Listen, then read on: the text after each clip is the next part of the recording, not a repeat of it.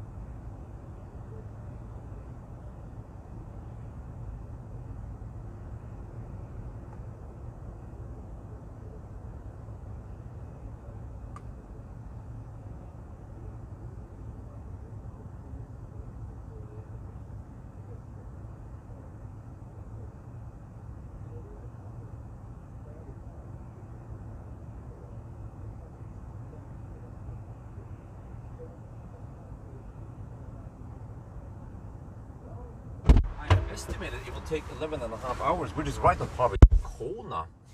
I guess because it has a smaller battery than Kona. So I'm navigating now to Spekkeret, 255 kilometers from here.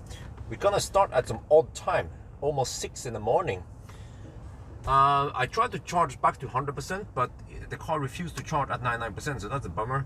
I have car scanner here. The state of charge here is a little bit weird. It seems to report 2% lower than the display. But at least we see some power and some voltage and everything. And battery temperature. Oh yeah, speaking of battery temperature, if you go here, this is something that MG added a while ago. If you go to, was it vehicle? No, it was settings. No, vehicle, and then battery. Wait for lag. Press a couple of times. There. Battery heating during driving. If you enable this one, I'm not sure what it does, but I guess I'll try to enable it maybe an hour before I arrive at the fast charger. I will also pay attention to this one, what happens.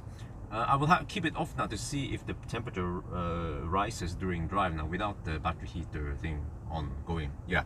So, alright, let's see then. Let's get everything set up and then off we go in 9 minutes, I think.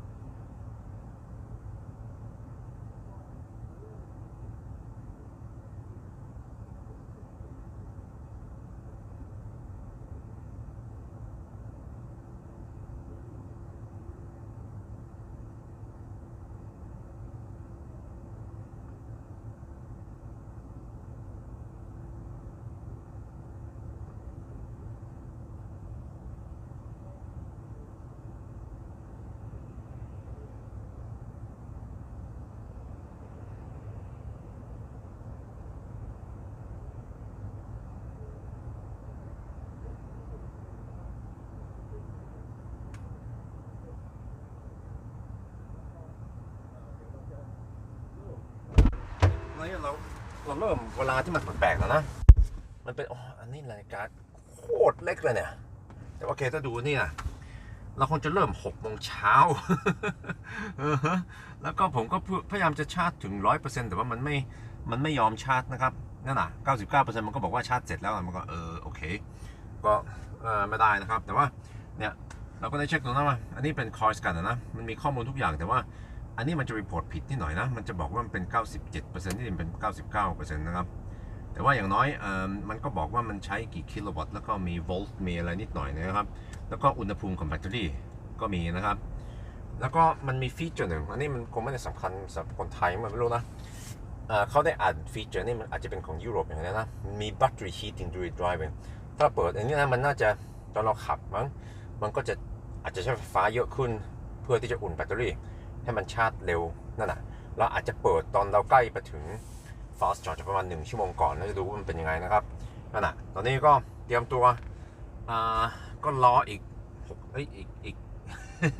อีก5 นาทีมั้งอาจจะเข้าน้ำไปปั๊มน้ำมันหน่อยแล้วก็จะลองดูโอ้รถมันจะเริ่มเยอะขึ้นนะเพราะว่าใช่มันเป็นตอนเช้าเนี่ยแหละโอเคแต่ว่าอากาศก็น่าจะโอเคส่วนนี้มันเป็นวันที่3 โนเวมเบอร์แล้วนะเริ่มใกล้หน้าหนาวแล้วนะ Okay, maybe I'll go to the restroom here and grab some snack. Seems like I have 7 more minutes. Well, or should I just wait for the? Yeah, maybe just not overcomplicate things. I will start in 5 minutes. So I will just probably buy some snack. I wonder if I need battery now or is it too early? Maybe it's too early. Okay, let me go get some snack and do a final pee.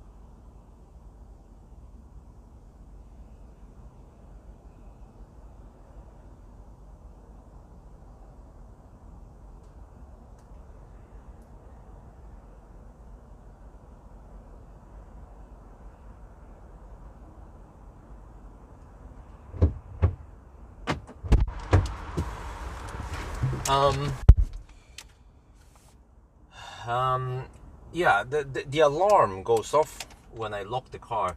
I suspect that maybe, wait, is it the OBD or is it, I'm not sure what the heck it is, but yeah, I wonder if maybe the cameras are messing up or something, or the OBD. Oh shit, we have to hurry. It's about to turn 6 now. Okay, I need to reset some stuff. Let me see. How do you mean ACC system unavailable? What? Dude, why do I get all these faults now? Huh? Seriously, I don't need this right now. I'm about to hammer it. I need ACC at least. What? Dude, what? Jesus, man.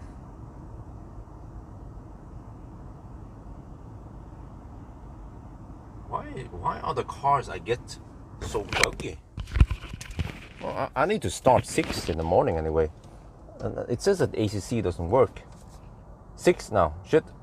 Okay, let me see. Let me just reset this shit. Current journey. Reset.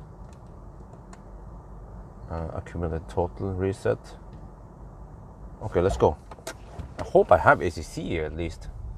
What the heck am I gonna do without cruise control, right? It's kind of yellow out now.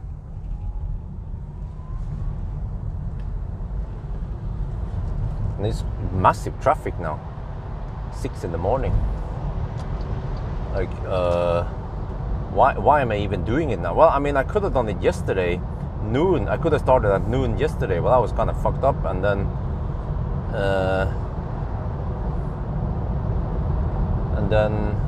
wait, let me see. Do I have cruise control?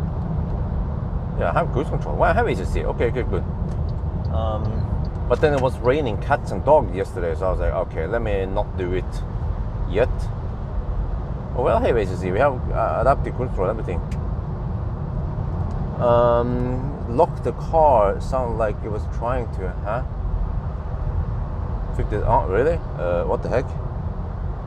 Okay, I don't know what's wrong with the car, but I had this problem before that the alarm went off when I was doing range test. But I have not seen the alarm go off when the car is parked in the garage. But when it's parked in the garage, then I don't have any cameras mounted on the windscreen. So I wonder if there's some kind of motion, or I don't know, maybe it detects something in the windscreen and it triggers the alarm. That's kind of clumsy, man. I'm not sure how I'm gonna do it, but okay, whatever. Let's just get this test done.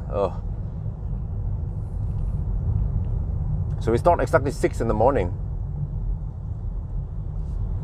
and traffic is not ideal, but most of the traffic is going out of Oslo. Most of the traffic is going into Oslo, not out of Oslo. But there could be some traffic maybe towards Moss or some shit. So we just see 6 in the morning is getting busy already.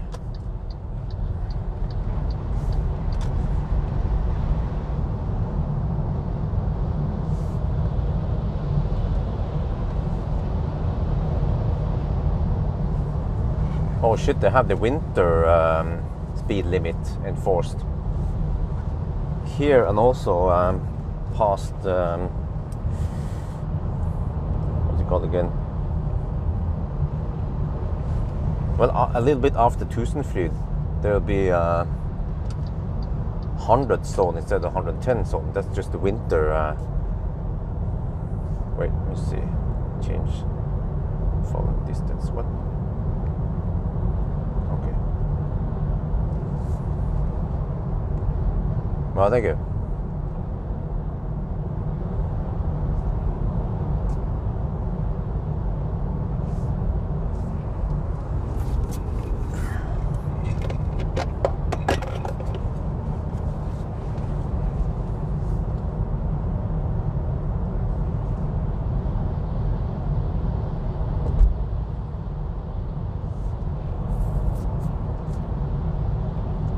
So Actually, I don't know if we can reach Beckerud even. 255 kilometers from here.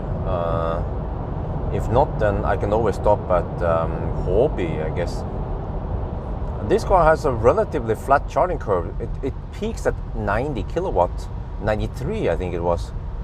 It has a fairly flat charging curve. So, wait, how do I activate the wiper again? Oh, what the heck is that? Oslofjordtunnelen, stengt. Okay, that doesn't matter for me. Yeah, good morning. Not ideal time to start, but you know, baby stuff.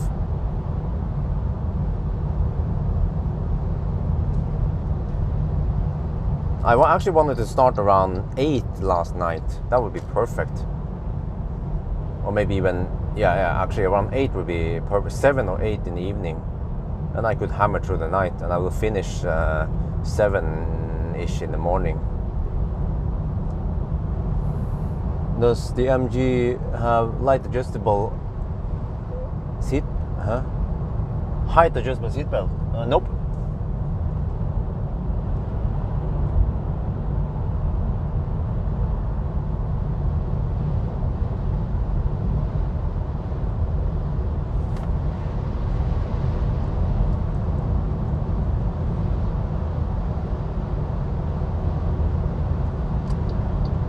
These have MG Pilot. Let's see how annoying it gets when it's twisty. I bet it's going to slow down like a Toyota driver in the curves. Yo, Brazil! Yeah, you see, most of the traffic is going into the city. Fortunately for me. But I wonder, yeah, we should hit some kind of Göteborgsstau.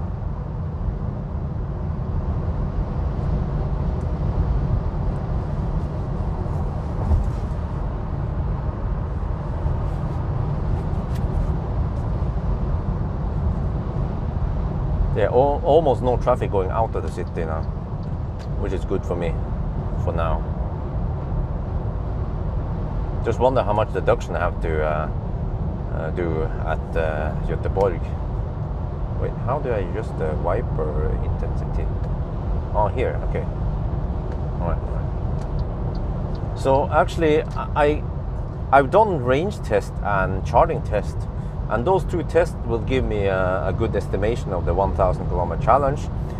And I estimated to take 11.5 hours, which is right on par with Kona. We just happen to have a Kona right in front of us to the right. So the reason why we can match Kona is because Kona has more range, but they charge us slower.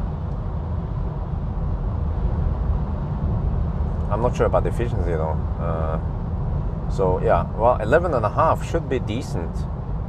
At least it's faster than the old Zetas EV. That one was closer to 14 hours, I think, or 13.5 or some shit. So, but this is only 61 kilowatt hour battery. Sweden road, yes.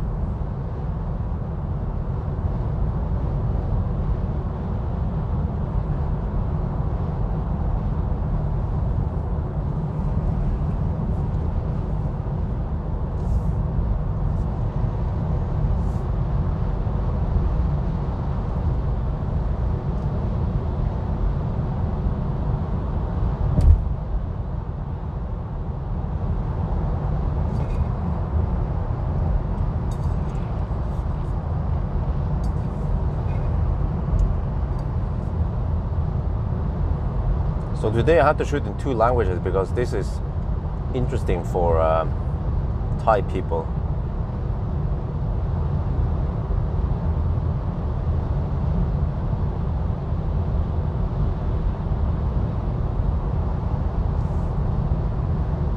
I measured around 56 kilowatt hour net capacity after losses.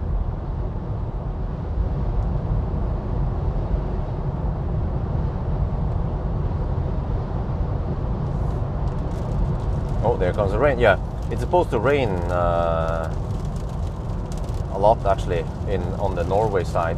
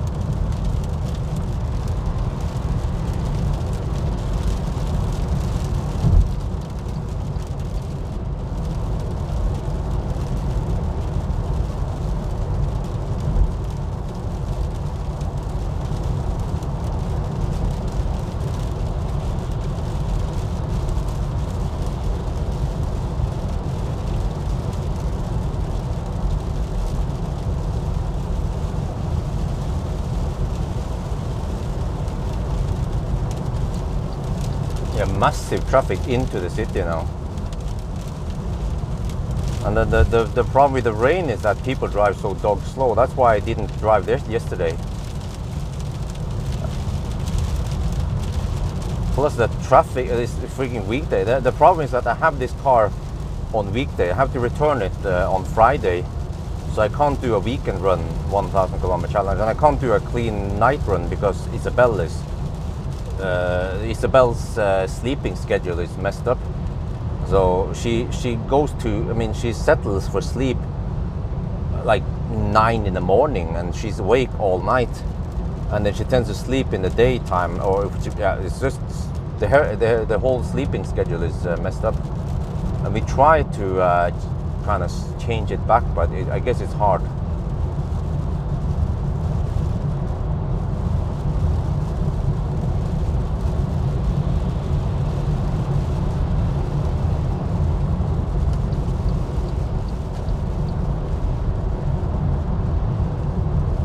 Oh, look at that massive traffic.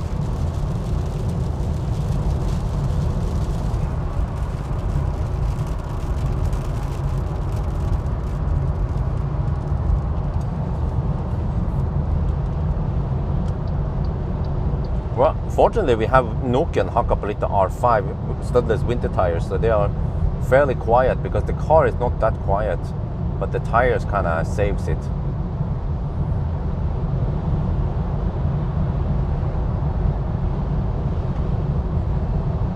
And at least once we reach Sweden, roughly, then we will not have any rain until we're back in Norway again.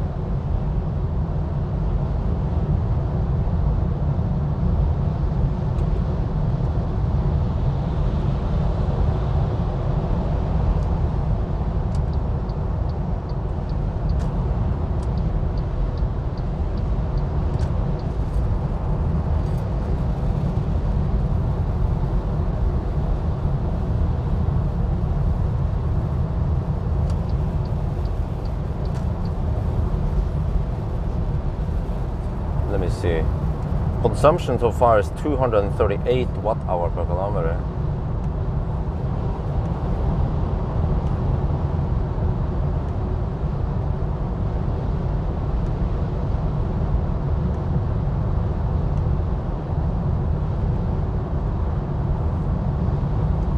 Wow, you have Stau now. Well, is it almost Stau?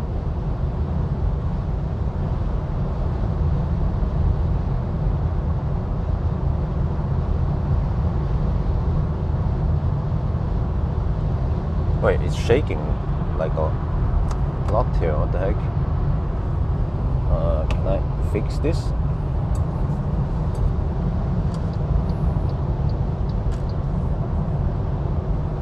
Yeah, Isabella has some weird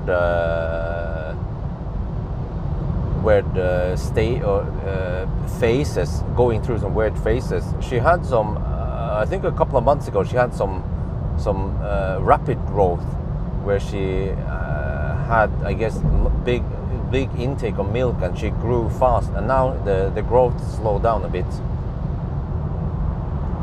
But then she has this sleeping schedule messed up. Okay, we're already now to 91%. Unfortunately, I started with 99%. The car refused to charge to 100% on DC, so that's a slight bummer.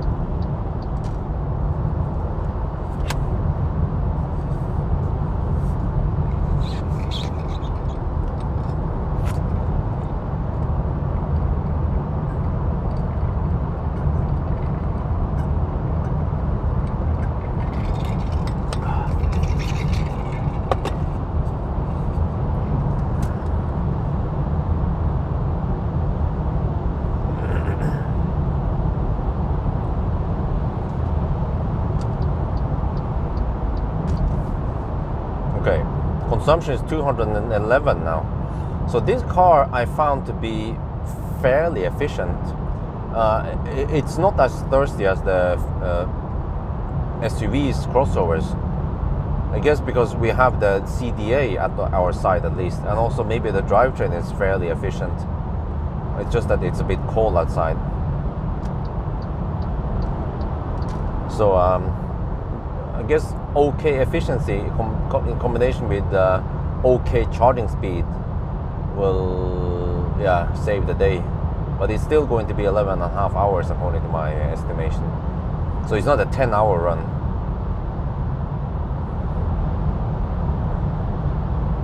But I will also test the ZS EV with a 70 kilowatt hour battery. That one should be faster. Maybe then we're talking about an 11-hour run, but then ZS is thirstier. But it should at least be way better than the old ZS EV.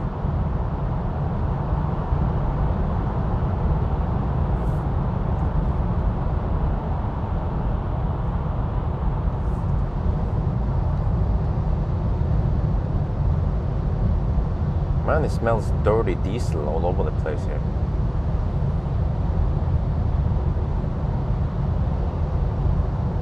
I guess these engines are cold. Noisy, yeah, it's kind of noisy. You guys can probably hear it. It's about the same as a Model 3, the noise levels.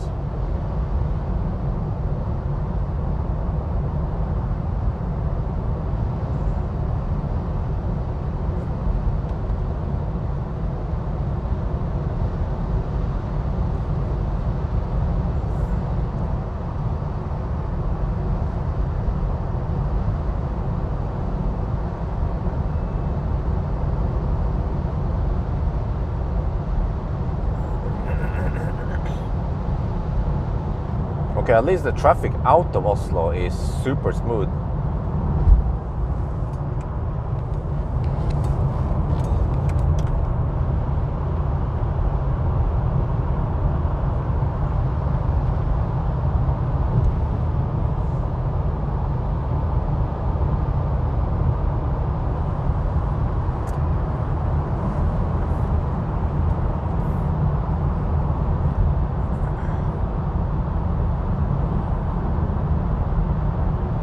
Consumption 211. Wow, that's not too bad considering it's a bit cold outside.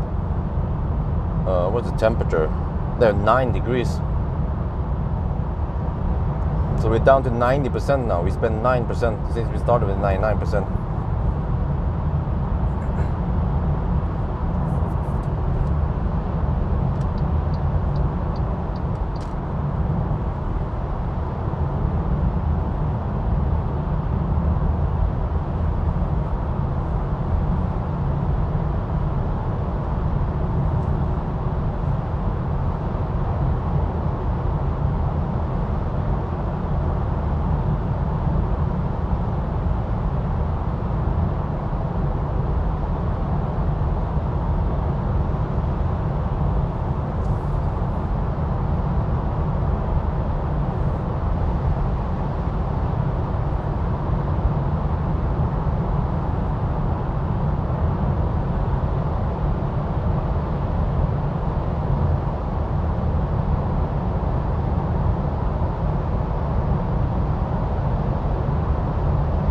But at least in Norway, the price for these cars is slightly above 300k, which is considered affordable, at least.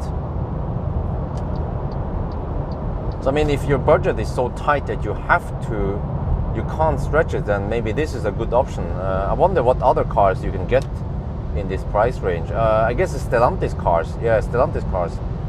But I'm not sure if they are faster or not. They have smaller battery.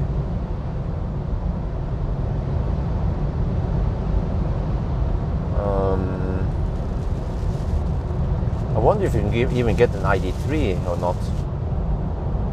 Unfortunately, we have some tunnels. Yeah, we can avoid some of the rain. We will hit the 100 zone soon. Normally it's 110 zone, but after 1st of November, I guess from 1st of November to the first week after Easter next year, then it's reduced speed. That's a slight bummer. We are missing out on a 110 stretch here. 300. Oh, for luxury. Okay, well that's in Sweden. Okay, so.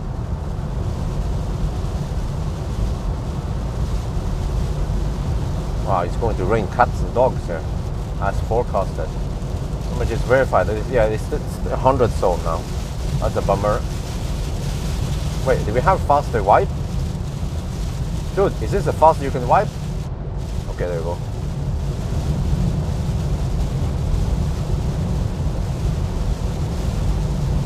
Well, Leaf is hammering it. Are you okay, buddy? Is your battery cooking? Oh, there's a bit of rain here.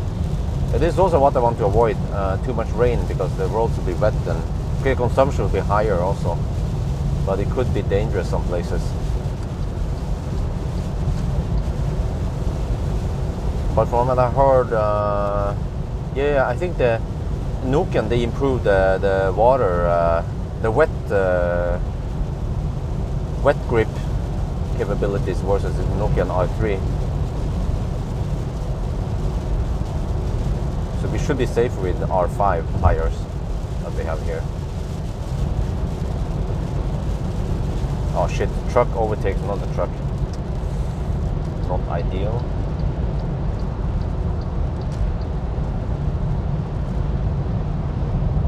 Freaking semi overtaking. No, it's a road train, a vogntog. So it's a quite long one. Overtaking a semi, seems like. But it's Bring. Yeah, she's hammering it. I wonder what kind of truck that is. Seems to be a powerful truck. Let me check as I pass by. Dude, are you going to take another one? No? Okay, good. 25-meter long.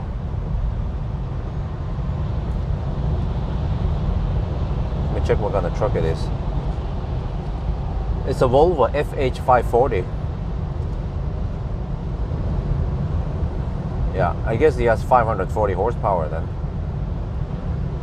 It says 540 on the side, so that's Volvo FH.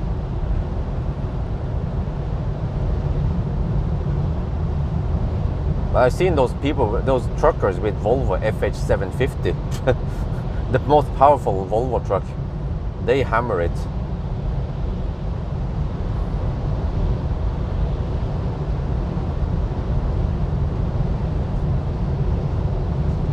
The trunk is a bit small though,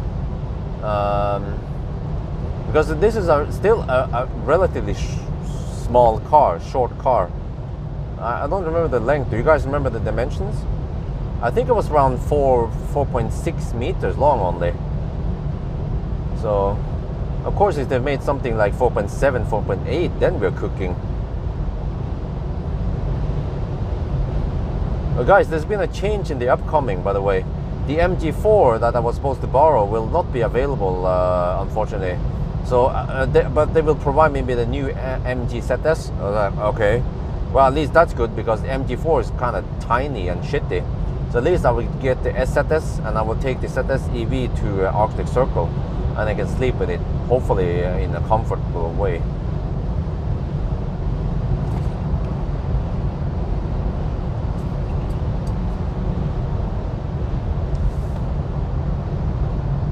.5. Wait, I can't read easily here. Hang on, let me focus on the... Oh no, 4.6, okay, 4.6 meters. But man, the cup holder is in a really clumsy position.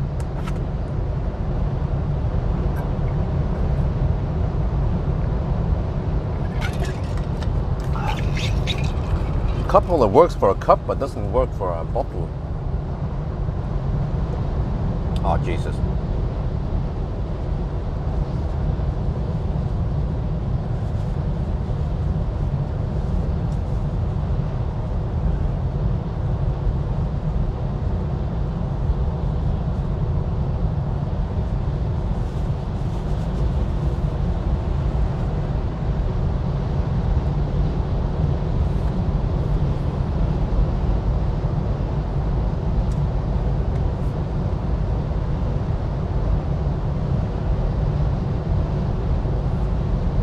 Very annoying. Every time I change ACC, it goes back to that ACC screen, and then I have to go back to the trip screen.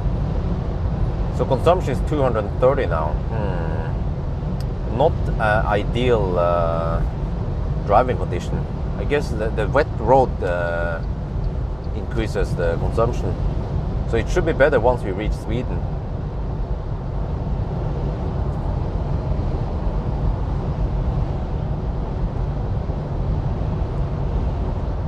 Okay, but if you have 56 kilowatt hour, then we can go at least 200 kilometers, but probably not 250 kilometers.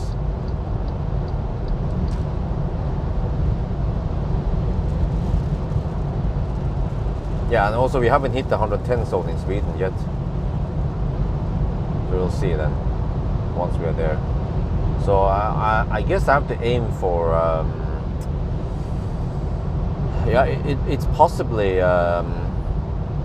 Ljungskile. That's a little bit over 200 kilometers, 215 I think it was. I could stop at the Tesla supercharger, but I'm not sure. I kind of like Ljungskile. Yeah. I like Ljungskile, the Pawel charger.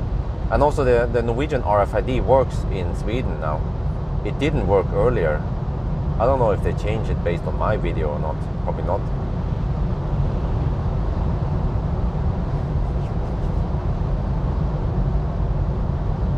But yeah, I wonder how noisy this car is with summer tires. The Nuken winter tires makes up, improves the sound quite a lot, or the noise. But from what I understand, I think actually I've seen many ZS EV in Sweden, and I guess also in UK for some reason. I don't know why Brits wants MG, because it's a Chinese brand. I mean, do they think it's a British brand? Maybe because it's affordable in UK. That's why people are interested in MG in UK.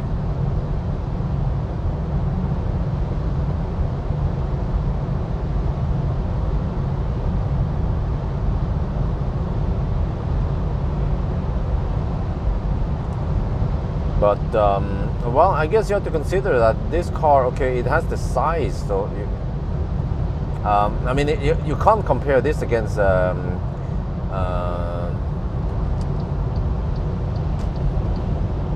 Peugeot 208 or Opel Corsa E. It's a lot bigger than those cars. Yeah, they are quite cramped actually, to be honest. So actually, space-wise, it's on par with the ID5, and it's even bigger than ID3, you know. So in a way, yeah, you have the space of an ID5 or Skoda Enyaq Coupe, or even you saw the banana box test. So that's like the selling point of this car, is that it has some space. I couldn't stand the noise from ZS and MG5.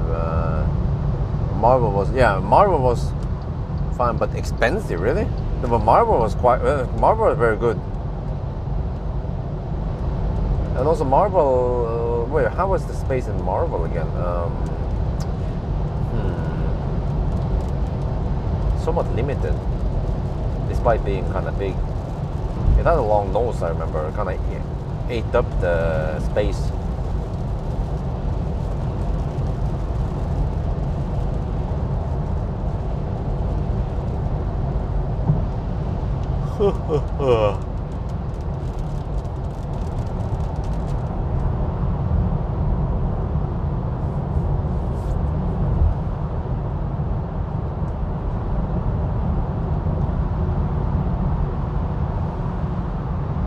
The MG4 compares to, for example, E28 and yeah, very compact car like yeah, E28 Corsa E, pretty much. Maybe Zoe even, but Zoe is kind of discontinued, right?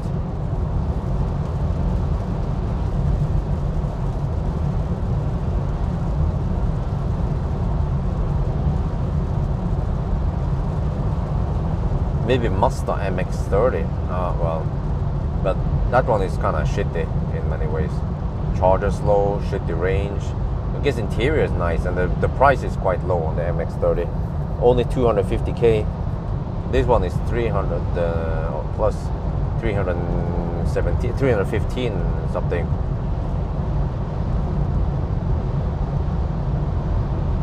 So it's not even a dirt cheap car. And I guess ZS has grown also expensive because of bigger battery. You were able to buy ZS, the old one, for less than 300k. But I guess everything went up in price also lately. So, oh, that Honda is going to, or maybe not.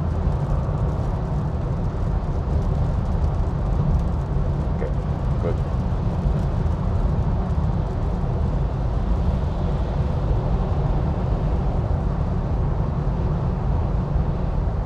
Oh, what the heck? I was looking at the chat and then auto steer just failed.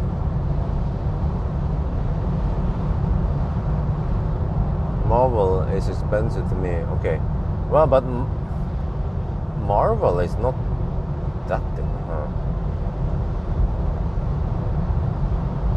I mean, Marvel has the soundproofing, but I feel like the space there wasn't that marvelous.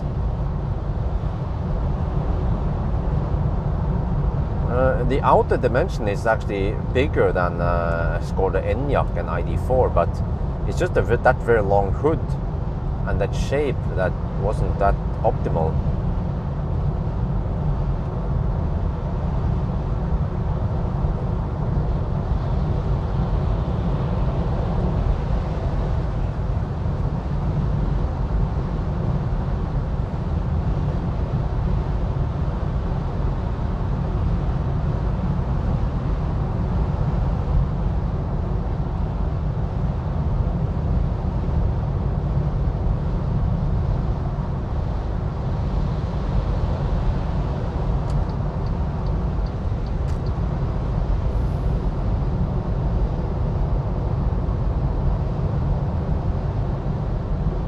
Well, ZS, how was this again? I don't remember how many banana boxes ZS could take.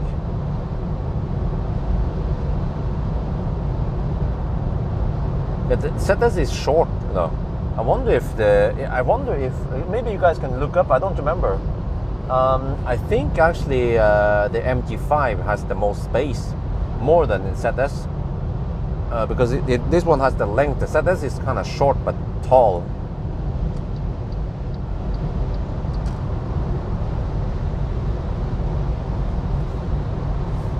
Okay, let me see. Consumption 233 now. Oh shit! Once we hit Sweden, oh no, but then it will be dry. Okay, we might have around 230 something then in consumption, which is not that bad. The thirsty cars, they'll be hovering at 300 in these conditions. Like if I would drive I-Pace today, you know, it would be 300 watt-hour per kilometer today. Or if I would drive, I guess ZS EV will also be kind of thirsty. Maybe the new one is better.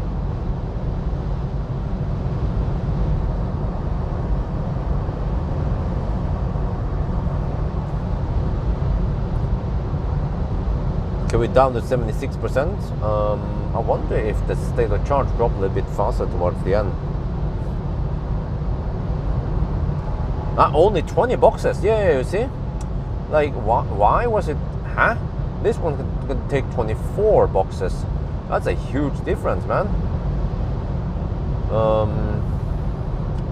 Yeah, you know, never underestimate the power of station wagons, I guess.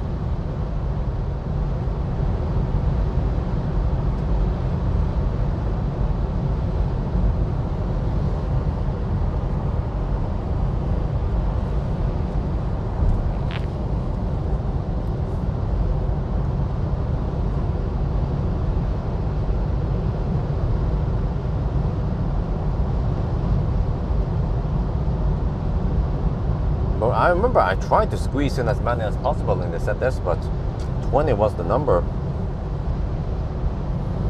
But let me see, if this one is 2.6 meters long, no, wait, 4.6.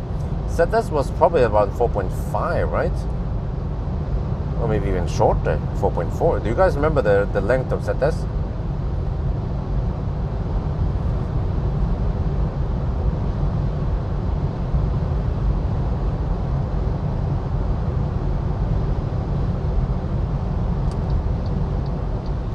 think the rain stopped now, but oh yeah, it's still going to be wet in Sweden because it's been raining well earlier, so it should still be kind of semi-wet over there.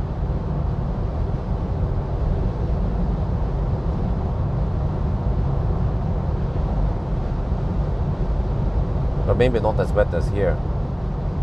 Let's see how it goes. Wow, look at that traffic.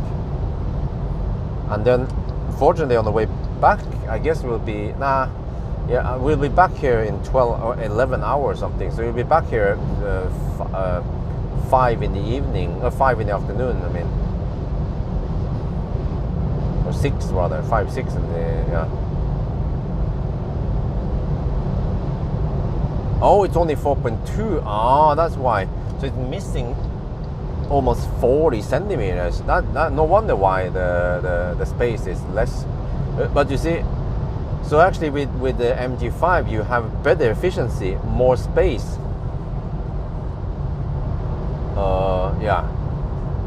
Better efficiency but more space. See, long and low car is the way to go, not short and tall. But people just want to drive around with short and tall cars for some reason, which I'm not a fan of. That's why I like Tesla, because they, well, at least Model S and 3 and even the Y is relatively efficient.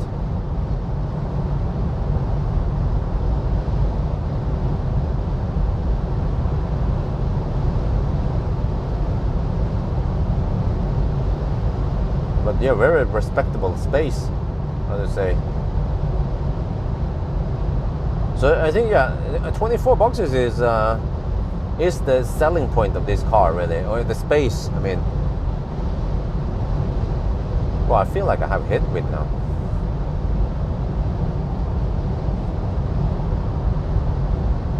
And it's remarkably warm for this time of the year. Freaking 3rd of November, and it's 10 degrees outside in the 6, 7 in the morning. It should be around 0 degrees, or maybe 2, 3 degrees, not 10 degrees. Hope this is not the result of global warming.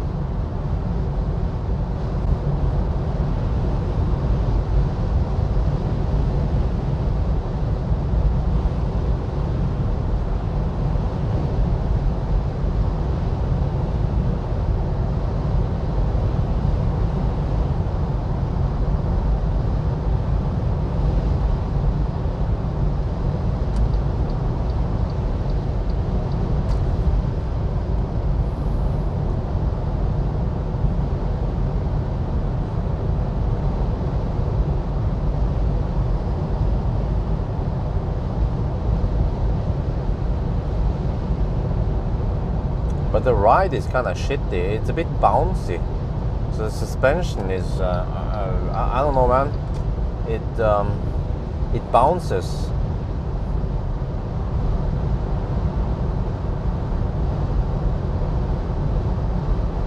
But I almost feel like the old one was worse. I'm not sure. Wait, let me get more feel of this. Maybe it's not that bad. But nowadays I also borrow a Mercedes EQS 53 Plus, or the 53, the beefy EQS with over 700 horsepower.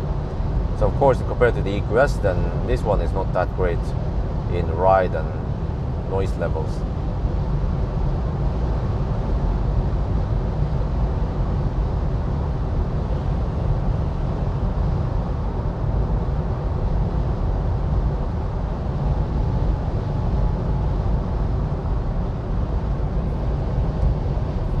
You know, recently wifey noticed that some cars are noisier than others, because I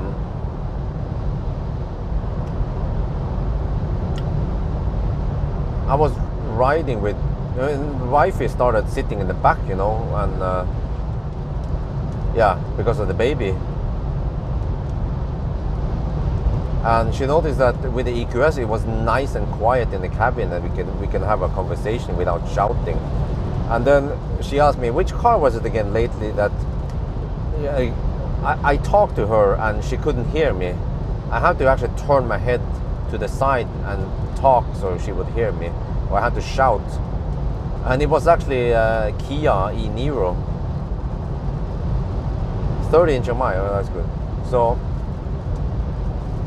I mean, like I said, back in the days, then e-Niro was quite good because there were not many other competitors out there. Back in it was actually in 2018, I think it came out. It's 4 years ago. But I was being honest when I summarized the e-Niro, and I said that there are other better alternatives today. It's almost madness to buy e-Niro today because it's kind of, I mean, it's not bad. Well, in today's standard, it's kind of bad for the for at least the charging speed and also the noise level, because the competition, they are starting to make cars more and more quiet.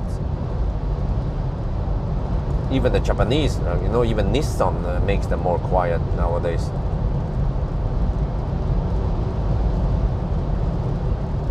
But there are a few people who didn't like my opinions about e-Niro.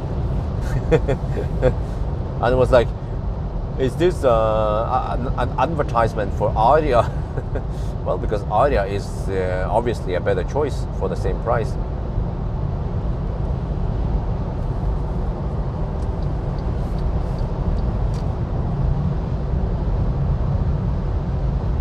Right, consumption is 247 now. Wow.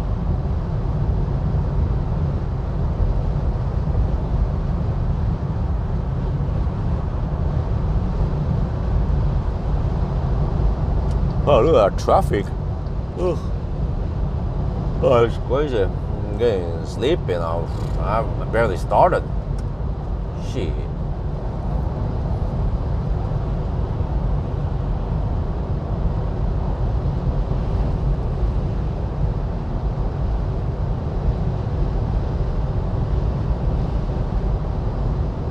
Most quiet and affordable. Yeah, Aria is really, really good.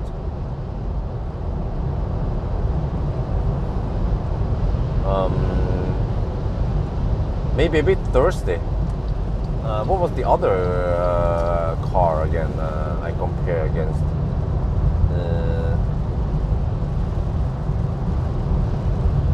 Yeah, the MEB cars, but in that price range though.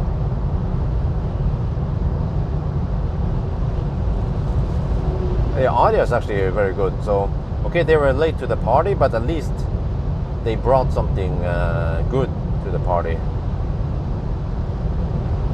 Not like Toyota, Lexus. I feel like they are late to the party, but they brought something shitty to the market.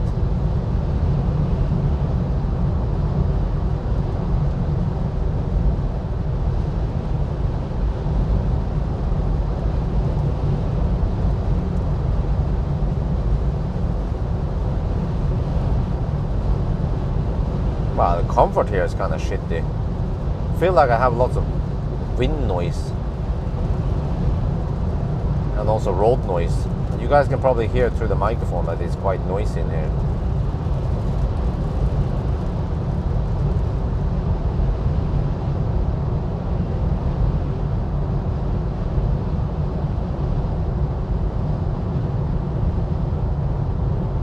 Yeah, of course, if you can afford a Tesla, and if you don't mind, the disadvantage of Tesla, then Tesla is one of the best choices out there.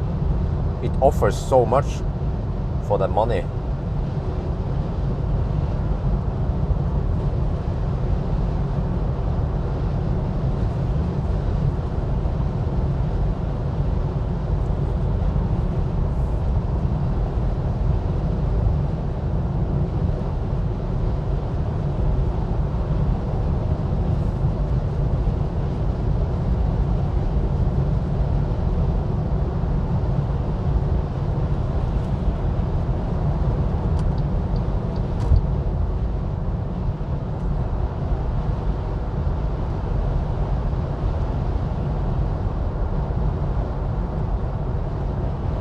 Well, actually, well, to my big surprise, the MG5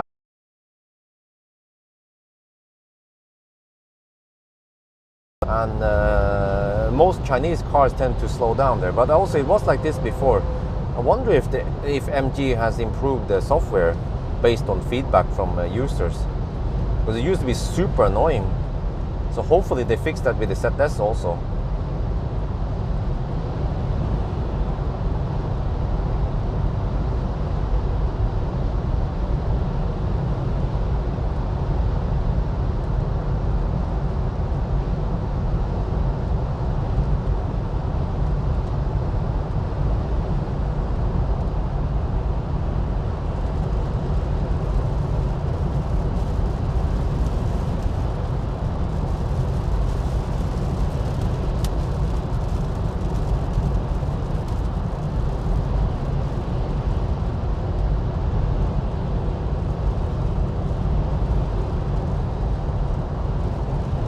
I have to say that Mercedes station wagon looks good.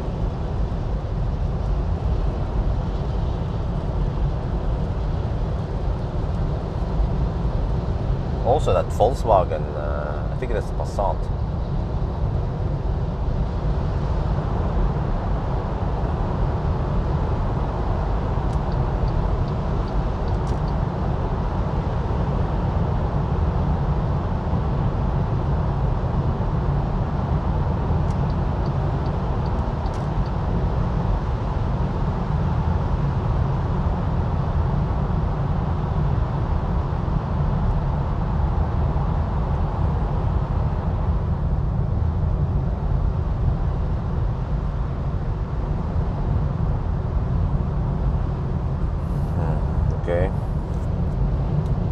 Wow, 250 consumption now. Okay, it means that the current consumption is a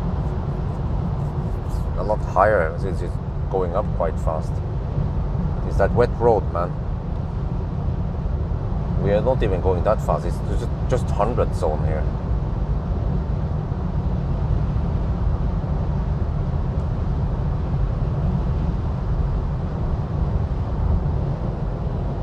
Hey, man, I look at the chat for a second and then MG pilot fails. Oh.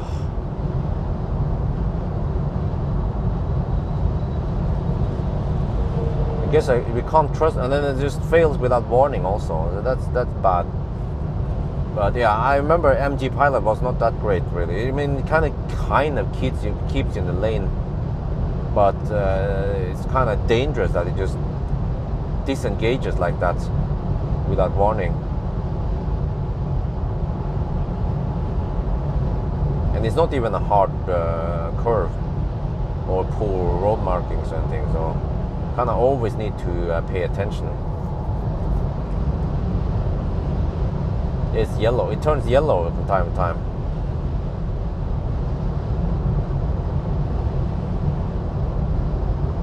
It's getting bright soon. Pollution in Oslo compared to 5 years ago, I'm not sure. It feels the same.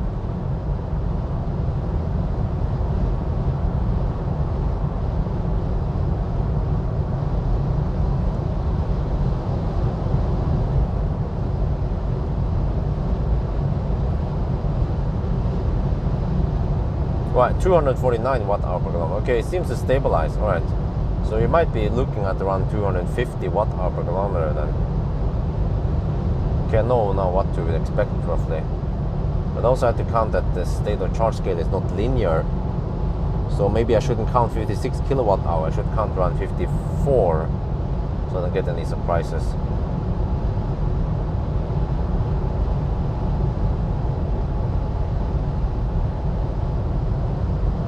But yeah, it doesn't surprise me that Model Y outsold everything, because it's a damn good car. Except for that I'm not a Model Y guy. I mean, I take a Model S or 3 over Model Y if I can. Unless I really need the space, but I don't really need all the space in the Model Y.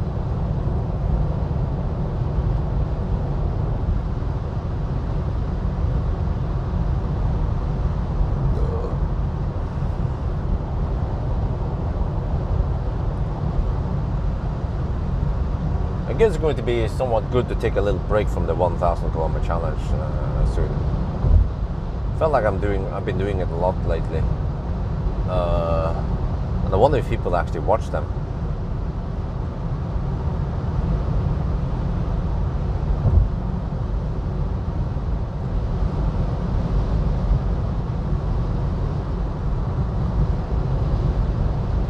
Well, why do I feel like we have a lot of wind noise now?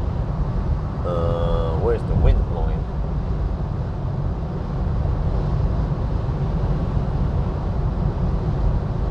Maybe you have headwind.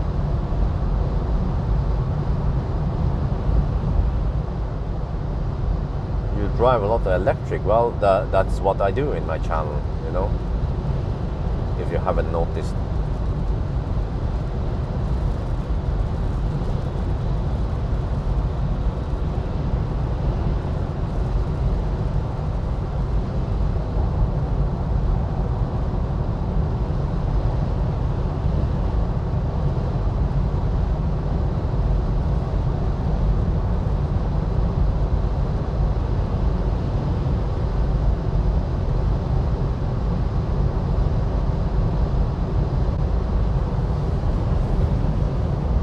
Yeah, but I mean, I totally understand why so many people buy Model Y, because Europe is, well, I mean, the whole world is like a SUV. I mean, people just want SUV for some reason, or crossover. They are not into station wagons for some reason, even though you can get the same space in a station wagon.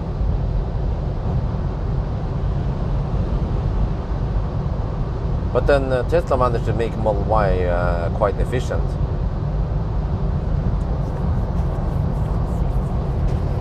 Oh, it's going to be bright by the time we arrive at the fast charger, whichever that one will be.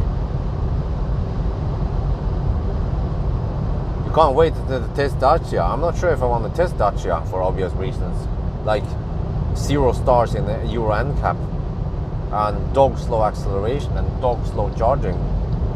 I guess I'll just do a range test and then I return the car before someone crashes into me.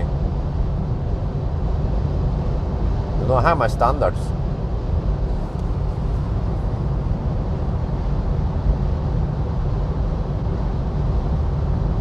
And like, do I really want to review and promote something that is shitty and dangerous? Like, yeah, like, buy this car, it's awesome, you know. Maybe not buy this car, maybe save up for a couple of extra years and then buy some other car, or even buy a second-hand car that is safer.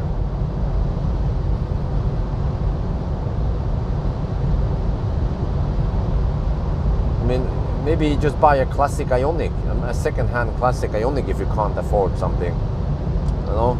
Even that one will be safer than the Dacia Spring.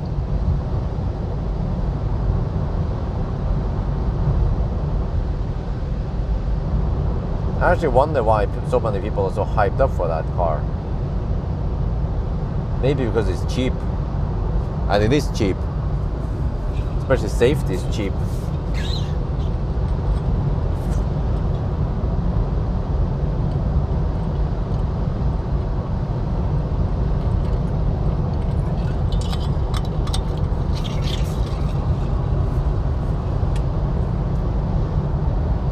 Well, it's getting bright outside.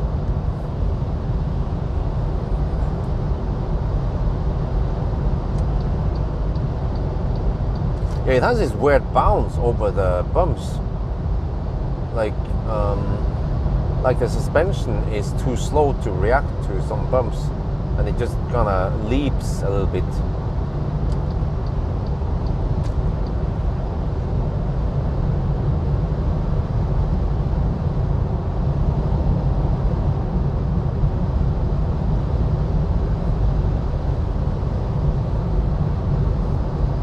How many stars have Aura?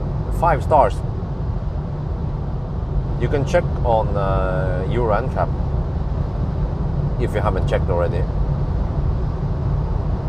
MG5 lower doors, still entry height than Yeah, of course.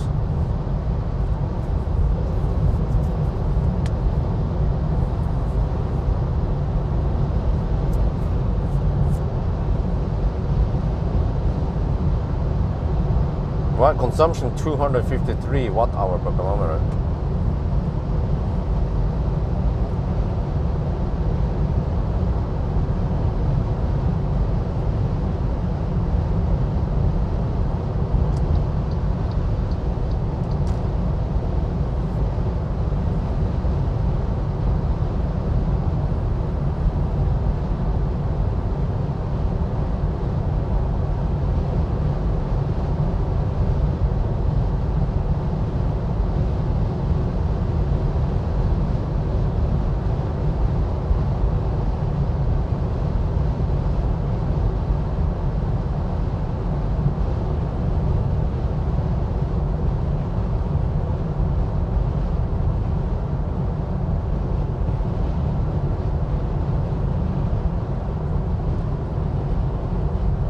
Wait, huh? We spent 56 minutes already. You know, normally I would cross the bridge at 1 hour mark.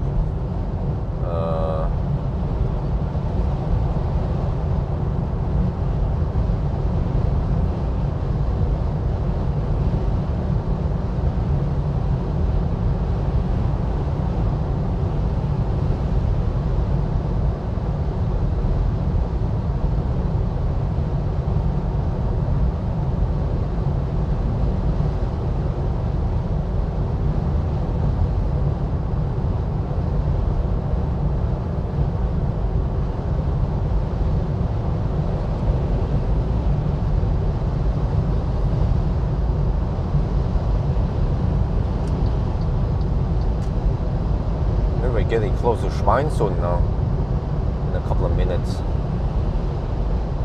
Well, the traffic feels like it's been flowing quite well. Not too many left lane hoggers have been stuck behind.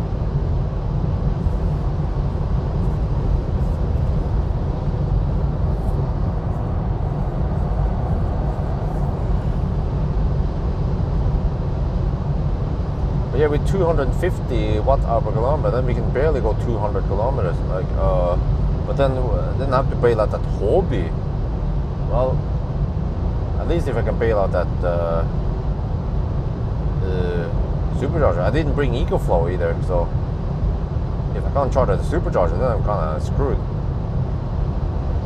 And the Hobby sucks. Wait, there's one other option, which is stop at Strömstad.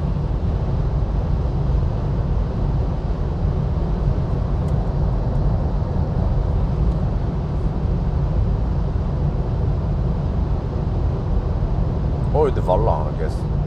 Mer charter to the Valla.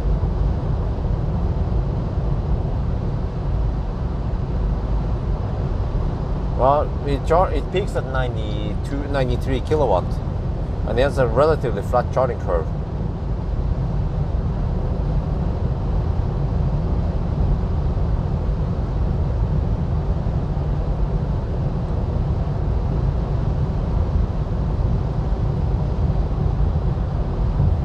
Oh, this is the problem, man.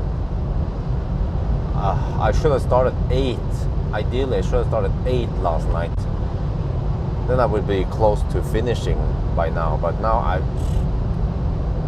because I didn't get much sleep. I was just doing housework and walking Dolly, and then spending a lot of time with Isabel last night.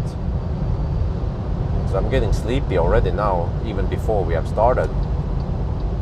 So I guess one solution is to take a power nap somewhere. That's the only way to finish this in a safe way.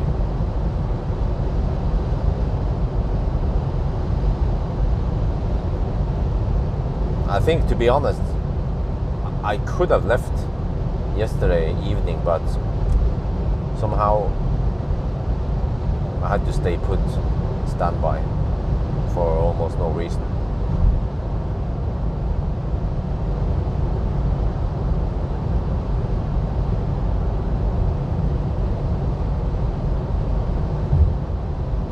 Right, almost 1 hour mark. Okay, it's not that slow, right? or just the 1 hour mark. Okay, so yeah, but it's slightly slower than the optimal run. I guess the clock doesn't lie. Distance in the display might be incorrect, but the clock doesn't lie. Well, I started a little bit late, I remember. I reset a little bit late. So this, yeah, okay, maybe it's on par with the more optimal run. It might just be 1 minute slower than the optimal run.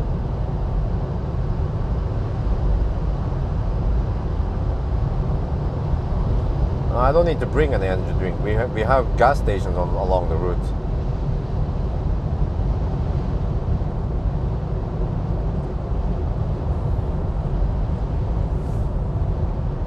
So I might have to pop something, or I might have to buy something at the first charging stop. Not sure which one that's going to be. But I didn't bring any toaster or anything like that today because, yeah, the car is kind of small and I didn't feel like toasting.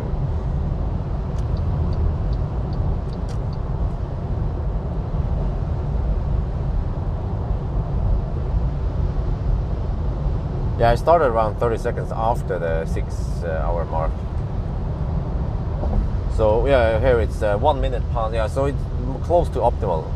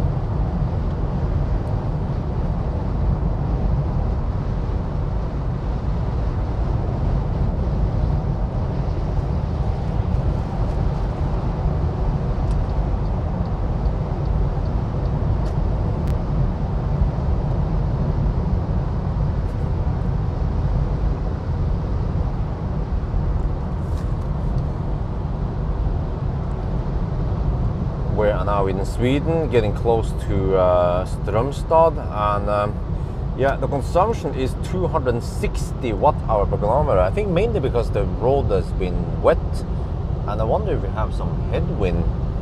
But yeah, I noticed that it's kind of noisy in here. You guys probably hear it also, and also it seems like we have some wind noise. So I guess this is what you pay for, right? I mean, what you get what you pay for with this car. So I decided to stop at Strömstad. Normally I don't do that, but you see, we can't make it to Spekkerud, and we shouldn't stop at Håby because Håby is too shitty, and then we can't make it to Ljungskile. So the best deal for us right now is to stop at Strömstad in about 5 kilometers from here. You see, I kind of arrived there with 39%, which is not ideal, but okay, we will just top up quickly, a quick pit stop, and then I guess we go for Spekkerud. Yeah. So I guess this is also the disadvantage of having somewhat small battery.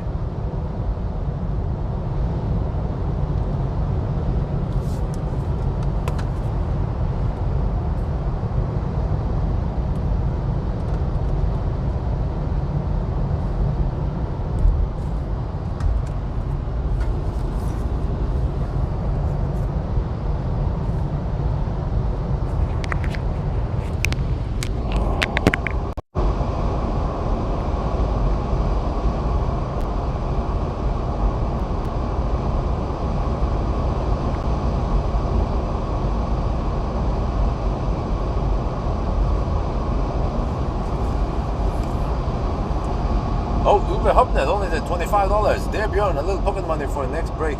Best wishes for my warm... Oh, cold. Thank you, Uber. Yes, we will stop at Strömstad. Because I'm not sure, maybe we could have made it to the Tesla supercharger. But I'm just not sure about the consumption and everything. And the car is kind of thirsty. Yeah, I'm not sure if I can reach the supercharger even. That's the problem. So I would typically do like most people do. That if they're not sure, then they will just stop safely here instead. Oh shit! We just get stuck behind a really slow mother trucker. Maybe I can just ninja on the inside here. How about that? Let's go. Okay, maybe the charge port is in the front of this car. So this is kind of weird that we stop here. Normally I wouldn't stop here, right? But okay. Just do a quick tip. Where's that guy going? Let me take this one. Kind of random. But hopefully this one works. Stop. Okay, first stop after 139 kilometers only.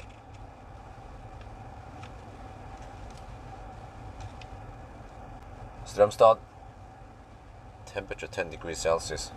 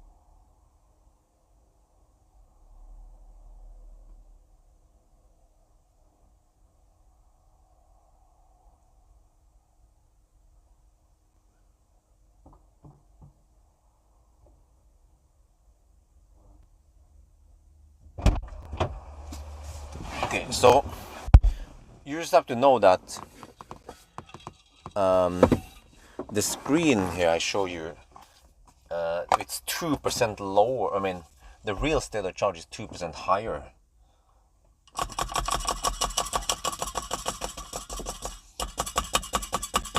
56 kilowatt hour I measured. 55.5 actually to be exact. Okay, let me see. How is this again? If I fire up the car while we're charging, what the heck happens then? I don't remember. Okay, anywho, here you have the stats. So the state of charger, it's 2% higher. We're at 38%. Well, actually, this one shows correct for now, huh? Okay. Let me fire up the car, I guess. Guess you want to have some heat in here while we are charging. Well, getting 50 kilowatt, that's not good. Okay.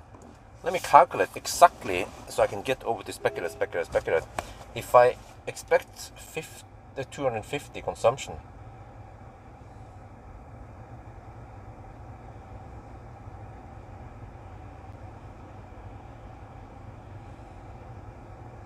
Actually, no, I have to expect worse. I have to expect 260 times 120 kilometers speculative. Damn. Okay, and then 54 kilowatt hour. Shit, I need 65%. Oh, okay, much needed stop here, I guess. I'll be back.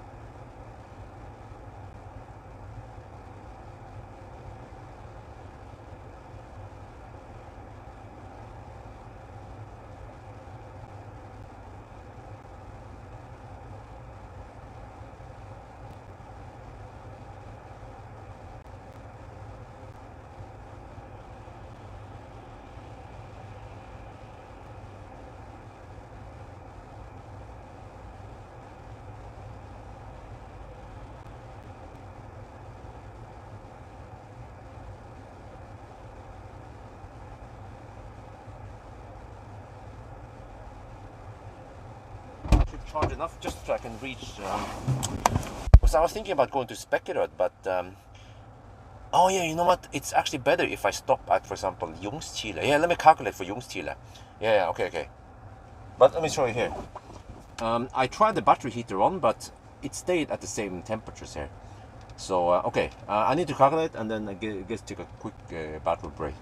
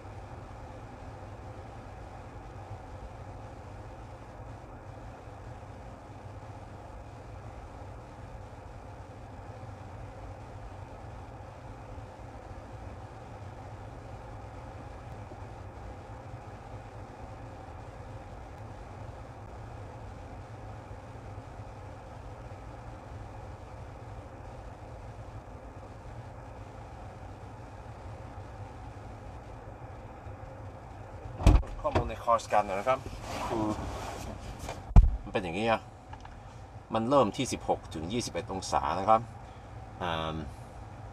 ก็ทำยังไงได้อะ แต่ว่าเดี๋ยวเราจะชาร์จอีกไม่นานนะแล้วก็เราจะไปคงจะไปจอดที่ดูคนนะแต่ว่าเราคงไม่ไปที่อโยนเตะมันไกลไปเราจะต้องแบ่งครึ่งอะไรประมาณนั้นนะครับแต่ตอนนี้ก็มีโอกาสคล้องน้ำหน่อยOkay, I think actually I'm gonna go for Ljungskile. Yeah, Ljungskile and then Varberg. And then we skip Spekerød. Yeah. Okay, let me go for Ljungskile instead.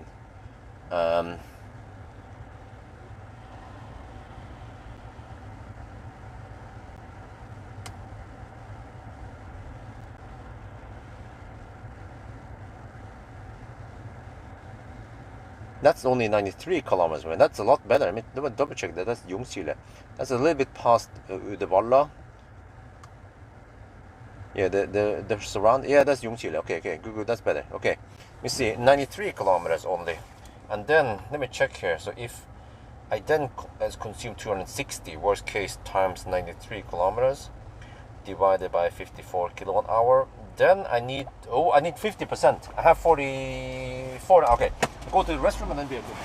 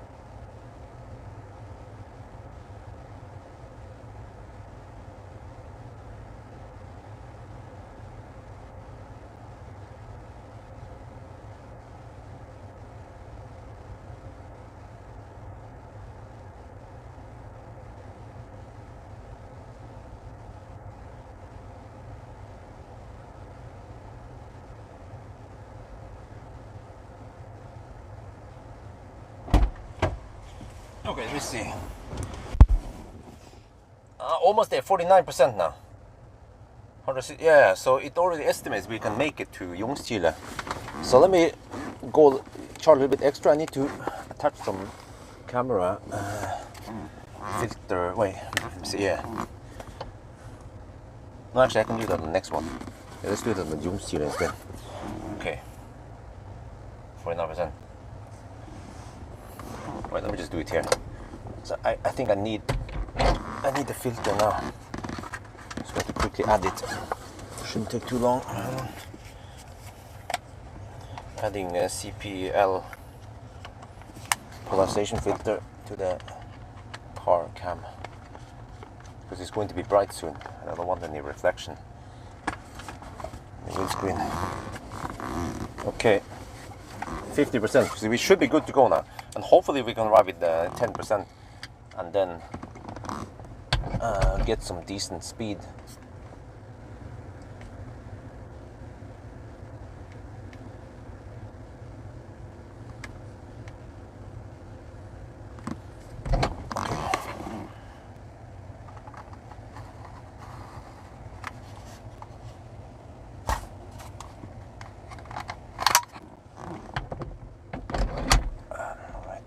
Good there, camera wise.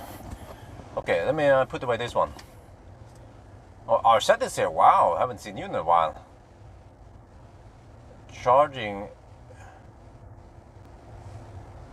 with 50 kilowatt hour. No, 50 kilowatt, not 50 kilowatt hour. You're mixing kilowatt and kilowatt hour. Unless you meant 50 kilowatt hour battery. Yeah, but when the battery is hotter, it's going to be better than this. So we shouldn't stay here too long because we're kind of losing time here. So I'm going to disconnect and get the heck out of here now. 51%. We're taking only 50 kilowatt hour per hour. Okay, let's get the heck out of here.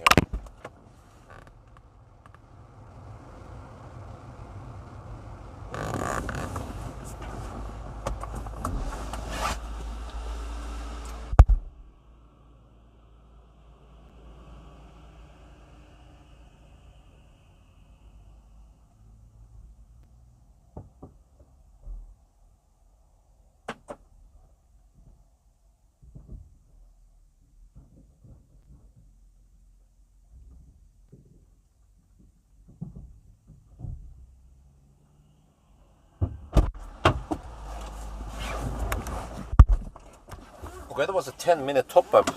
Not ideal, but I guess it was somewhat needed since the car is charging kind of slow. Okay, let me see. I need to reset some stuff before I leave. Accumulate the total current journey. Let me reset this one. All right, good. Let's go. Okay. I said in the video, by the way, like it's a bit weird that I stop here, because normally when I stop at Strömstad, it's always the last charging stop. But this time it's like, it's the first charging stop. Well, okay, let's see now. Hopefully we can arrive with 10%. Oh, I see the problem. We have headwind. That's why. Yeah. No wonder why the consumption is so high. Also, a wind from the south nowadays. Wow. All right, let's hammer it. It's getting bright, which is good for this car. You don't want to drive in the darkness with this car.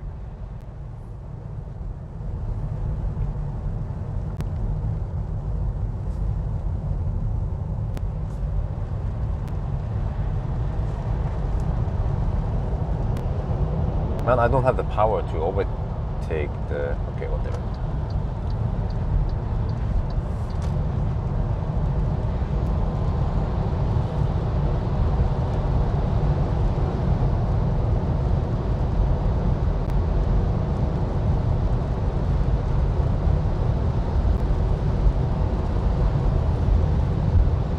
Okay, let's see.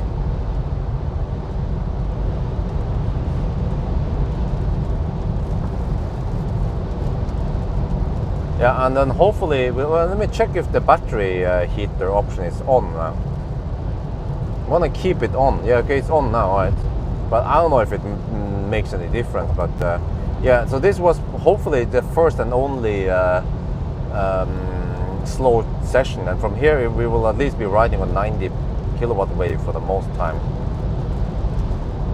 So now we just have to drive around 45 minutes to Strömstad.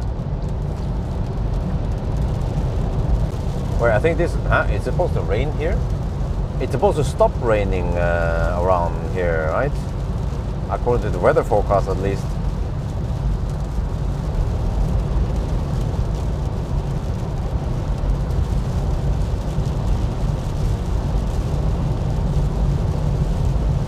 So 50 kilowatt is not very impressive. Yeah. It seems like it didn't. Yeah, it seems like it did not run any battery heater during the charging session, which means that you need to arrive at low state of charge to build up heat. It builds up heat by self-heating when you charge it fast.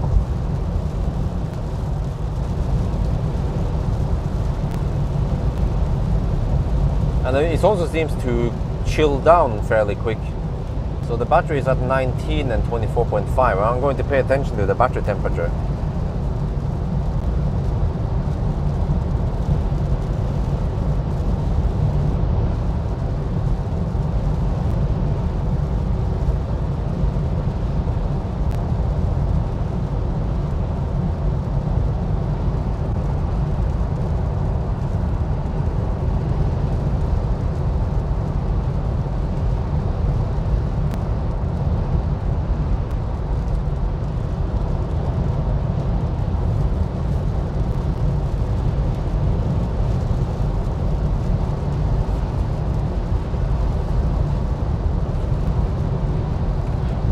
Well, I hope we can make it to Strömstad. I wonder if I didn't charge enough, or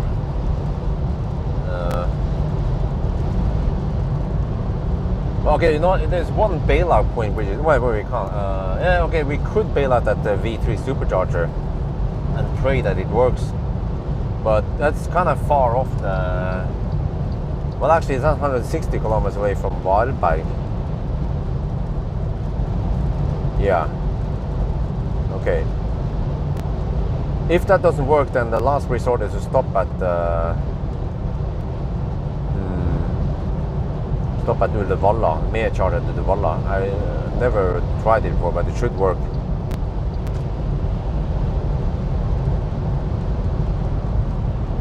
But we'll see. Just try to hammer it towards Strömstad now.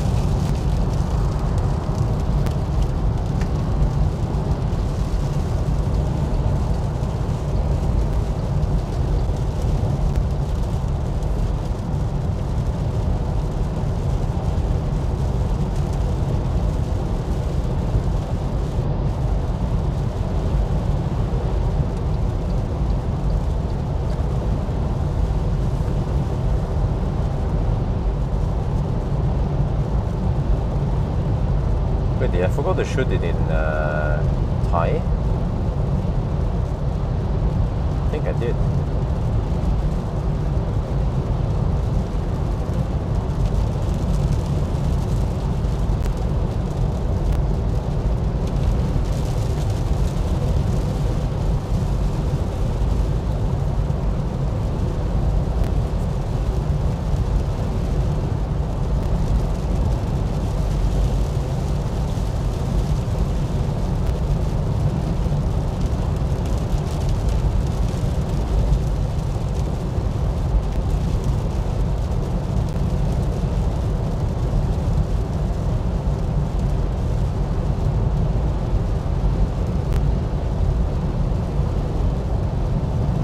Oh yeah, with this car I should have 10% margin, not 5%.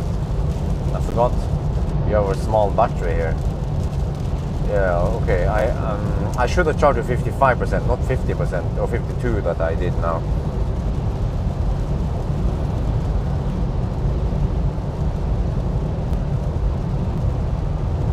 But that was a 10-minute charging stop, by the way. So it's not optimal, but yeah, it didn't stay too long. Oh, the battery is cooling down already. 18.5 degrees and 24.5 degrees.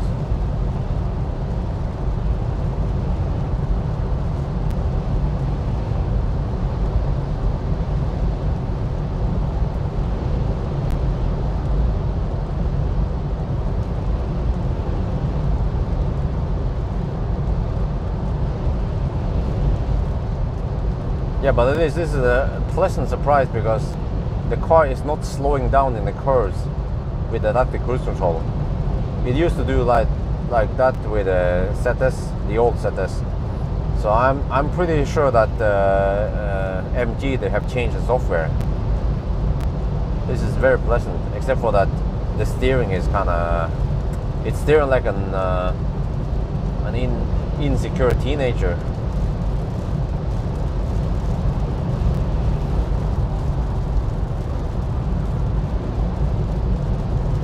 It does some weird wobbling a little bit now and then. Well, actually, yeah, very often.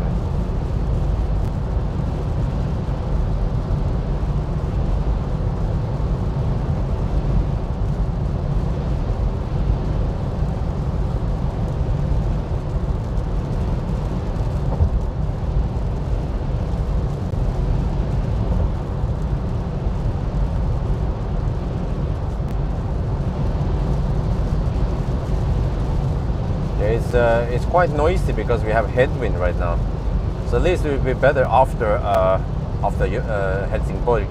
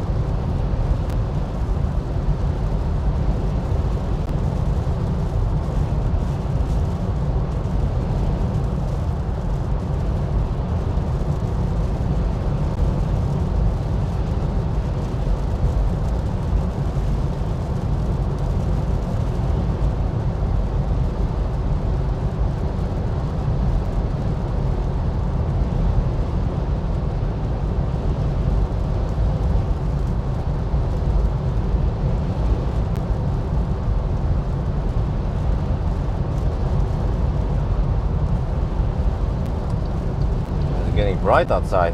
Well, it's 7:30 in the morning. Let's hope wifey and Isabel get some sleep soon. Because I won't be getting any sleep anytime soon.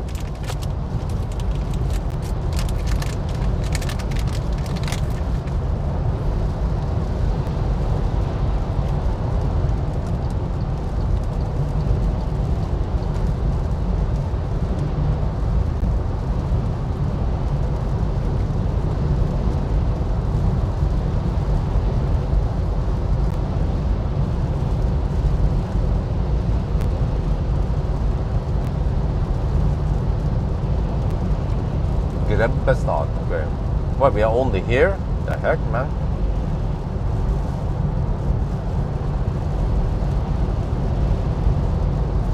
Uh-oh.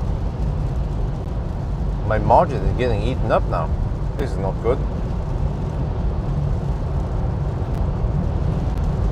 79 kilometers on GOM and 71 kilometers to go.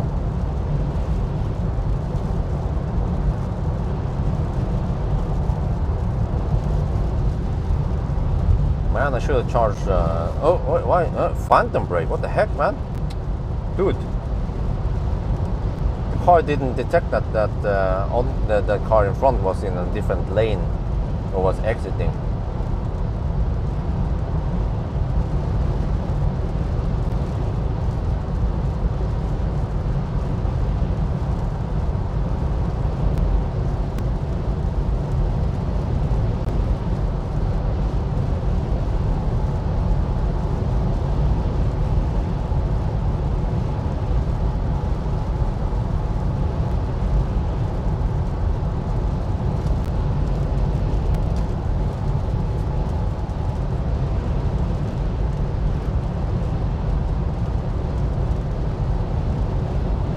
The rain stops soon.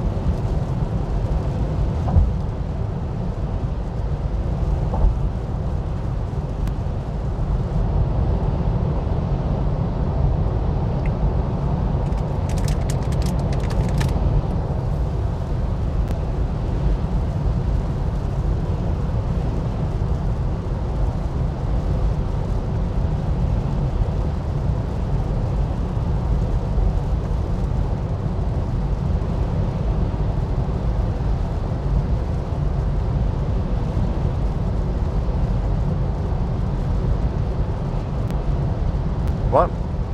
I get low battery warning at 35%. The heck?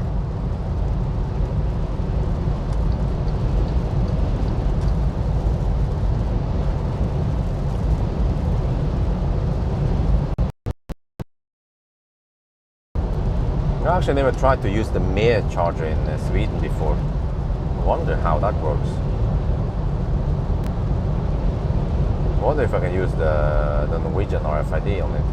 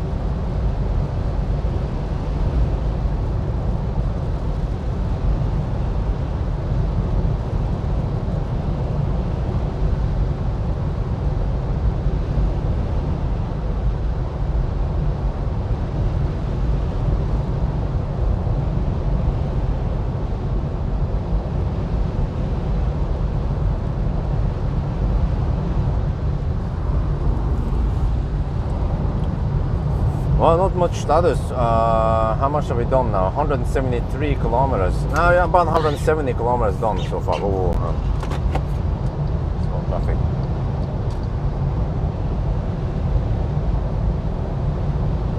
Oh shit. Headwind.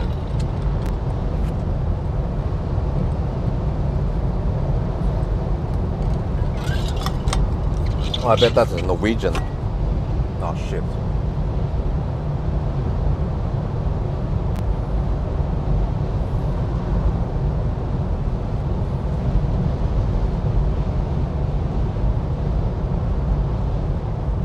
Yep.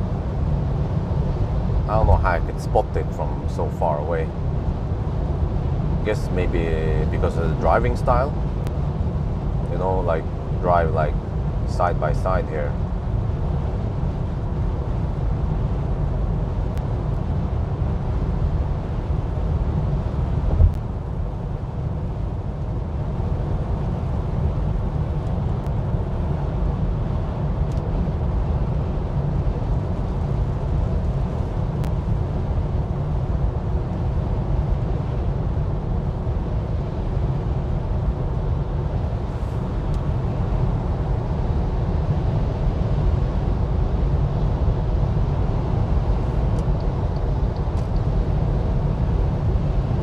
Well, at least it's getting dry-ish. That's better for consumption. MG Pilot is kind of wacky over here. It tends to lose it. It does some weird oscillating off-center-ish. So I have to keep paying attention and maybe keep steering a little bit. It does some weird shit around here. This is usually the twisty part of the Swedish route. And then usually after Spekeröd it straightens out quite a lot. So this is where you can see imperfection in some auto steer systems. But it does at least not slow down in the curves. That's good. The Hongqi was super annoying. Slow down like a Toyota driver in every bend that was just bending a little bit, 1 degree bend. Well, I don't know how many degree, but yeah.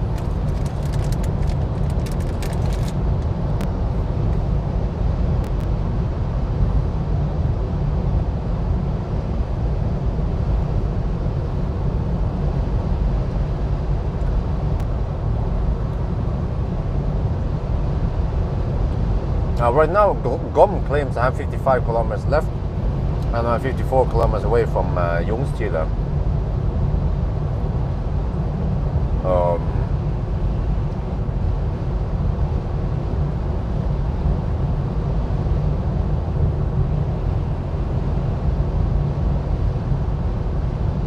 Maybe I'll stop at Tesla Supercharger, Hopsford.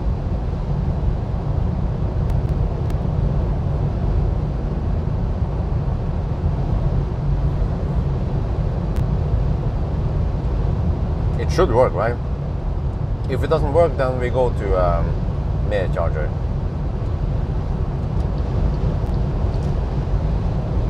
So right now, I'm not sure if I can make it there. Consumption is 322 watt-hour per kilometer. The wind seems to be quite strong here, which I didn't expect.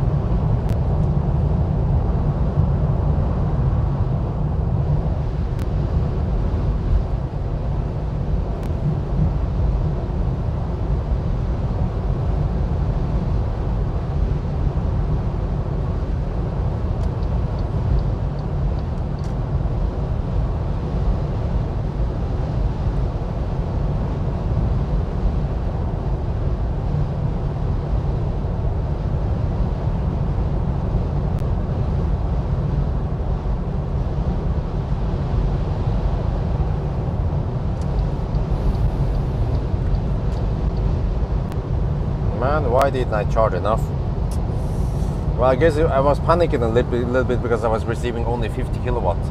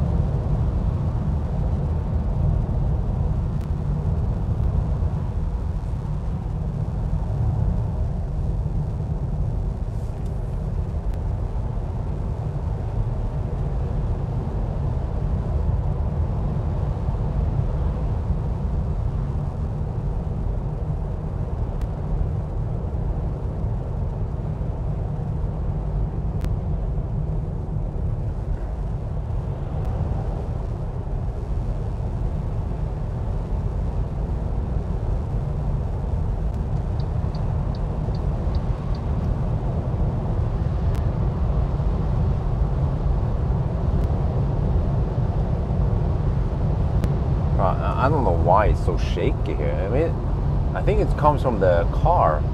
Yeah, this must be from the car. I don't know how to fix the shake. It must be super annoying for you guys. But the equipment has been mounted in the front windscreen just like all the other cars I drive.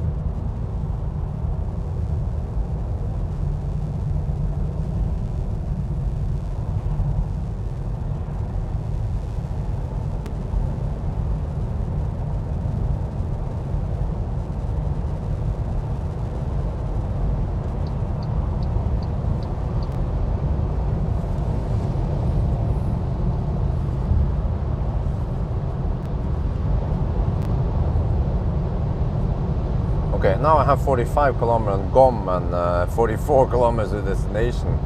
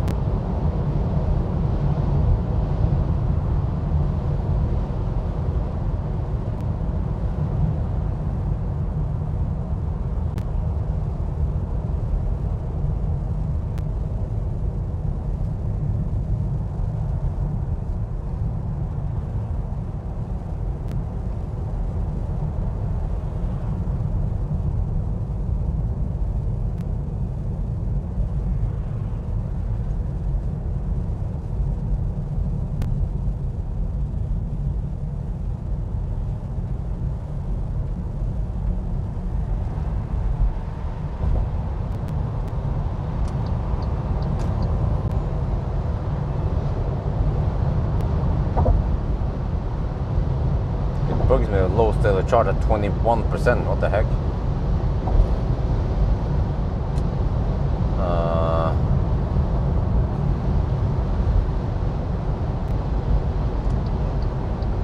I feel like I'm gonna see that message a lot today, since you will always go below 21%.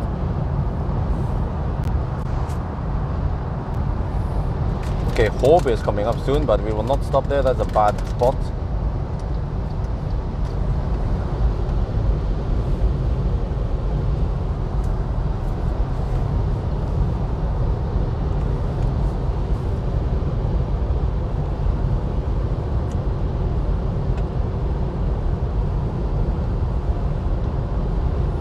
I guess we'll go for the supercharger.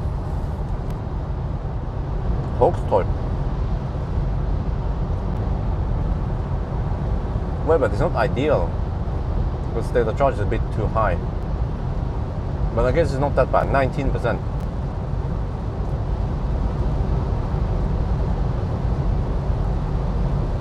But I simply can't make it to the Ljungskile. This consumption is too damn high. 304 watt-hour per kilometer. What the heck, man?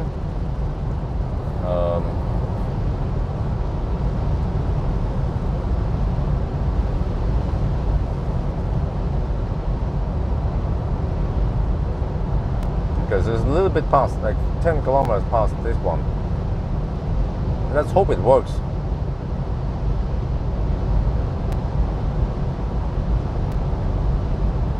Oh, what the heck? Those are birds. Oh, there's roadkill there. Okay. Bird might not get out of the way in time.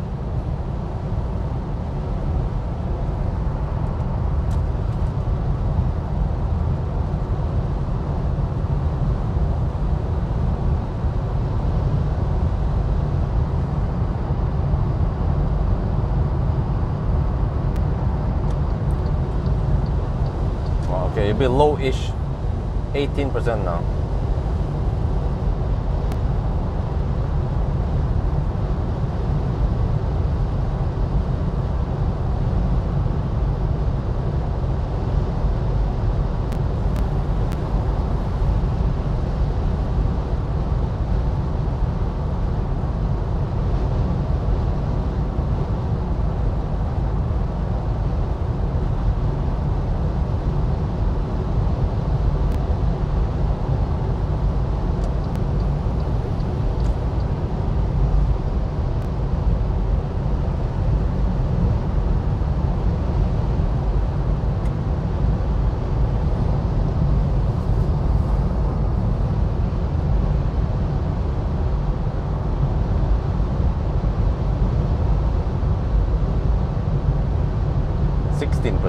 Well, it would be deep enough.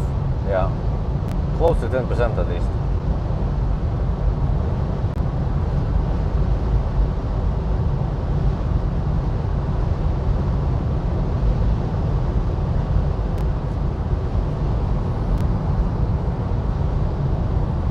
Okay, well, at least it's not too wet on the road here. Oh, 21 to 26 degrees Celsius now. Oh yeah, at lowest. Okay, okay. We should have better charging speed this time. So we're in a good spiral.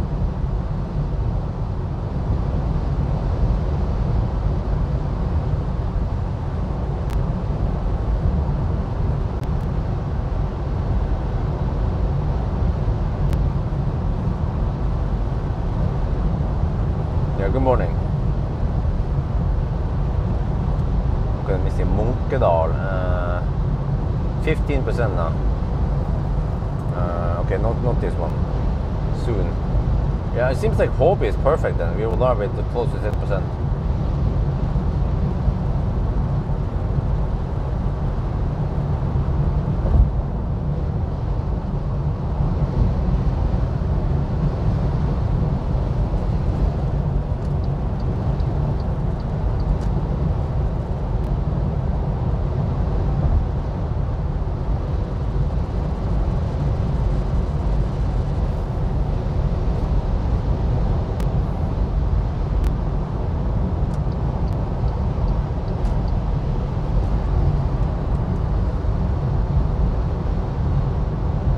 13%.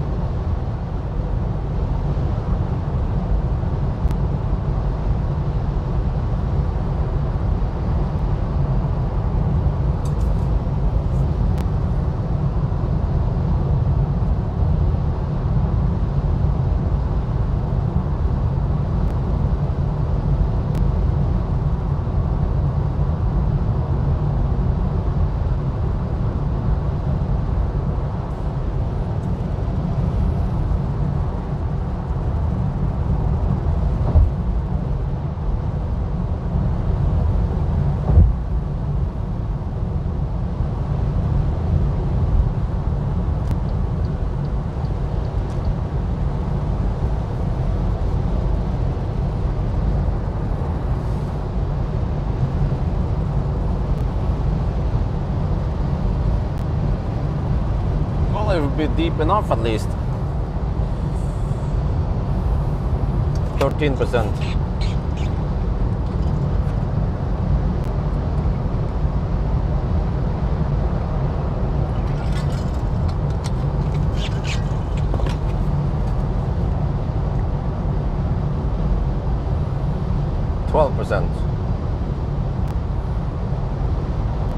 Wow, what is the consumption on this leg?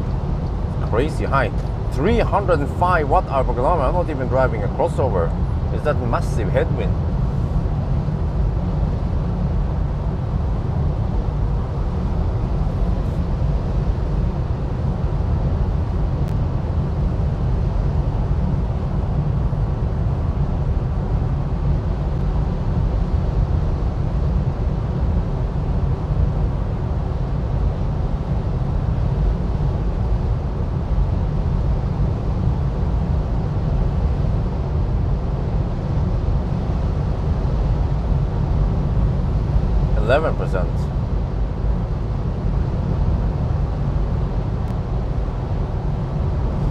Okay, if this doesn't work, then we have to deduct some time, because it should work on most cars.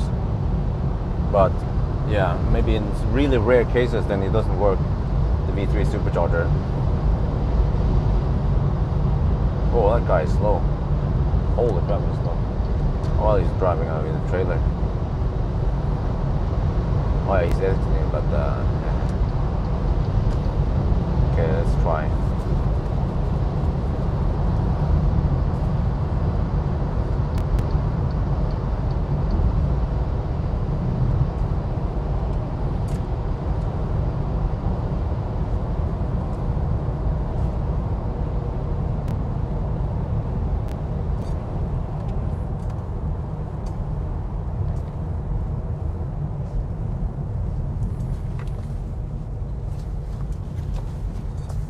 I guess I'll buy some supplies here.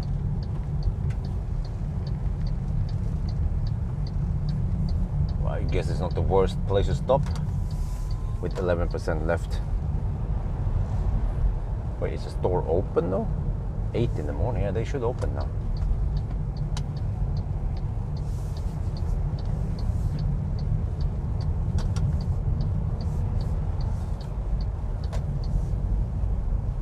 Well, we'll find out if the V3 works or not. Find it out the hard way.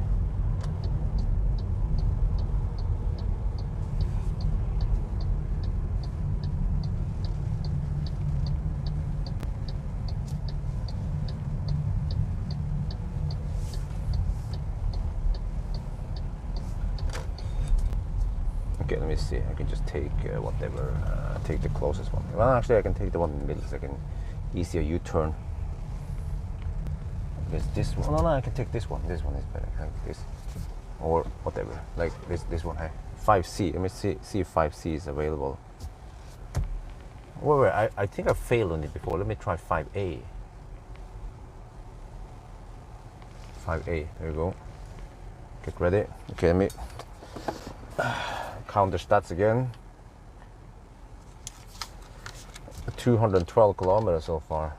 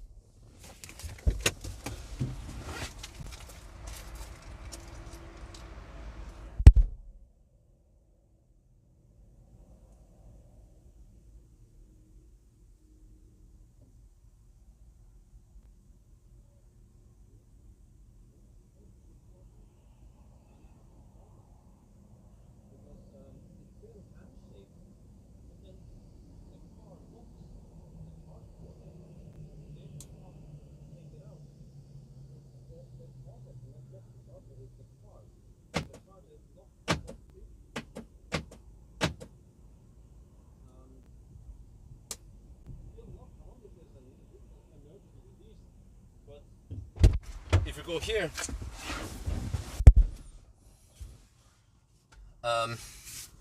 Okay, come on. If you start the car, there's a button that you unlock. It cannot operate when the vehicle is unactivated. Well, I started it now, but the HV or the high voltage is this turn off. What the heck is this shit, man? You see HV, dude, come on, unlock.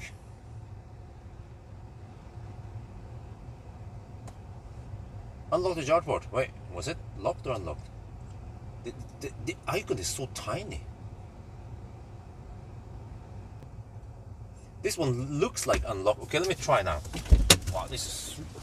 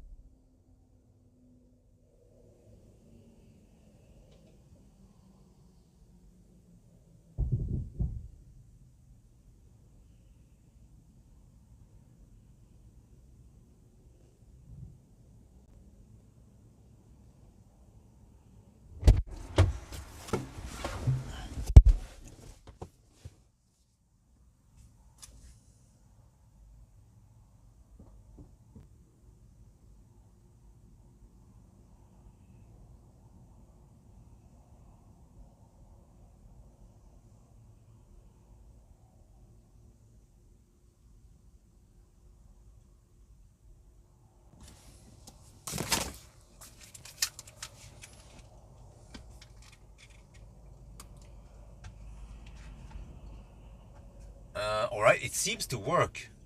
It doesn't show anything here, but I can see via car scanner that we are charging. Buggy software for the win.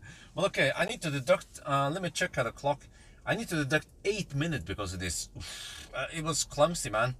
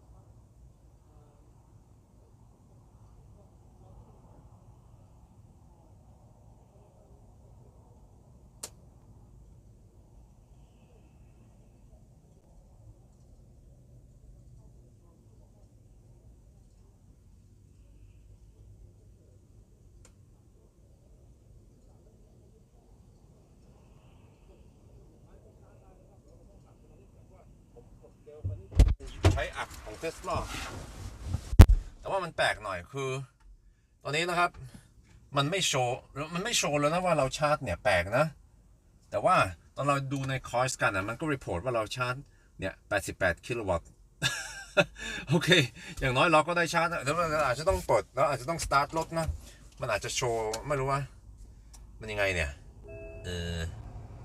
ฮะอันนี้มันแปลกมากเลยนะใช่โอเคมันจะรีพอร์ตว่ามันรับเนี่ยนะมันรับ current เลยนะแต่ว่าปกติมันจะเห็นในนี้นะโอเคใช่ไหมตอนนี้เราก็มีนี่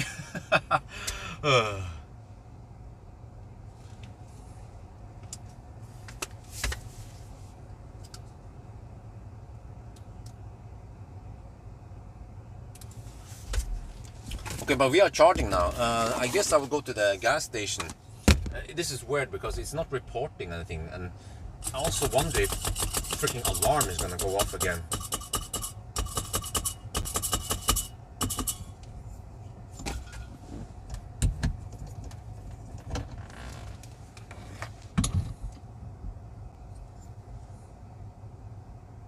But we're getting 90 kilowatts. That's good, at least. Okay, let me see. Nav. I guess now I can just go straight to Pawel buying then. Oh shit! But what about the Göteborgsstau?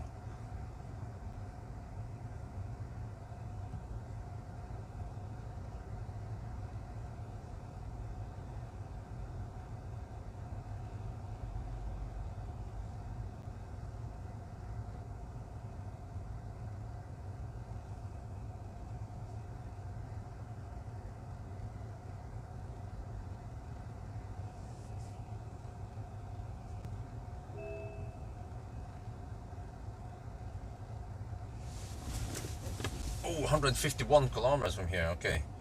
I would expect some crazy consumption this time. Maybe 280. Yeah.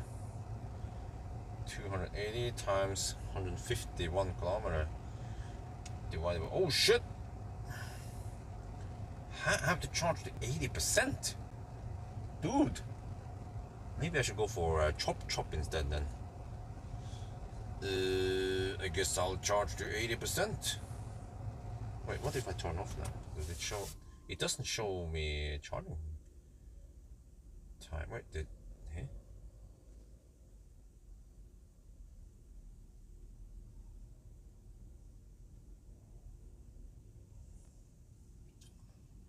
Wait, do I need 80%? Really? Well, it's charging nice and flat at least. You see, 89 kilowatt. But it was a supercharger. Well, which one then? Varberg super. No. Ionity is cheaper. I guess we need to go with the 80%. Well, no, that's gonna be kind of slow. Wait, what other options do I have? This is not ideal. Okay, I should have charged a little bit extra so I could have made it to Ljungskile. But I wonder if it would still not be enough because, yeah. Well, there is one option. Yeah, I remember there's one option. We can go to Spekkerud and then Varberg. How about that? It's kind of crazy how many charging stops we're gonna have. Let's check here. We'll see. There's gonna be some. There's some stau. There's some stau. There's some stau ahead. Okay, let me see. What about Spekkerud? How far away is Spekkerud? That's.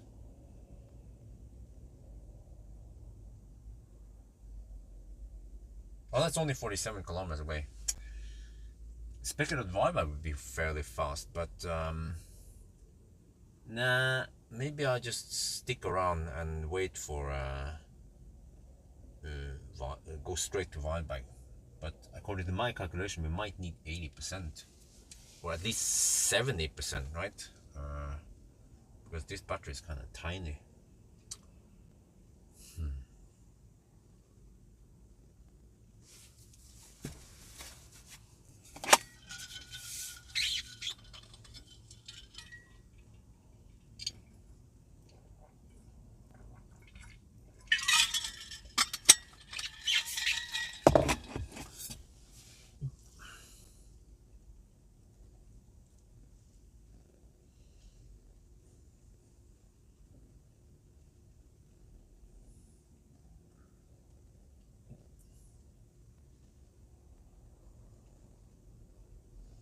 We're getting nice and flat charging for now.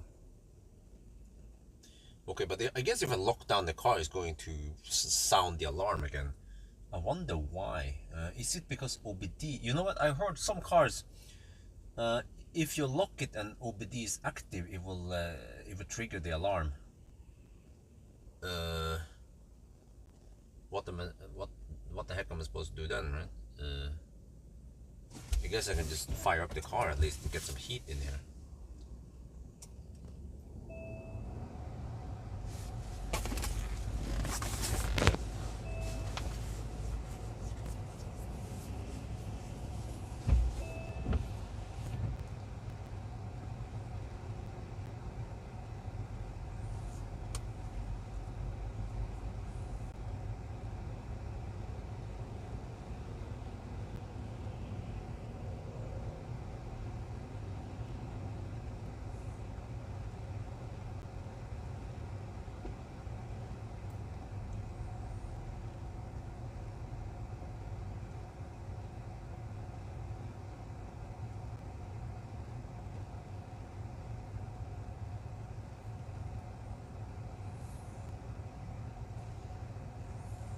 Well, I guess we just have to trigger the alarm again, right? Brace yourself.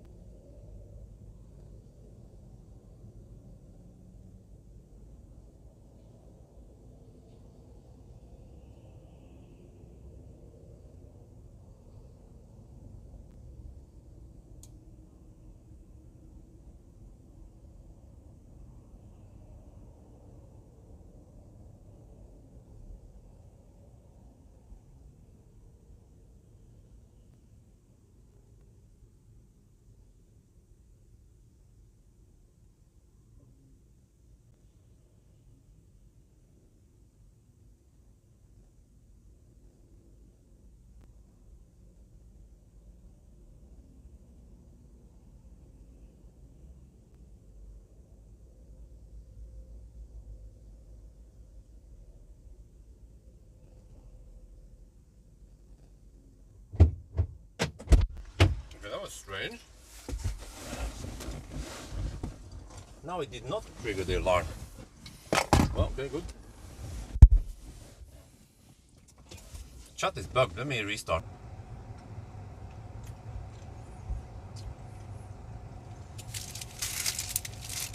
Maybe it's not bugged. It's just a very slow chat.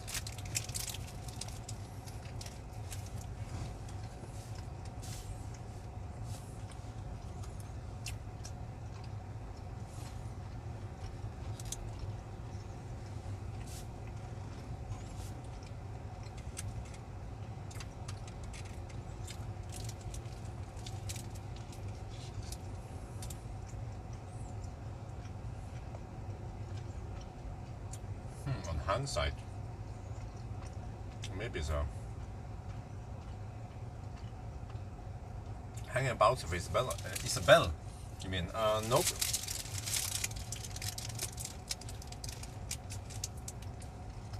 What is that one used for? Training how to walk? I wonder if it would be better for me to just hammer it for speculator now and ride on 90 kilowatt wave, because we have to charge all the way to 80%, which will take a while.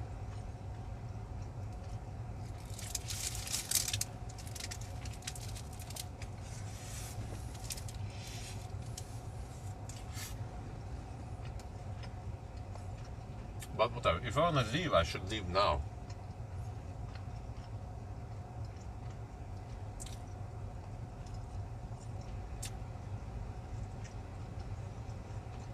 Well, I heard that those bounces might be bad for the child's development, but you know.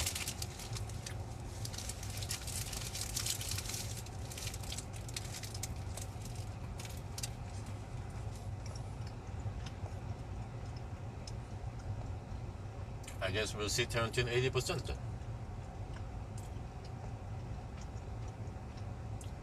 But damn, that means that Valberg to Helsingborg, huh? How much juice do I need then? No, wait. I think I will actually not charge at Helsingborg. I will go to the new one. Wait, maybe I should go to Mellbystrand. Yeah. Keep her awake. Okay.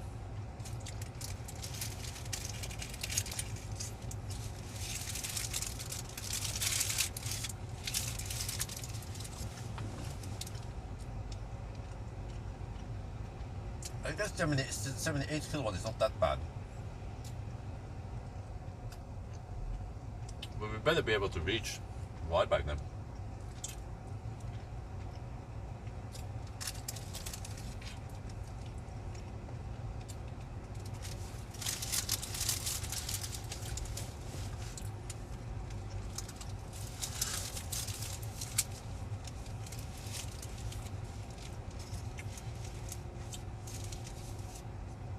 Higher temp, faster charging. How? You mean now or how? Not sure what the question is.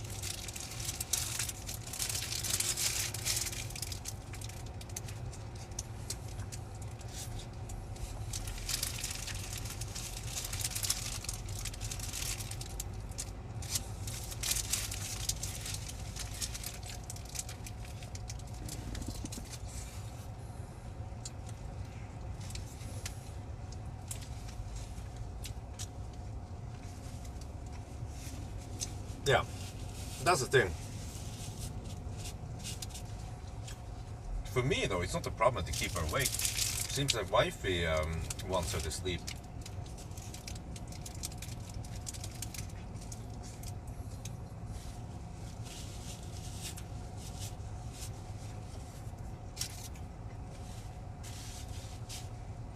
Okay, I think you meant now, not how. Okay, yes, it's faster now.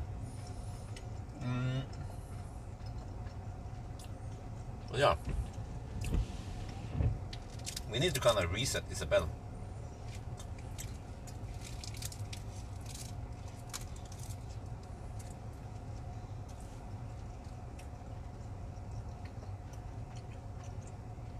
Because I'm getting messed up now because I have to stay awake all night. And then in the daytime I have to work. I can't simply sleep in the daytime. I have to work in the daytime.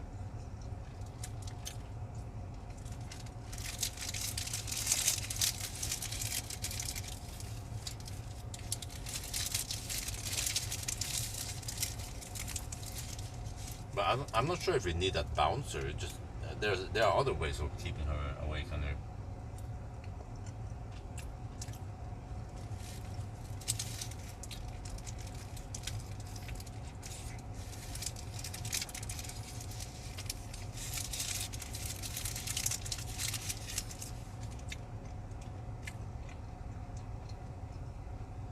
You see, it's a relatively flat curve.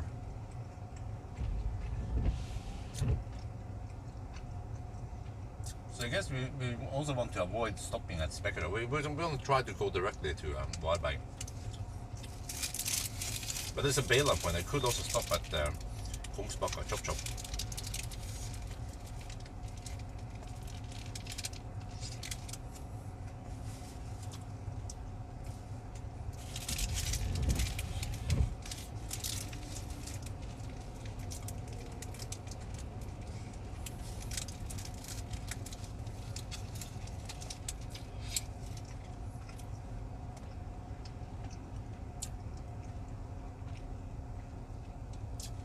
I wonder if we're hitting Stau now. Göteborg.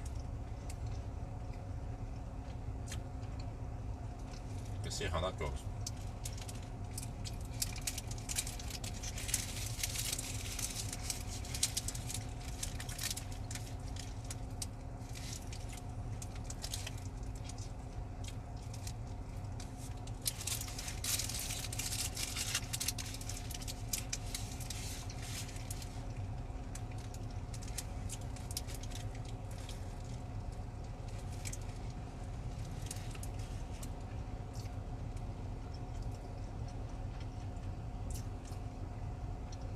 But this is not too bad for a 61 kilowatt hour battery. Except for that Aria is charging faster. Wait, but Aria battery is bigger.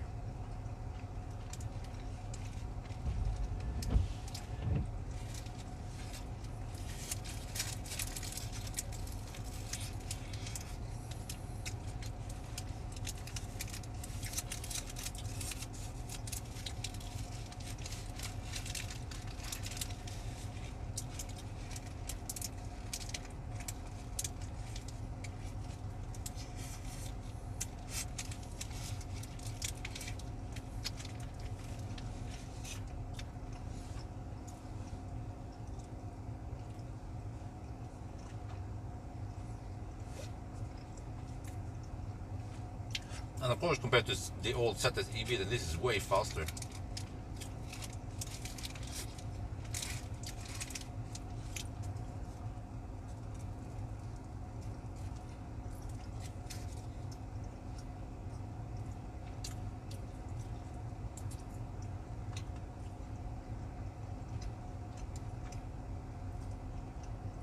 But maybe with a bit you could hold the ride on 90 kilowatt, maybe. When I think about it on hindsight.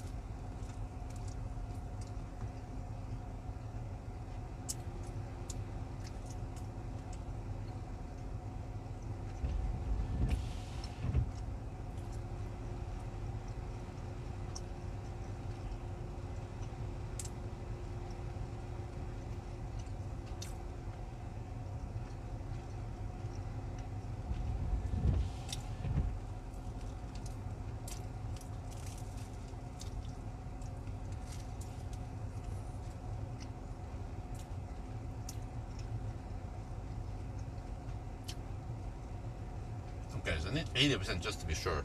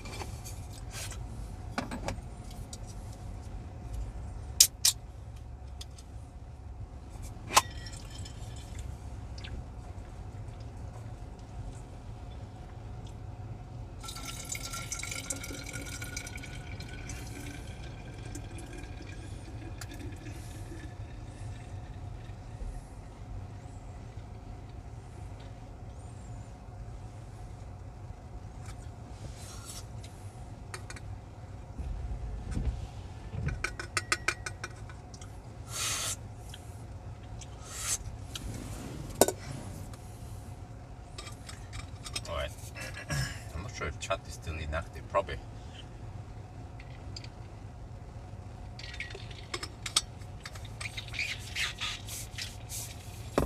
Okay, let me shoot some more video.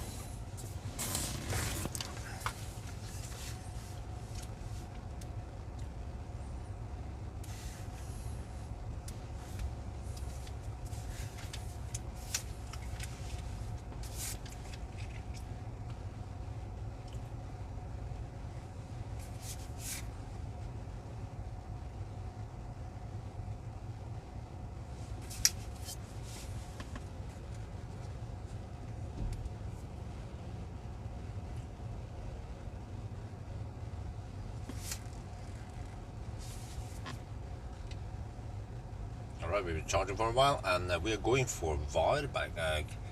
Yeah, I could probably stop at Spekerø, but yeah, let's go for it. Maybe not ideal, but okay, 151 kilometers to Varberg.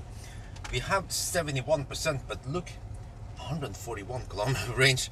The reason for it is because, wait, can we see anything here?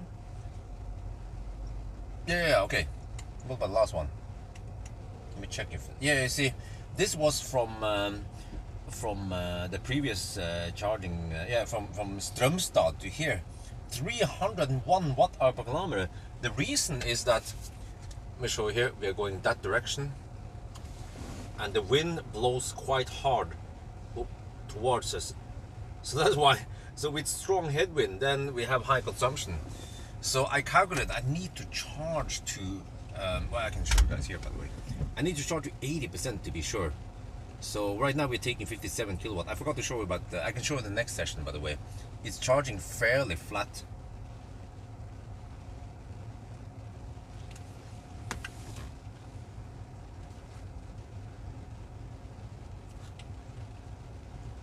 เราได้ชาร์จสักพักหนึ่งนะครับแล้วก็เนี่ยตอนแรกผมก็ยังคิดเลยว่าจะจอดที่สเปกเกอร์ไหมหรือว่าผมก็จะตรงไปวอลบักนะครับ151 กิโลเมตรมันจะไกลนิดหน่อยนะสำหรับคันนี้นะครับแล้วก็วันนี้มันฝนตกแล้วก็ไม่ใช่แค่นั้นหรอกเราจะไปทางโน้นนะครับแล้วก็เนี่ยเรามีลมต้านแรงด้วยนะครับ มันทำให้เราใช้ไฟฟ้าเยอะแล้วก็เนี่ยเมื่อกี้เนี่ยนะจากสตรอมสตาร์มาที่นี่มันใช้ตั้ง301 วัตต์เอาต่อกิโลเมตรเลยครับนั่นแหละแล้วก็ผมก็คำนวณแล้วว่าโอเคในจอนี่มันจะบอกว่า 73%อันนี้มันจะผิดนิดหน่อยแต่ว่าผมคำนวณว่าเราต้องการ 80% นะครับ ตอนนี้มันก็เริ่มช้าหน่อย57 กิโลวัตต์แล้วก็แบตเตอรี่ก็อุ่นดีหน่อยแต่ว่าใช้เวลาหน่อยนะวันนี้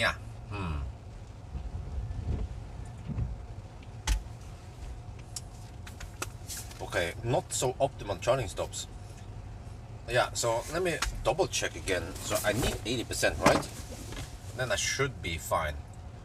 Let me double check my calculation. Wait, if I estimate I need 280 watt-hour per kilometer times 151 kilometers, okay. 54 kilowatt-hour.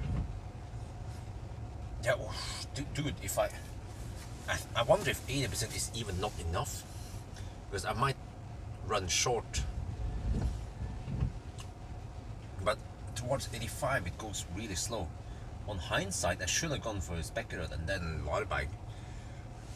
Now I wonder if I might have to bail out and stop at Kongsbakke instead of Varberg. Seems like this car wants to I like 150 kilometers is not optimal. I need to jump around 120 kilometers between each charge. Is the chat really dead or is it buggy? I'm not sure.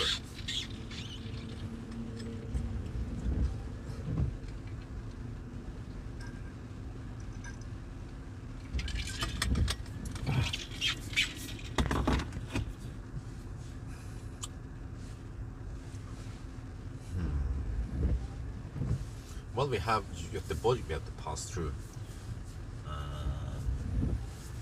but I wonder when the Stau starts.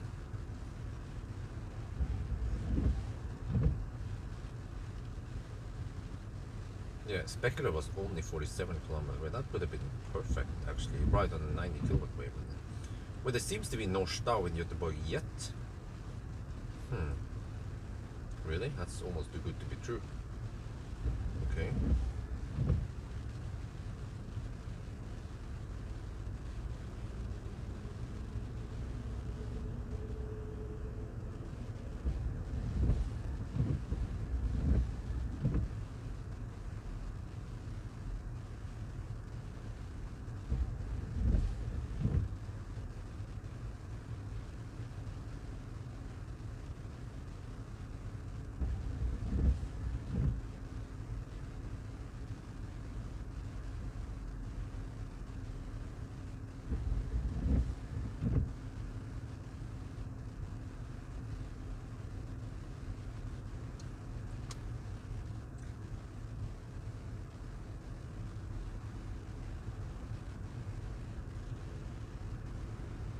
Shit.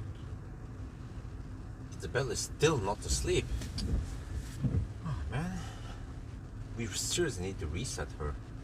But is it a good idea to reset her before the trip to Thailand? Then we need to reset her the other way around again once we're in Thailand. Because actually, in a way, she's kind of adjusted for Thailand right now. Wait, where is she? She wakes up with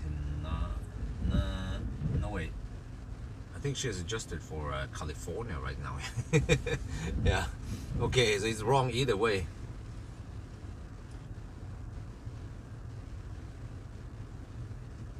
I'm not sure about the percentage here, but can we trust it?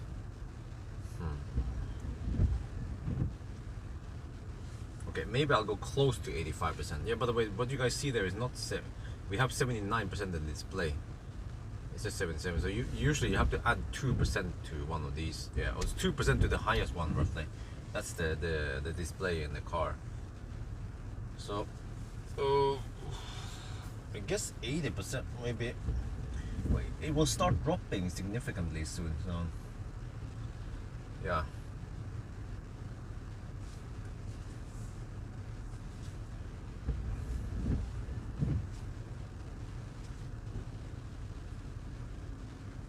It's raining over here. Wait, is it supposed? Huh? Was it supposed to rain here? I thought it was not supposed to rain. I look at the weather forecast, and it's supposed to not rain around in the Swedish route.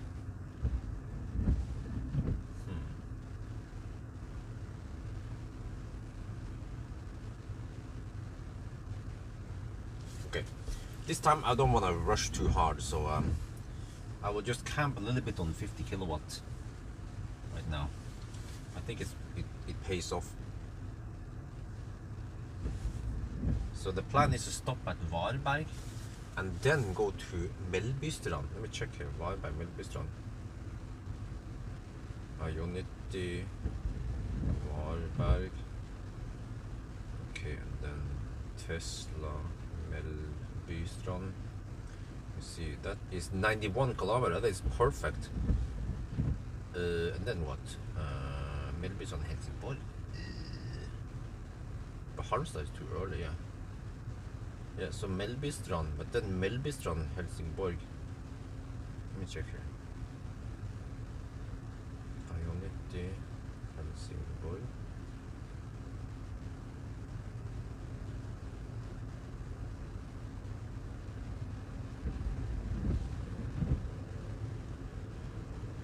And then back to Mellbystrand. Oh, that's 121 kilometers. Yeah. Huh. But if I drive by Helsingborg, I might as well ride on 90 kilowatt wave at Helsingborg, and then maybe Falkenberg. Yeah, this is going to be interesting. I stop at places I normally don't stop at. Like Falkenberg would be a nice place to stop at. But then after Falkenberg, then okay, I'll figure it out once I'm closer. But yeah, I think we should go now. Soon, very soon. We are 82%. Still taking 50 kilowatts. So I guess I'll. I don't know how long we stayed here. Well, I know roughly. Oh shit, we stayed here 40. We charged almost 40 minutes. Shit.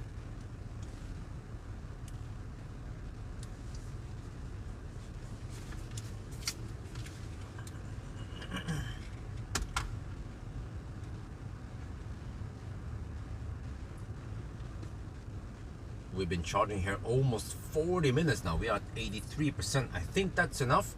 The car estimates 169 kilometers.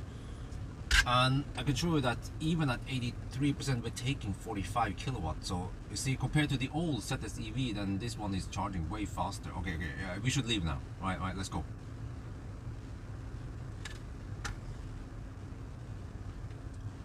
We charge ที่นี่เกือบ40 นาทีนะครับตอนนี้เรามี 84% แล้วก็รถคำนวณว่าเรามี 170 กิโลวัตต์นะครับแล้วก็ตอนนี้เราก็ขนาดที่ 80% นะครับเราก็ยังรับ 38 กิโลวัตต์มันลงนิดหน่อยโอเคโอเคตอนนี้น่าจะไปแล้วครับ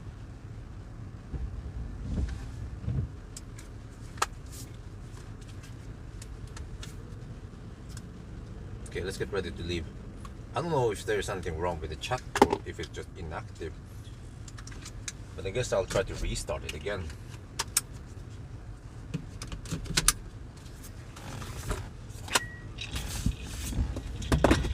Okay, let's get ready and maybe do a quick restart before we leave. Yeah, there was some chat going on here. Okay, let me see. Now, how the heck do I stop charging here? Can I just stop here and it just works, or do I need to unlock the charge port?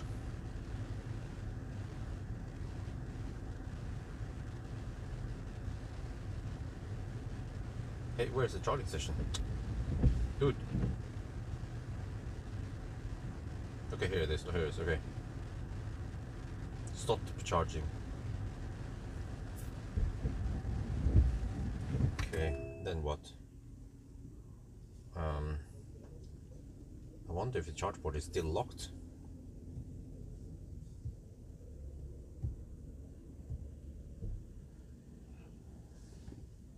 It seems to be unlocked. Okay.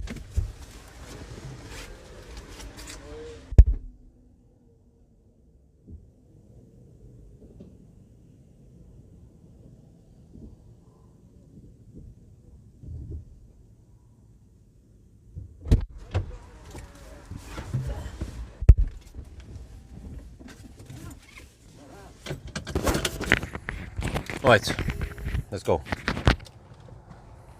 That was a long ass stop, man.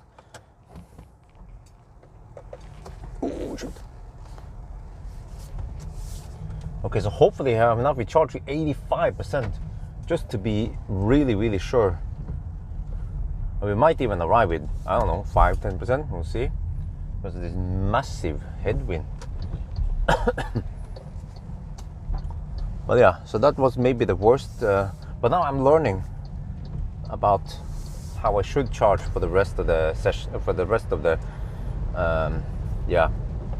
challenge. And I'm pretty sure I will not go for Varberg, Helsingborg. That is too far. 150 kilometers and high-speed stretch with headwind. That will take way too much time to charge. So we'll see how it is now. Oh shit, I forgot to reset the current leg. Man, and it doesn't reset automatically. Let's see. Current trend in this one. Okay, let me reset it now. Okay, there you go. Close enough.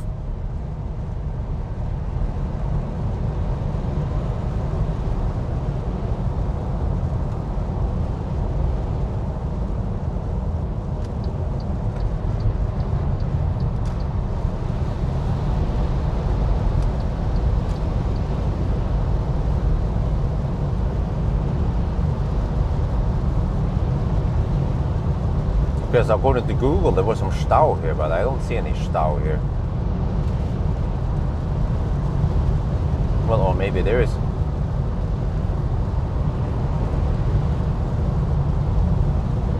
Whoa. No, there's no stau here.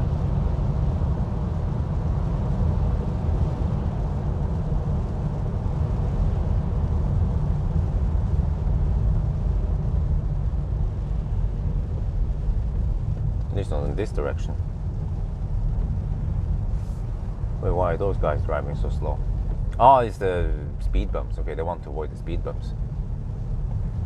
Okay, this is a freaking hard speed bump, man. Try to be careful there. It's going to ruin the undercarriage. Oh, Wait, that wasn't too bad. Okay.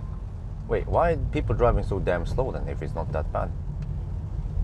Yeah, that wasn't too bad.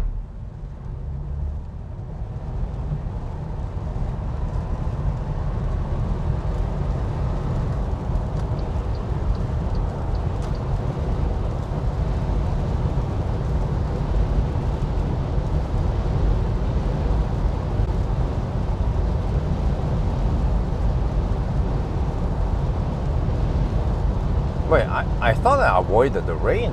Why is it raining now? This is not as advertised.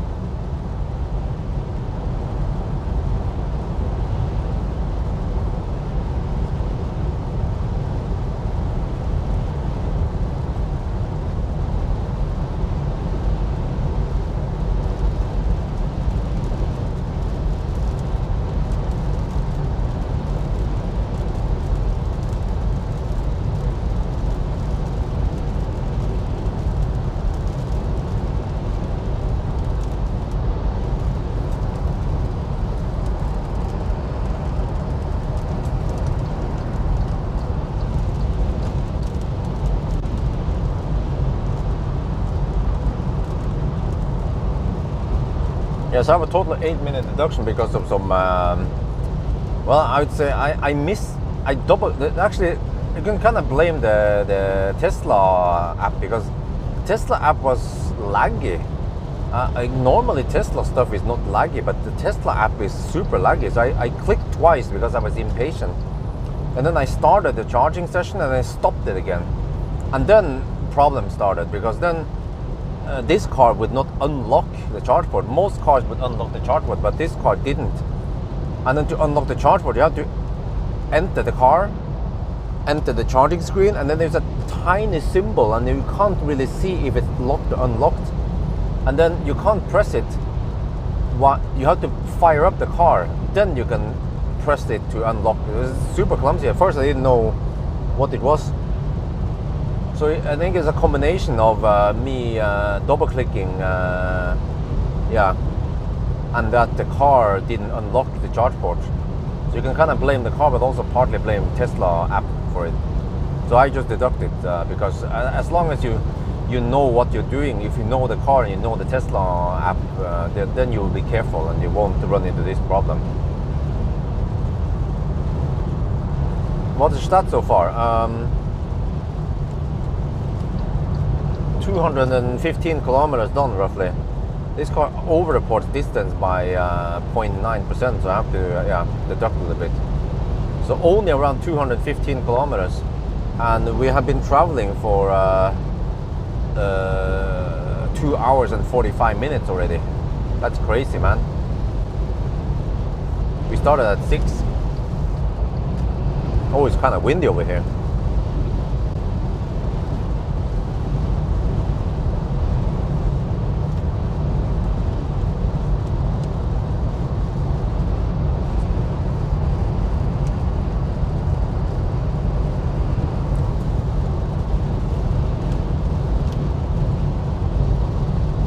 Hopefully I can ride on a tailwind on the way back at least.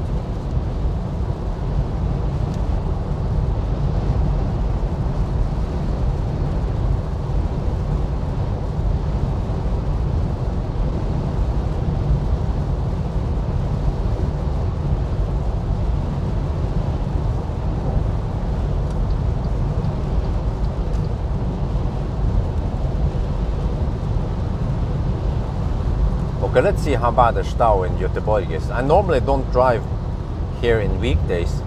Well, but I remember, wait. In the old days, I used to take...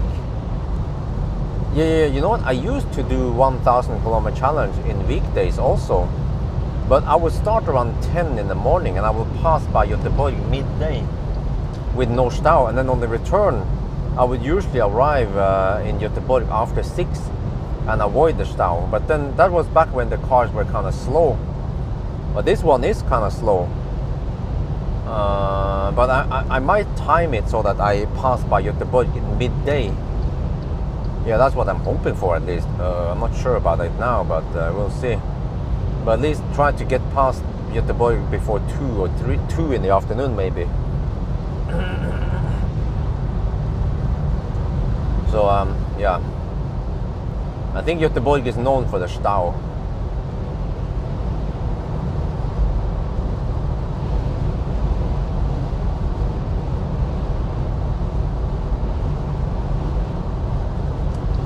This is Ljungskile, by the way. Let me see. Okay, here 79. Huh? Oh, it seems like the car is more energy dense at the top. Wait, is this Ljungskile? No, this is not Ljungskile. So I had 11% when I arrived. Let me see how many percent I spent to Ljungskile, whether I could have made it there or not. So down to 78%, that means we spent 7% so far. So I would be at 4% by now. Except for that, I think that the percentage drops faster at the end. And then, yeah, I think that's how it is with this car. It's not linear, the state of charge scale.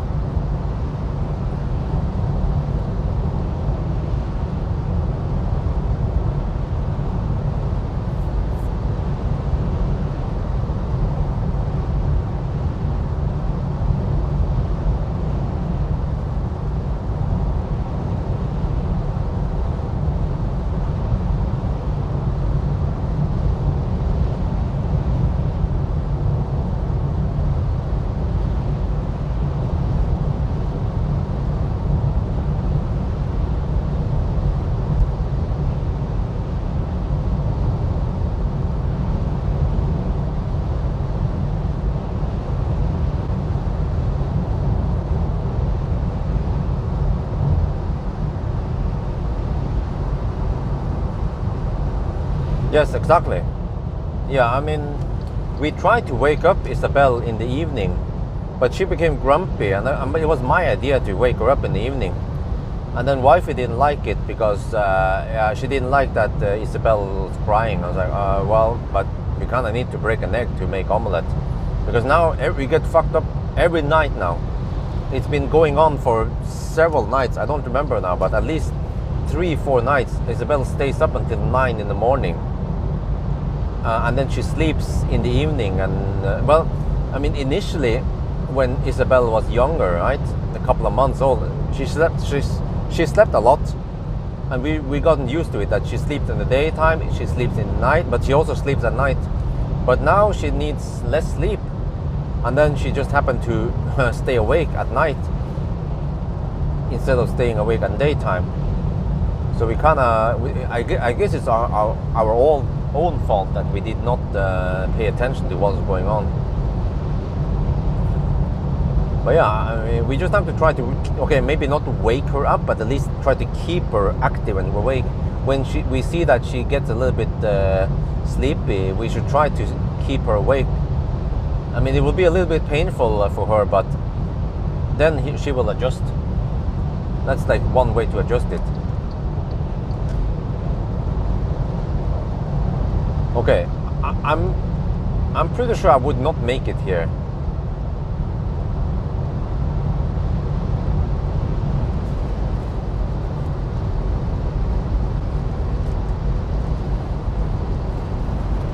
Yeah, I would probably almost run out of juice if I would try to get to Ljungskile directly from Strömstad. So, but of course, what I should have done was to charge a little bit extra at Strömstad, because I did not know that the consumption would be so high.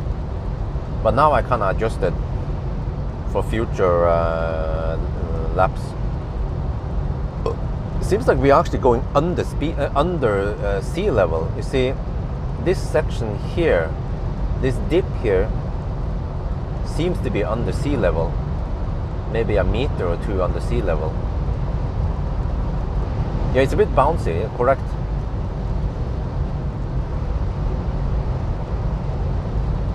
But not much I can do about it. It seems like the bounciness comes from the front windscreen.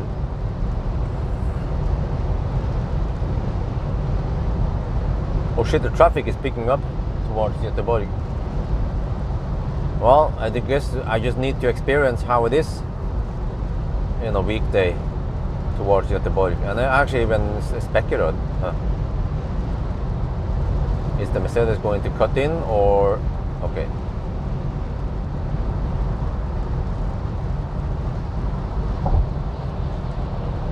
Will he camp in the left lane?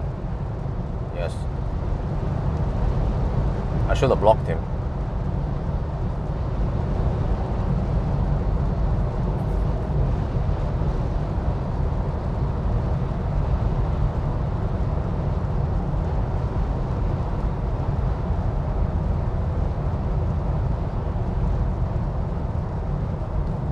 Tire balance? Normally not. I mean, I would feel it. I don't feel any unbalanced tires here. It could just be the front windscreen or something like that. And we have Nokia and Hakkapeliitta tires. Normally they are not unround, or not like, they are usually very round. But some of the Chinese brands I've tested, they tend to be a bit unround, or whatever you call it.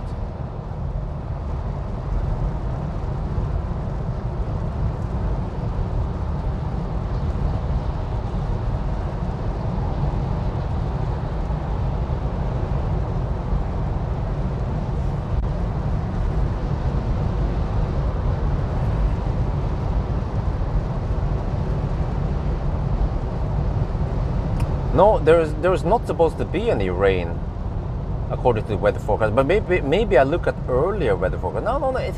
When I look at the weather forecast, it's not supposed to be rain. Well, okay, maybe it's supposed to stop around Göteborg, or I don't remember. But when I look at it, it was like, okay, Norway side has some rain, but then it should stop around Sweden, and then it's supposed to be dry. Yeah, at least from Varbergen down to Helsingborg, you know. It's supposed to be dry.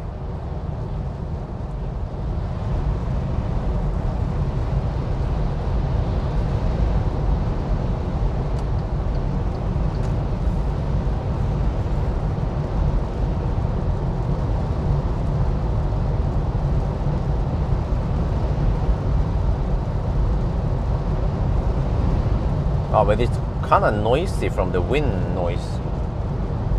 So this car does not have good soundproofing from road noise, but also not good wind noise soundproofing.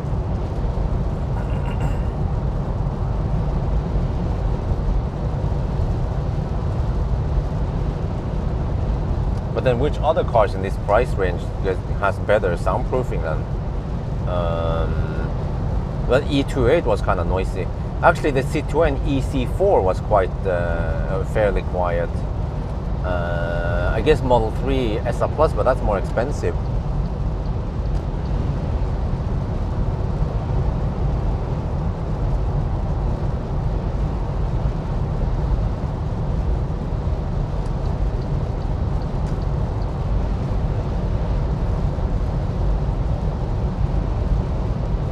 Wait.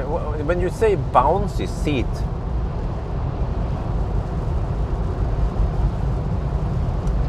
we already have this. We have this seat that bounces. You know, it's called Baby Bjørn actually, and it's like a V-shape thing, right? Or it's like it has like a 45-degree angle, and you put the baby there and you strap her on.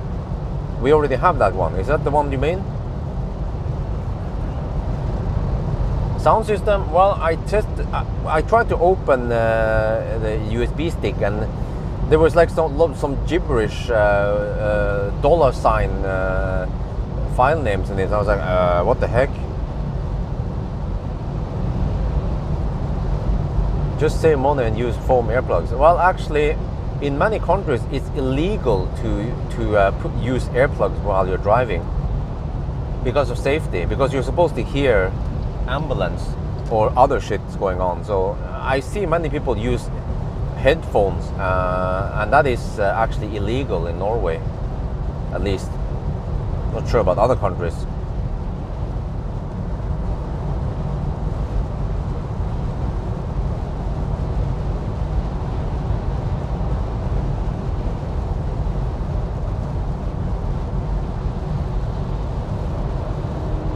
Audi has no blinkers.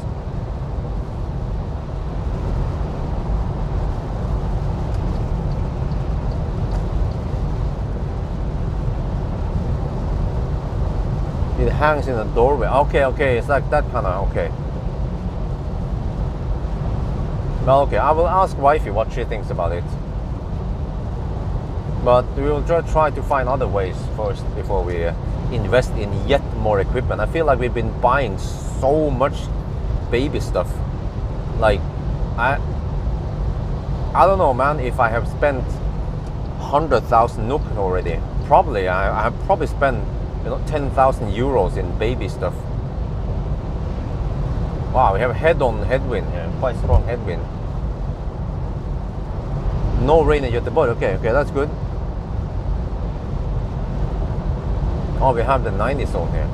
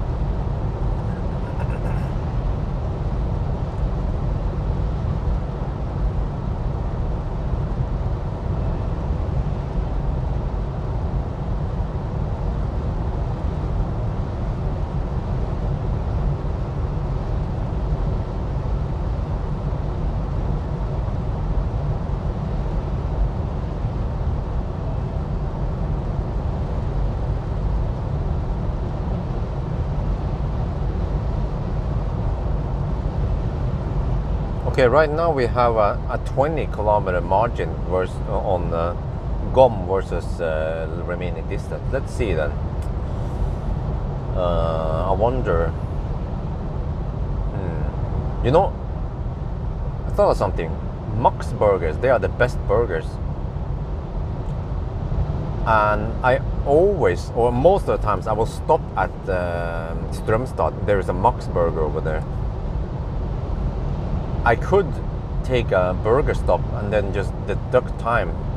I just charge past whatever I need just for eating the burger. I mean, we are on a test, but we can always correct for this. But it only works as the last charging stop. Yeah, if you do something like that during the test, then that kind of messes up things.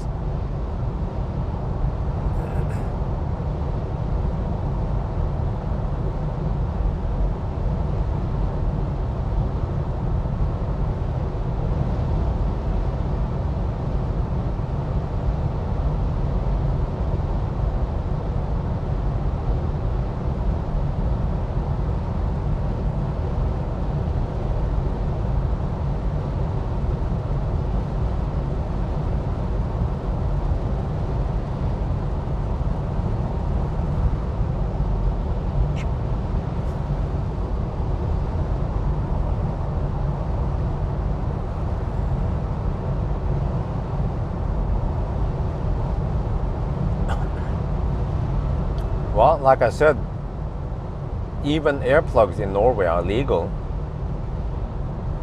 because they reduce it reduces your hearing. So headphones or earplugs are legal in Norway. In case you didn't hear me the first time.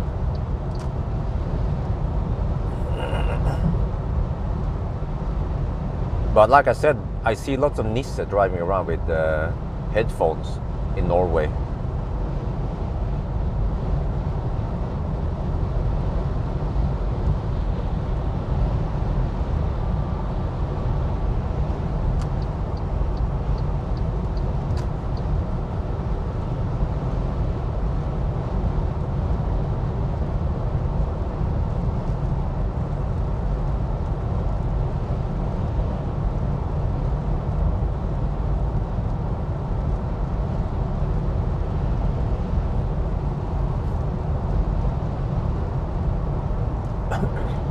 What is your favorite weather? Sunny weather. And place? Not sure. Probably to the north. I like to the north. Towards maybe Tromsø-ish. A nice landscape there. But I guess beyond Strömstad, then it becomes kind of boring. But actually, well, I still from Lyngen North, but yeah. But maybe not too far now. When you come close to North Cape, then it becomes kind of boring. Or past Alta, yeah, then it's like, what are we doing here in no man's land, you know? Okay, so the rain should gradually stop now. And then it comes back again on the way back.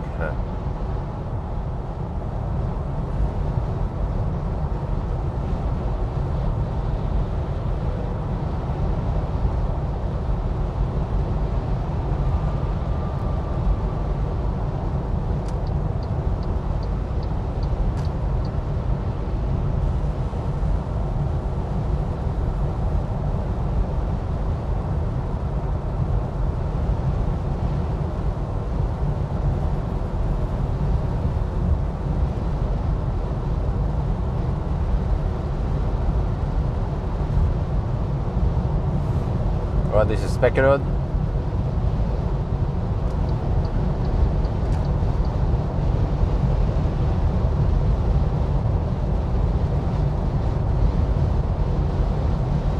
Came here with 65%. Okay. Which means I only needed 20%, at least 20-30%. But actually with this car, you don't want to arrive with too high state of charge. You mess up the whole charging session. If you arrive with 20-30%, then it will be charging slow for the whole session. Unlike the EQV. Oh, it's getting dry now. Nice. The consumption is actually getting better. But what the... Oh shit, that's also bad. If I arrive with too high state of charge at Wildbike, for example. That's also bad.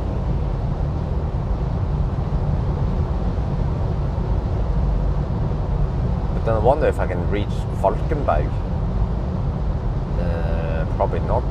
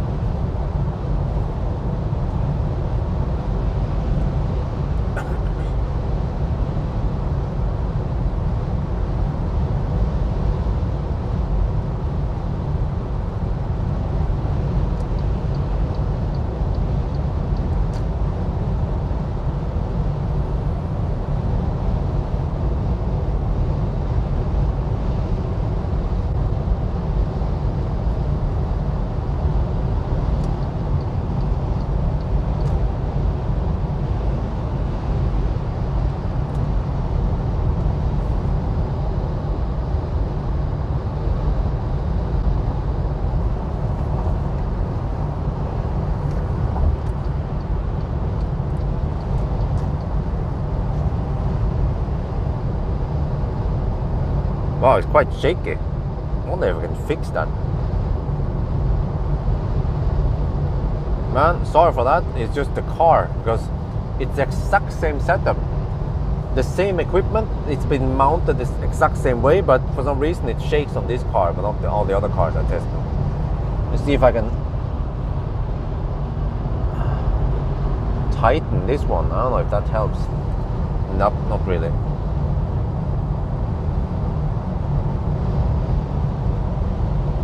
But it's finally getting dry. Oh, that was it. Suddenly, zoop, rain off.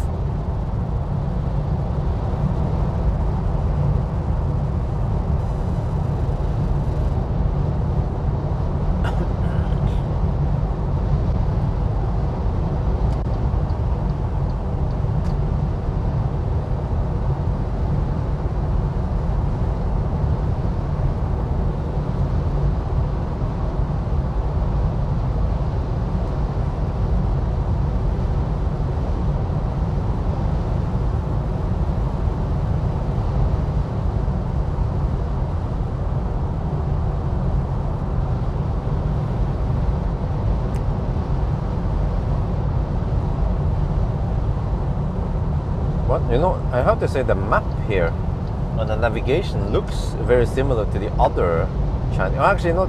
It looks identical to all the other Chinese cars. It looks identical to Hongqi and Neo, even though they're completely different brands, but they seem to be using the exact same navigation software from China.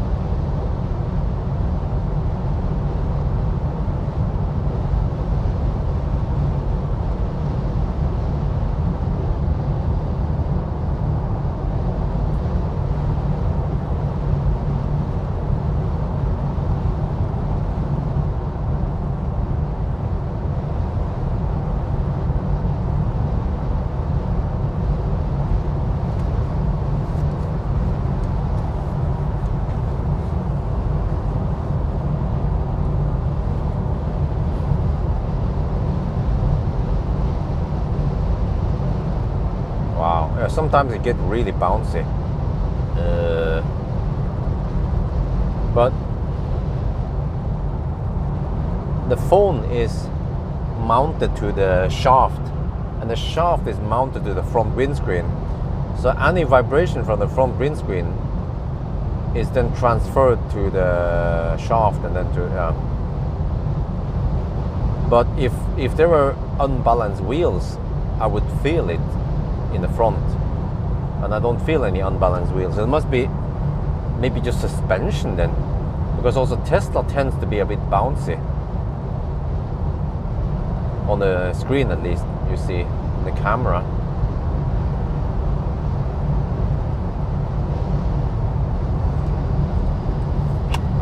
Brace yourself for Göteborg. Let's see how this goes.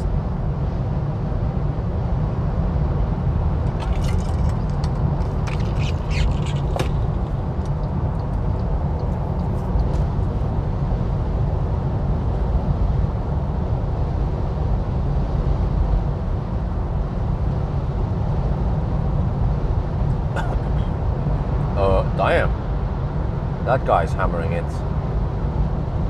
with a Volvo.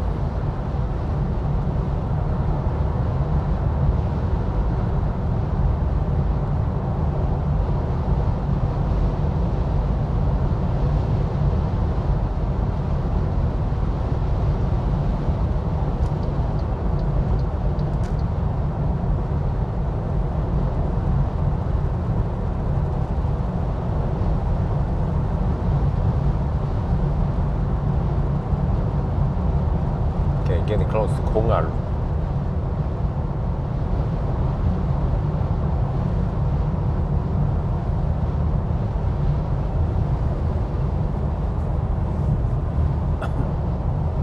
I guess we just have to deduct any stau that occurs. I'm not sure how to count it though.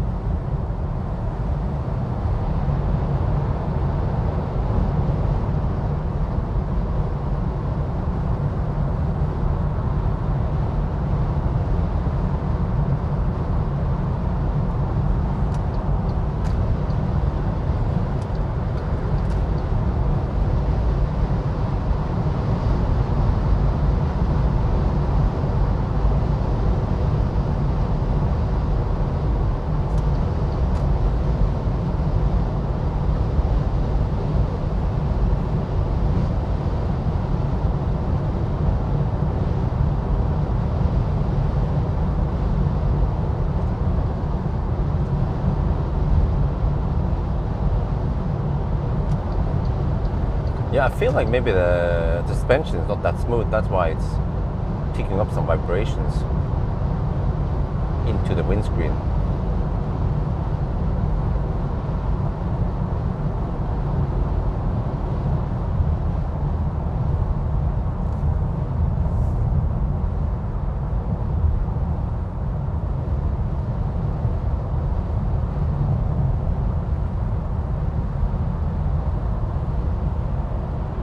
YouTube short for come and ask questions.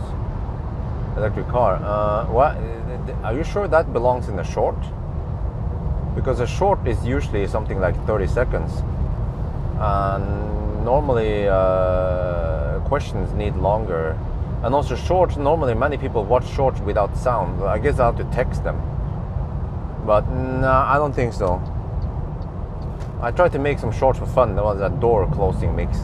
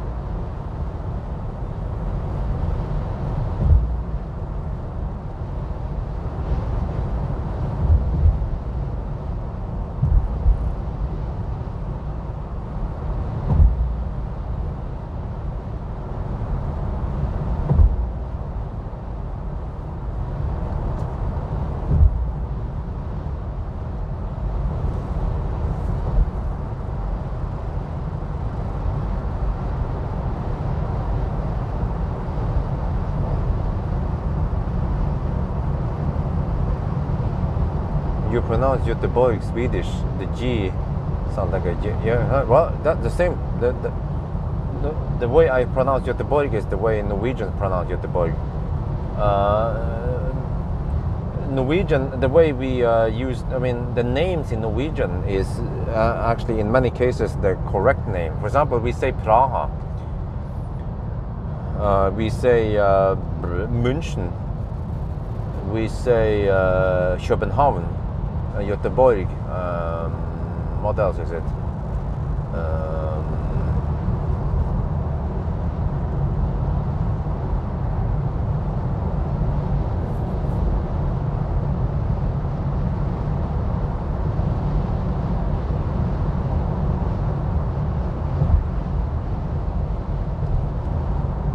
I wonder if we even say Helsingfors.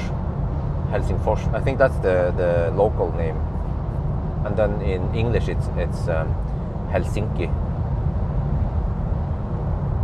I think the Finns also calls it Helsingfors. What else do we say? The names.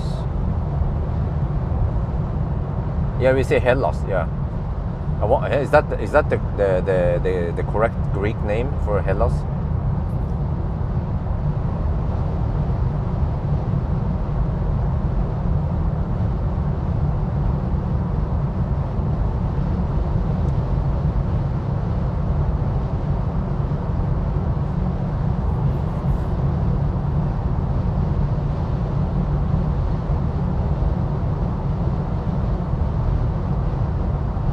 Oh, you call it Helsinki, okay.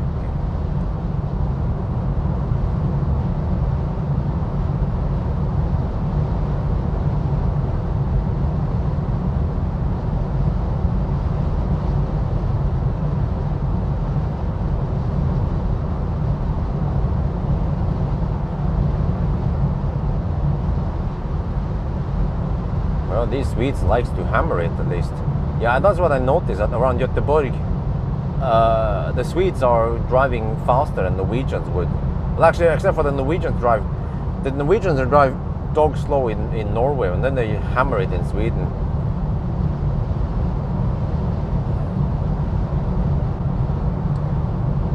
But in general, Swedes they go faster than Norwegians, and then Germans they go even faster in Germany. Even if there are speed limits, they usually go 20 over the speed limit in Germany. Wow, it's quite bouncy now. Holy crap, man.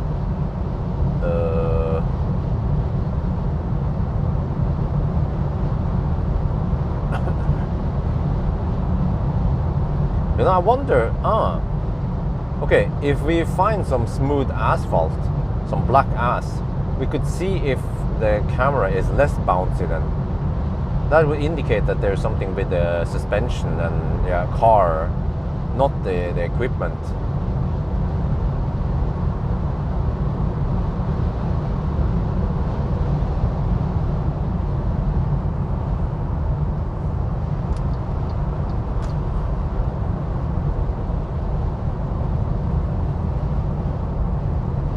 Helsingfors is a Swedish. Ah, yeah. You know, because I think I heard it, and it's probably when you travel with Finnair, the announcement will always be in Finnish but also Swedish, and I wonder if it's with the Swedish announcement, then they say "Välkomna till Helsingfors." Yeah, something like that.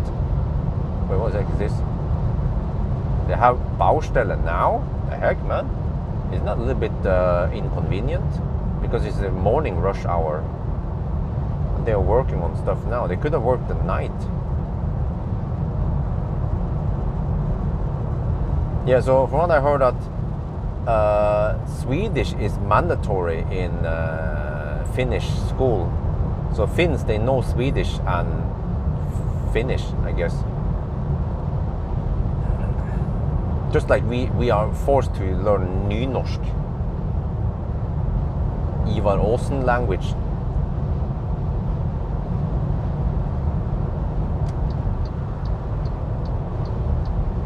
Yeah, mellom bakker og berg. Ah, okay.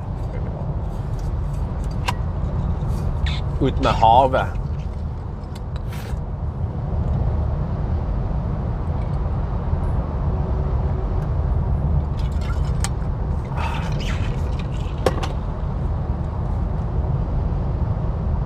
Ah, okay, Swedish is also official. But damn, that holy crap, man! That bounce is just crazy. Like, why this car? Really? Like, can I fix it somehow? Can I remove this one a little bit? Wait, I have an idea. If I move further up the shaft, wait, all the way up the shaft.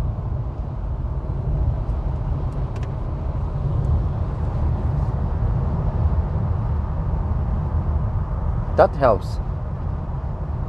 That helps actually.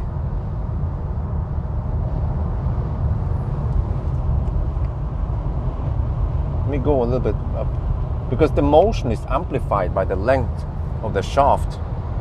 Yeah, that's what I said. No, but, oh shit.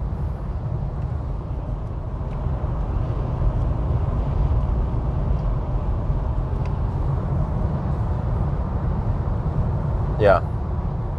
Okay, I think that's slightly better.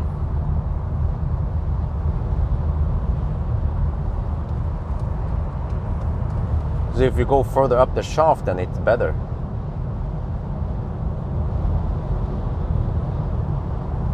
If that makes any sense. But now I actually push the camera slightly towards the rubber sucking pad. So it just kind of gets extra stabilization, or extra stiffness rather, because it seems like there's some kind of shake that is amplified over time, or I mean it's probably a resonance. Yeah, with the right frequency, it vibrates more and more.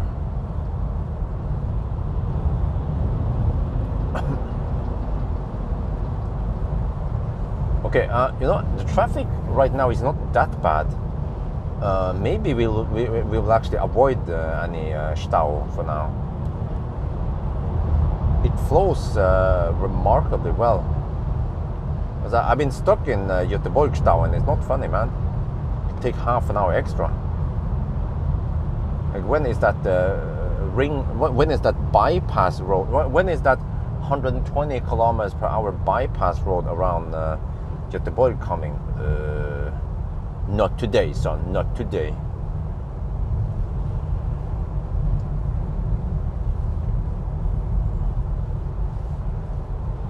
Okay, maybe I should go for Marieholmstunnelen, right?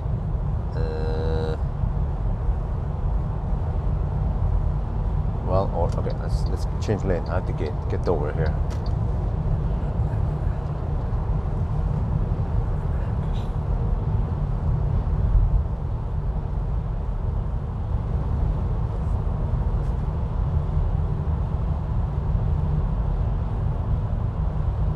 Well, don't tell me that I charge way too much now. Man, maybe I should go Falkenberg. Yeah, because the consumption is 258 right now, and I have a budget of, I don't know, almost 300. the hard budget at least. Wait, Tingstadtunnelen, I mean. I should go Tingstadtunnelen, right? Unless there's Stau in Tingstadtunnelen. No. That seems to be working fine.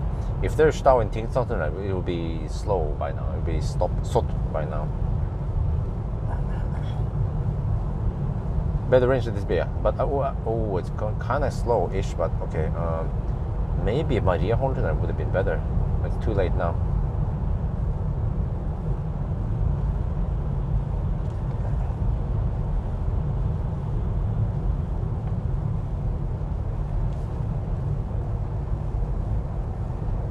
But I was counting on this one, but eventually we have to go faster after Göteborg. Then the consumption goes up. But then I suspect that there will be lots of left lane huggers blocking my way, so I can't go too fast anyway. Since I know how the Swedes drive. I think study is not working today. Oh, we have Strömstad. I guess MG will get that bill. Yeah, they will check up the license plate, and it also works. It detects at least Norwegian cars. I'm not sure about German or Italian cars, but at least Norwegian cars, they will get a bill from somewhere in Sweden about Strömstad. But normally I don't run into Strömstad since I'm driving on weekends only. So normally I will avoid doing 1,000 kilometer challenge on weekdays. Well, actually, or if I do it at night, but at night there is no Strömstad.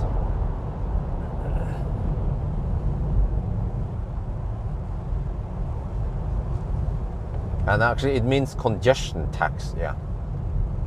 I kind of like that. I think Strömstad means congestion and then Scott is tax.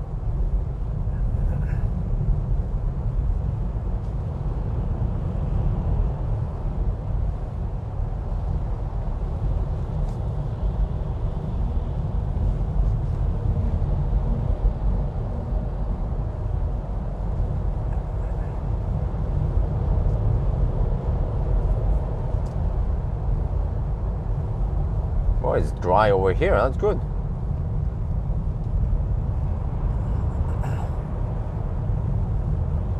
It's kind of rare to see dry roads nowadays, at least in Norway.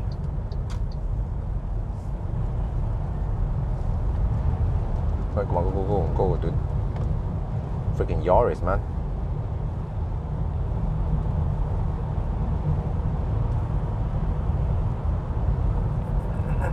Yeah, well, look at this. Dry road. Where you get that from, eh? We don't see that shit in Norway nowadays.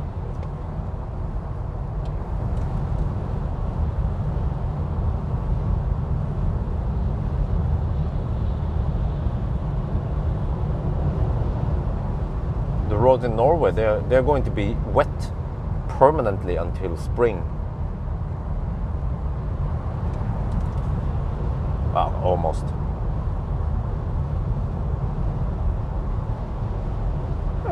This ain't too bad. This traffic, we ninja it. Let's hope we don't get stuck in it on the return. Let me see. Oh, we might get stuck. Or yeah, we might be here around 4 or 5.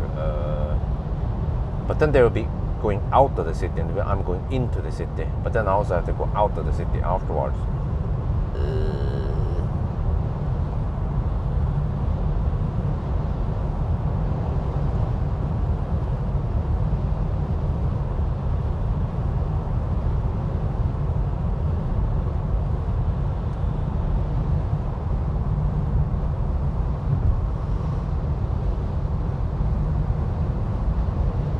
Congestion chart. Okay. Yeah.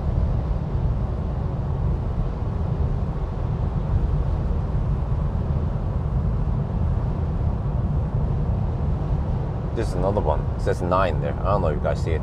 Normally it will be just empty or dash if it's weekend or night.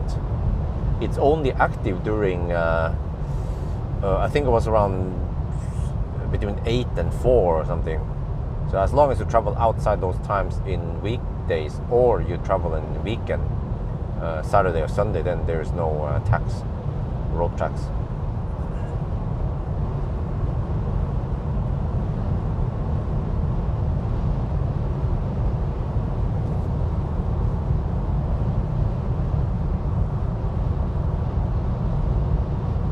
Whoa, there's a huge margin now. 63 kilometers to Varberg and 104 kilometers on Gom.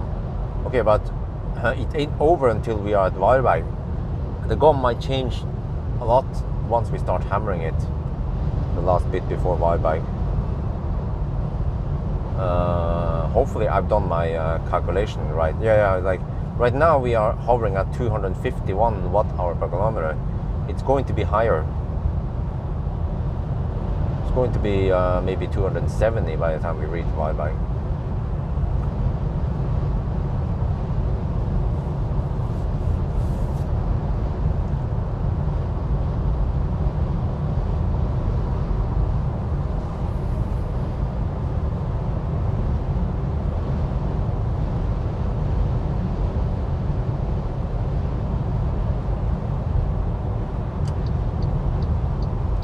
Hey, can you guys tell me why some cars, some Swedish cars that have yellow license plate? Oh, it's taxi.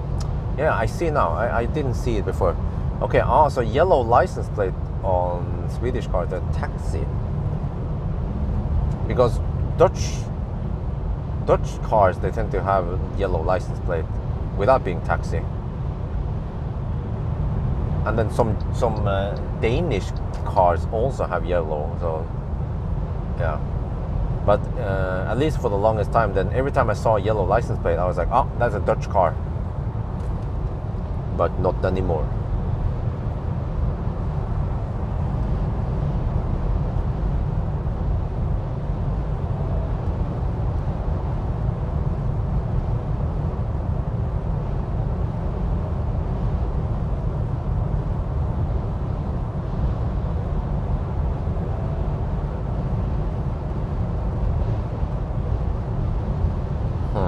But also this is bad. If I arrive with too much juice, then that's also bad.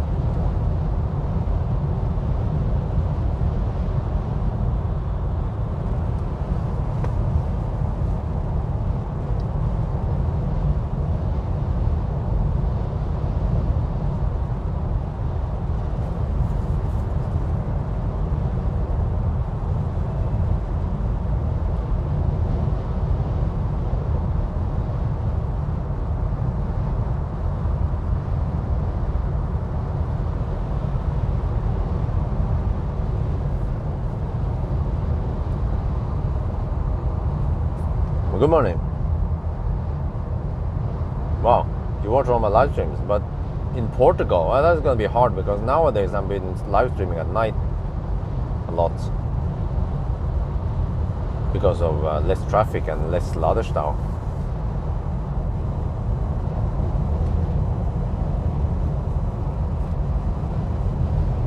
We still haven't visited Portugal. There are some European countries we haven't visited yet. For example, Greece, Portugal,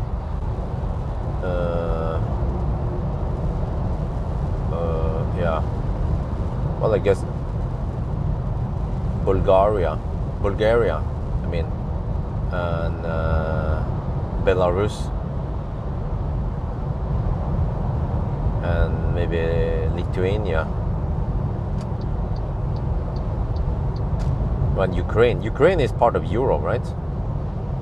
But maybe Ukraine is not the country to visit right now. Hey, how is it going with Putin, by the way? I haven't seen much of the crazy war. I mean, has he reached Kyiv yet, or is he still struggling? He's probably sitting in his bunker like 999. Yeah. Suspension repaired. Well, yeah, soon. We'll see. I'm not sure if I have time before. Actually, maybe I should stress it and try to fix it before I go to Thailand, because I'm going to lend the car to Pawel while I'm gone, and then I don't want the suspension problem to be there too long.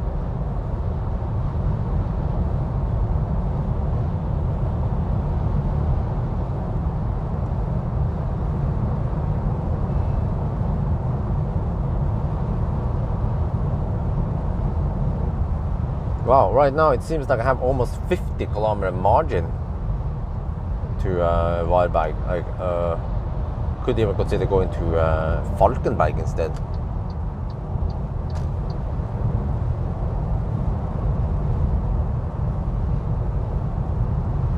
But technically it's not a suspension problem. It's well, or is it suspension? I think it's some kind of rod, stabilization rod or something. Not sure. Maybe that's part of suspension. Oh shit! There's going to be some elephant running here. I see these trucks. They want to overtake each other. Just need to hug the car in front here. Yep, there it goes. The truck behind me. Wow, there's so many trucks here. Freaking mother trucker gathering here.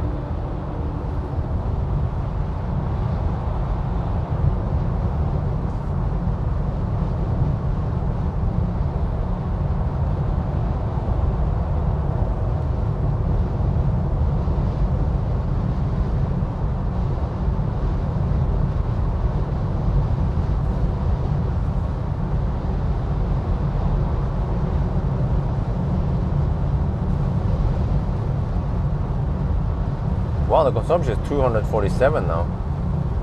But that was the slowest part. Now we go faster and faster. We're in the 100 zone now. Putin is on day 252 on his 3-day war. not going so... Wait, he claimed he could take Kyiv in 3 days. I guess he underestimated the Ukrainians and their courage to fight. Wow. That is very impressive, the Ukrainian army. Wonder how much money he lost on this war. And of course, where does he take it from? The Russian people. That's a sad story.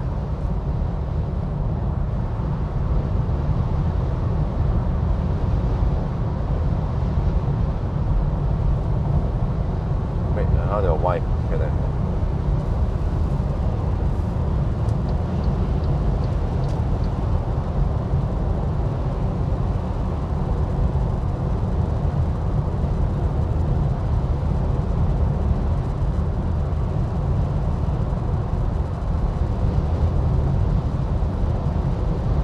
And also that the Putin, I wouldn't call it the Russian war, I would call it the Ukraine war, but the Putin war just messed up the whole or parts of the world economy because of energy and gas, and because Russia is a big trader of energy or gas, pretty much.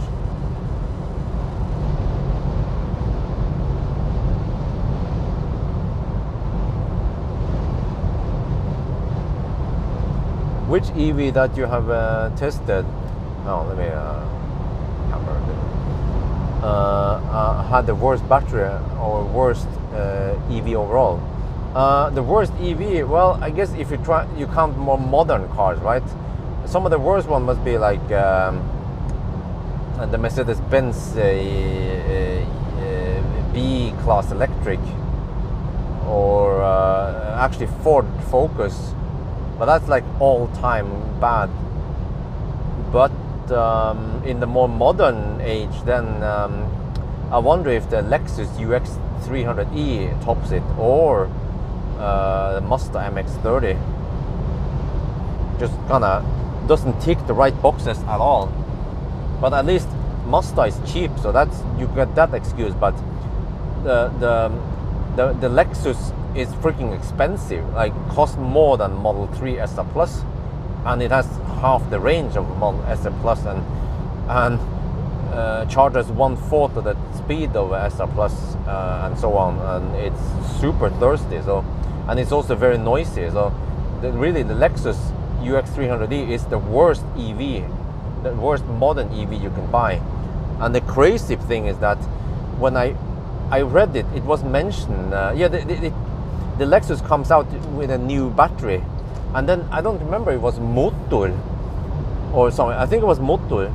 They mentioned it, that, oh, there's a new version coming out, and they also mentioned that, well, the old one, the existing one, at least when we tested, it was very quiet. I'm like, how can you test it and find it to be quiet? Like, it was noisier than the Model 3 even back then, the old Model 3. So yeah, Toyota I haven't tested yet. So yeah, I need to test it. Putin pushes the world to clear. Well, I guess, yeah. Well, but I heard that countries are firing up the nukes. Yeah, they're firing up the nuclear reactors, the nuclear power plants, not for nuking anyone, but for nuking for some energy. So, okay. But I guess some people claim that nukes are clean. I guess as long as you deal with the nuke waste properly, and if you're super strict with the routines, then there shouldn't be any pollutions, right? Not any significant pollutions. But of course, renewables like solar, yeah, solar is great. You know, I heard that in Sweden they just got a huge solar farm. Sweden's biggest solar farm has been approved to be built soon in Helsingborg. Yeah, of all places, Helsingborg.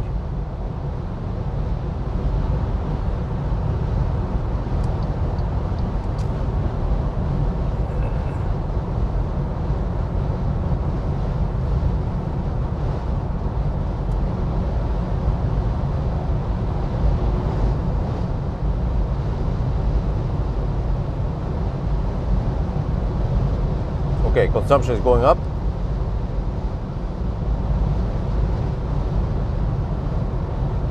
$250 now, or $249.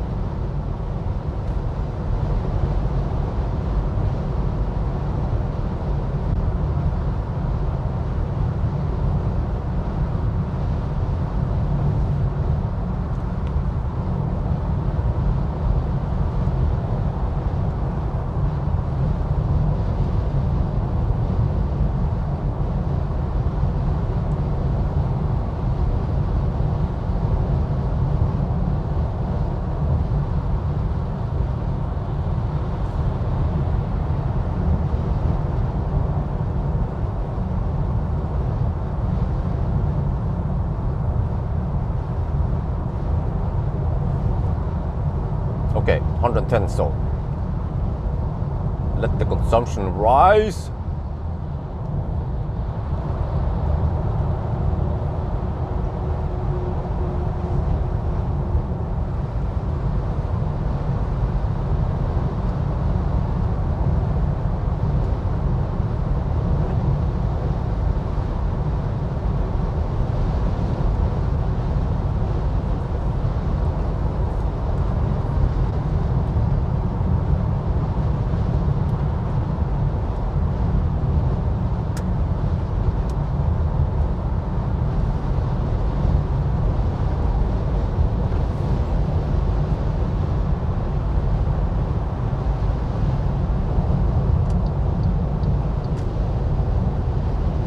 Well, I guess with lots of wind we'll be generating, let's see how strong the wind turbines are turning at the Falkenberg today.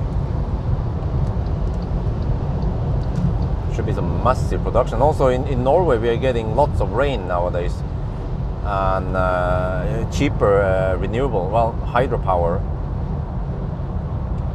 And the reservoirs are filling up now. And the electricity prices in Norway are dropping.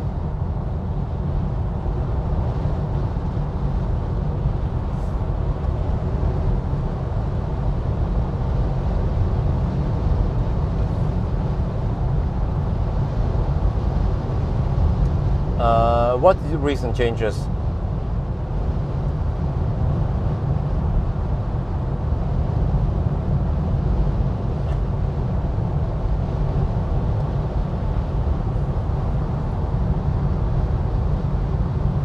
Oh, it's almost sunny over here. Wow. This is where the nice weather is.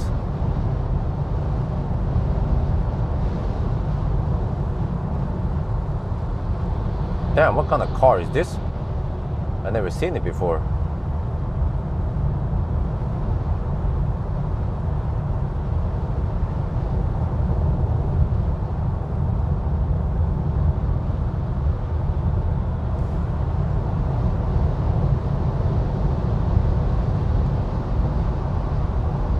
Looks like a Chrysler on the front. See the wing badge. But I can say that highly unlikely I'm going to switch to the main channel. Okay, 34 kilometers to Varberg, 81 kilometers on Gom. Oh, well, we'll see about that one.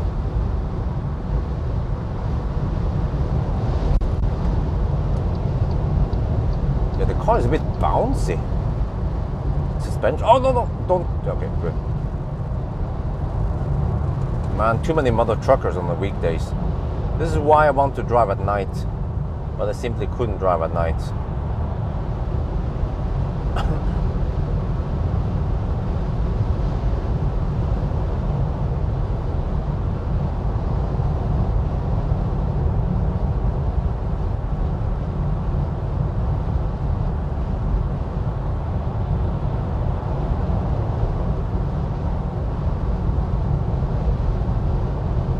Because it's actually better to have the...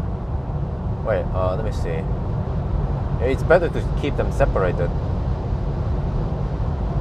Live stream and the video channel.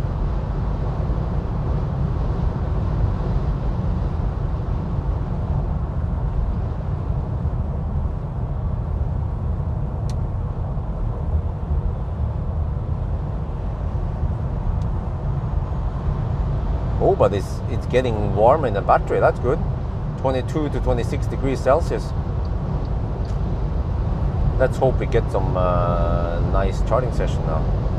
Okay, so I'm planning on stopping at Mellbystrand. Even though it's kind of expensive, but yeah, that's the name of the game. Otherwise, I have to sit for... Oh, wait. Yeah, I think that I'm pretty sure at least on the way there. On the way back is a different story. Then we can ride on the tailwind. Wow, the chat is either bugged or people are responding dog slow. I want to know what recent change on YouTube is. Didn't get a response yet. It's been 5 minutes now since I asked.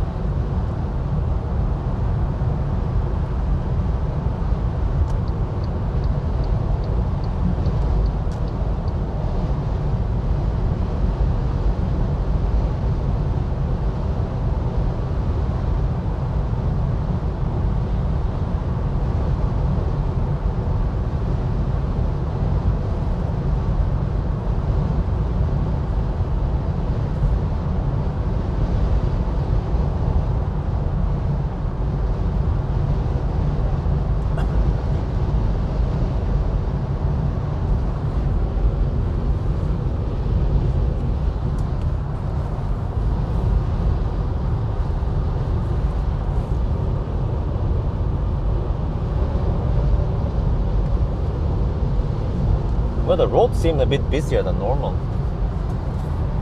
Maybe because it's weekday.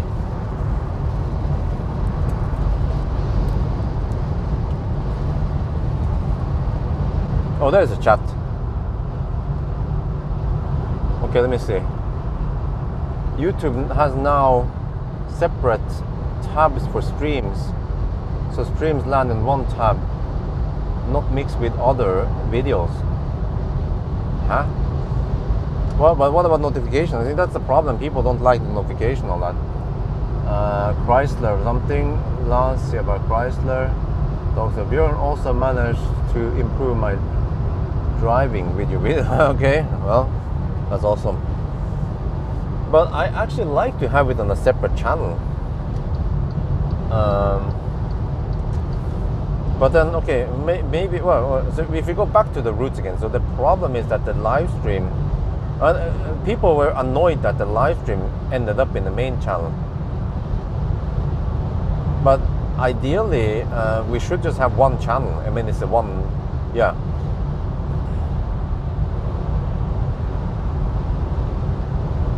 Because the audience overlaps. Yeah, that's the main thing. When it comes to the Thai channel, that's a completely different content in different language, so that makes sense to separate that in a separate channel. But then live stream, the people who subscribe to my live channel, they are also subscribed to the main channel.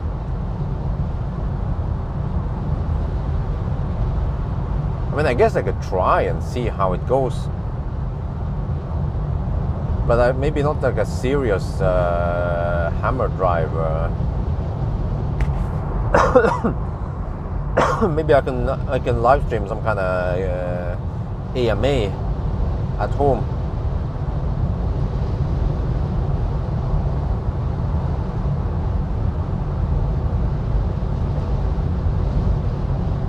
Okay, 29% now. 66 kilometers on GOM, 21 kilometers to go. Oh, well, we should still be close to 10% maybe when we arrive. Okay. So hopefully we get good charging speed. Nice flat 90 kilowatts. The temperature in the pack is now 22 to 26.5.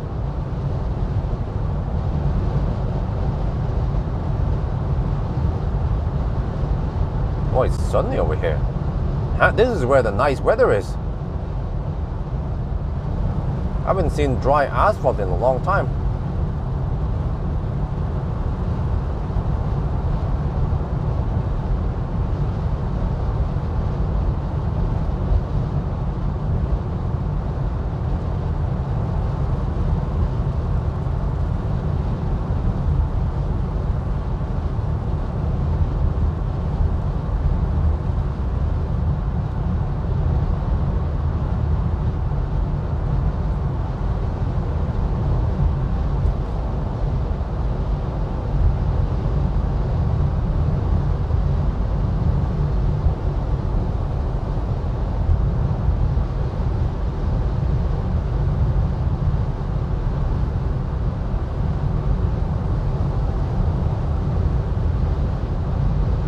Yeah, I'm pretty sure we can't make it to Falkenberg anyway.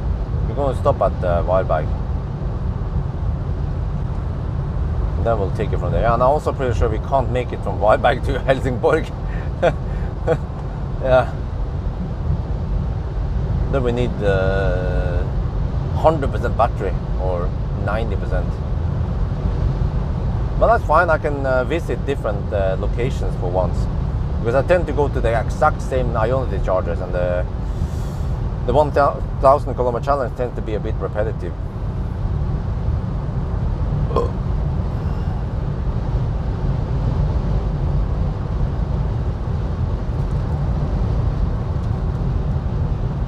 27%. Yeah, the battery is heating up now. That's good.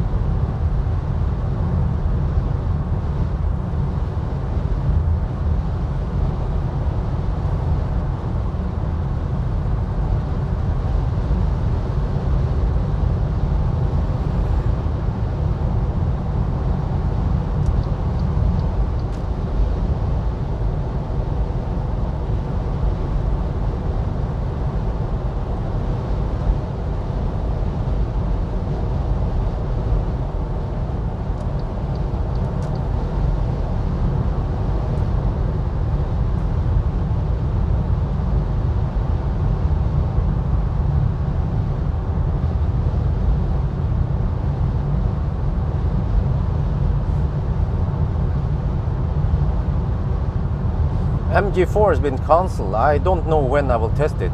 I will get ZSEV instead.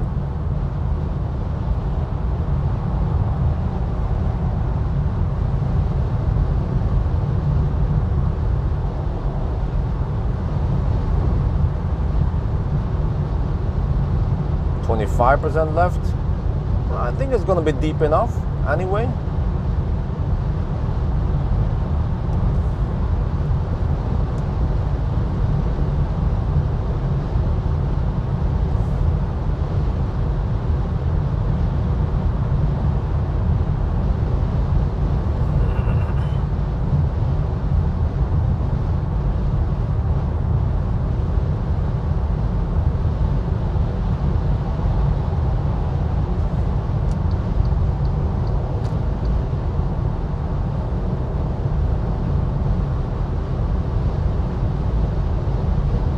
Seems like I charged too much though.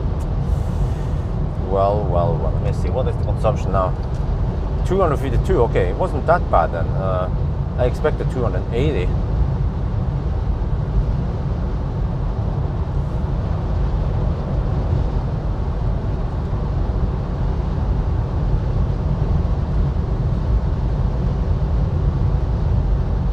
I guess the dry road helps and the higher temperature helps.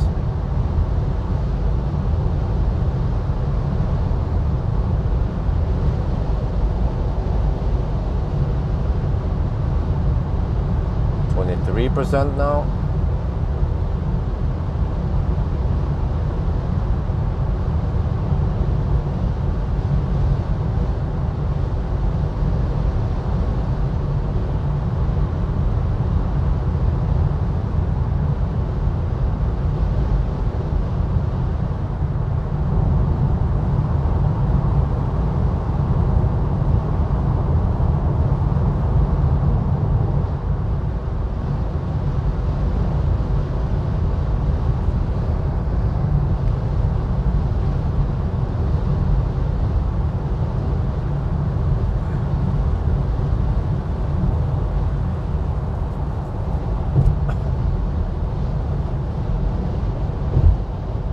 So I'm not sure if I can make it in 11 and a half hours like I estimated now.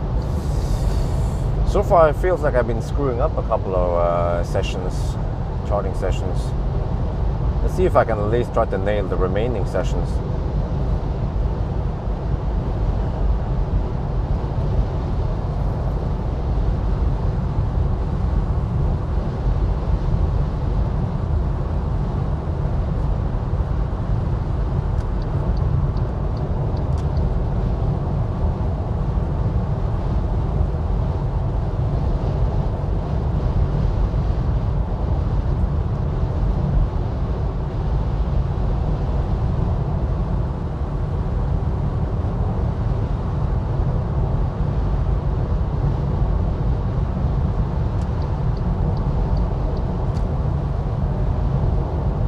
ZSEV will be good since you have experience with, yeah. And also ZSEV is a bit larger and more premium. MG4 was quite stripped down and very small, so I would struggle to sleep in the MG4. Even though the MG4 is the hyped up car that everyone just crazy about. So it's like sleeping in the E28, right? Or Corsa E. I think it did work, kind of, even though it wasn't optimal. Okay, we're only 5 kilometers away. We still have 21%. Oh, that's not good. We actually wanted to go deep. I charged too much. Charged about 10% too much. So 75% would have been enough. And I went 85%.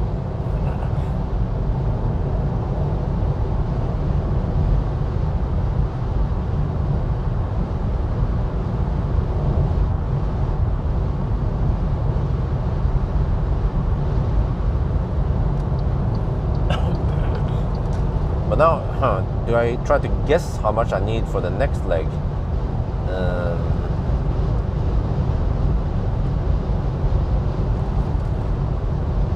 No, I think I'll just go for Mellbystrand. But then I probably have to top up also at Just a quick top. I will ride on 90 kilowatt wave at Melbystrand, but then I top up at Helsingborg, and then maybe I go for Falkenberg on the return. That would be fun to visit Falkenberg for once. And then Falkenberg to Spekerød. Yeah, that sounds like well balanced. Because it's roughly 150 kilometers from Falkenberg to Spekerød with Göteborg in between. Yeah, okay, 19% now. Not optimal.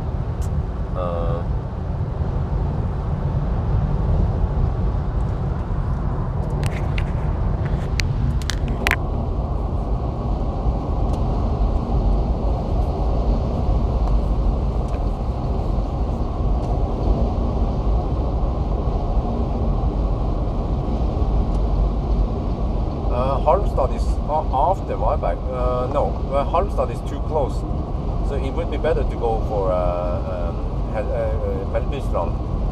Plus that Halmstad is on the other side of the road. You can look at the map and you will see Halmstad, and you can see Melbystrand. So I wonder if maybe even Melbystrand and then to Helsingborg and then back to Melbystrand would work. But then since I'm already stopping at Helsingborg, then I might as well ride on a 90 kilowatt wave and then go to Helsingborg.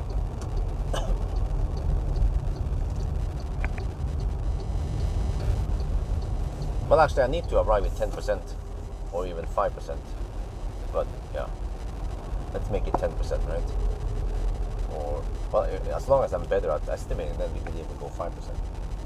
Okay, let's see. Ionity. Oh, we have a few cars there, not many. I need to go towards that one. Yeah, okay. Like this, zip, and then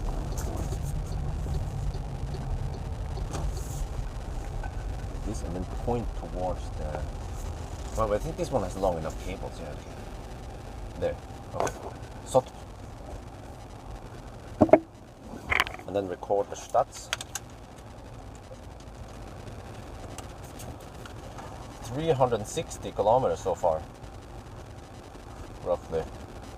This is Varberg. Okay, and then outside temperature 12 degrees Celsius.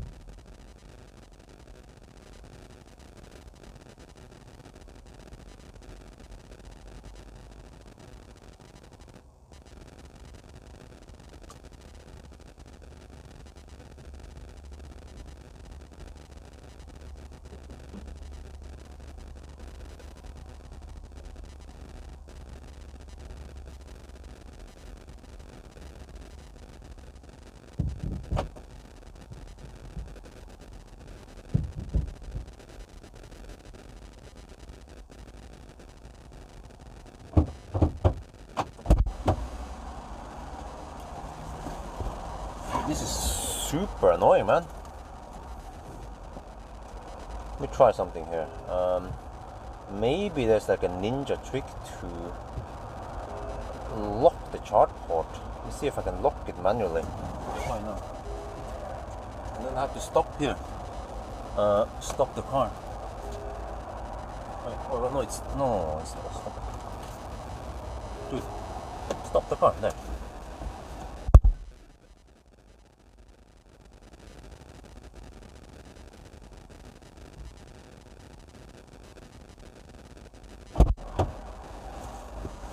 Of course, now the charge port is locked.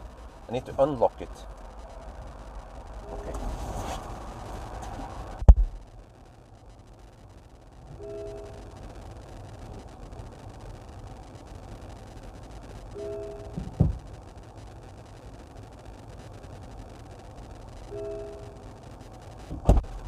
Let me try to lock it manually. See if that helps.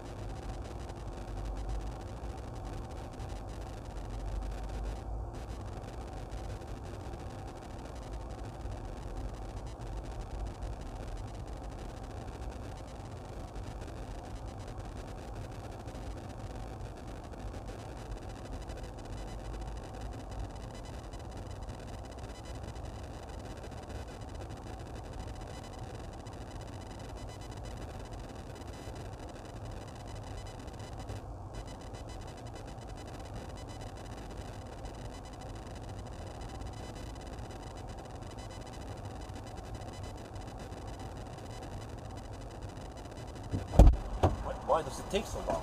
Wait, maybe I need to power off. Shit.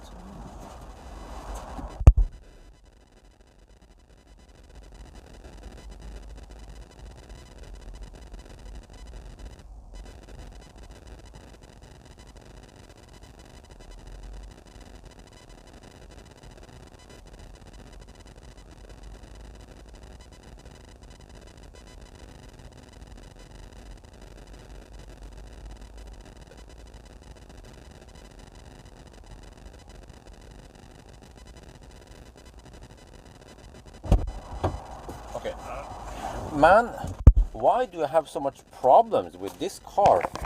I mean, I use IoT a lot, but do I need to kind of start and then start charging? It's gonna time out. I feel like it's gonna time out.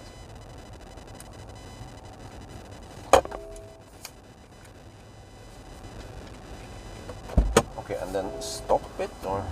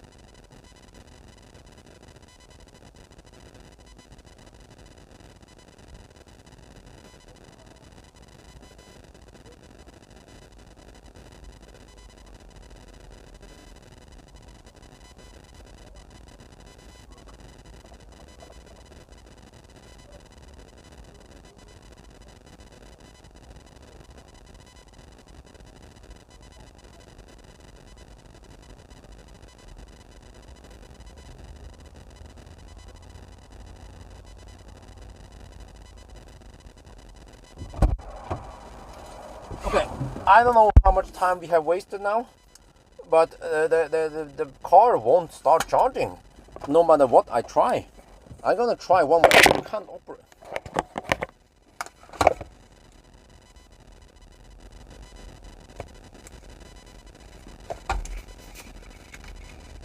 Okay, now it's green. It timed out. Okay, now it's green. It timed out. All right. So you see, I cannot unlock or do. I don't know if this one does anything, but you cannot operate when the vehicle unactivated. So you have to start. You start it. Okay.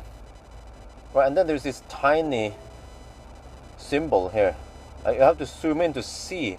Which state is this? Okay, it's a lock state. Oh, I can barely see it. All right, let me try to unlock it. Is it unlocked? Wait.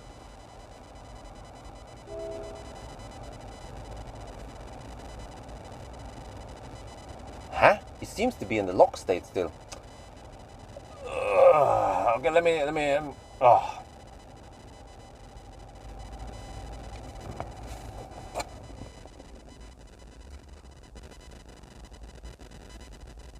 โอเคตรงนี้มัน time out แล้วนะอันนี้เป็นสีเขียวอันนั้นเป็นสีฟ้าแต่ว่ามันยังล็อก charge port นะครับแล้วก็ตอนนี้เราทำอะไรไม่ได้มันบอกว่ามันจะต้อง start รถก่อนโอเคเราก็ start รถนะครับแล้วก็เนี่ยถ้าเช็คดูนะมันเป็นแบบล็อกมันเล็กมากเลยนะผมดูไม่ออกว่ามันล็อกหรือไม่ล็อกเนี่ยลองกดดูนะมันทำไมมันไม่เปลี่ยนนะฮะแล้วตอนนี้มันกำลังล็อกหรือว่ามันอันล็อกเนี่ยดูไม่ออกเลยว่ะมันเล็กมากเลยเดี๋ยวลองกดอีกทีหนึ่ง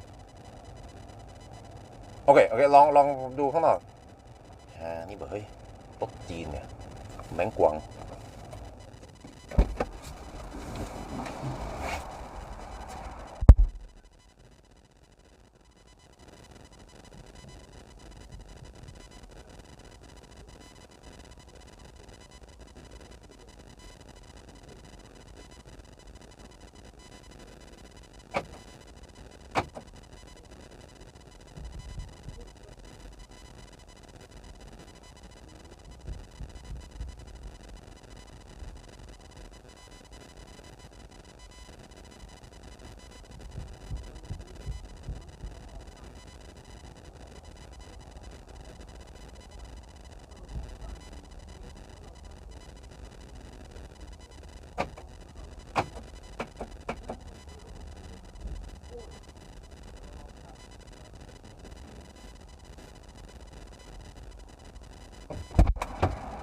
Let's change chargers. Maybe that helps.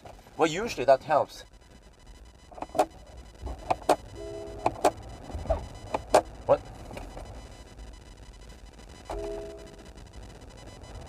Now I can't move the car. Dude, what the heck is wrong? HV battery shot. Okay, well, that's fine.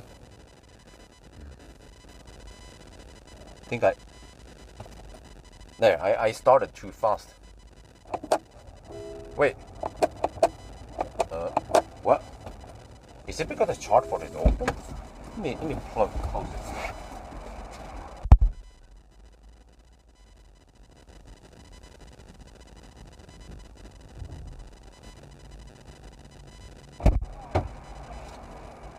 Fungerte det? Ja, bra. Nei, ikke ennå. Jeg skal løse det. Men jeg skal flytte meg dit. Eller dit. Ja. Okay, let me see. I need to document this. If there's a problem now with the car, then... Wait. Dude, did I seriously use the wrong microphone? Holy macaroni, I did.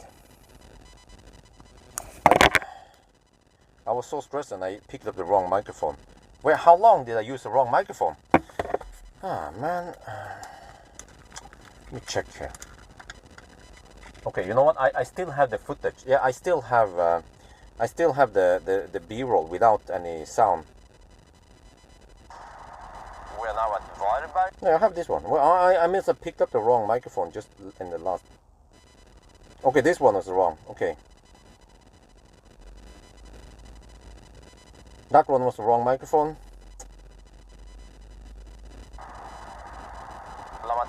Okay. I lost the 2 last shots.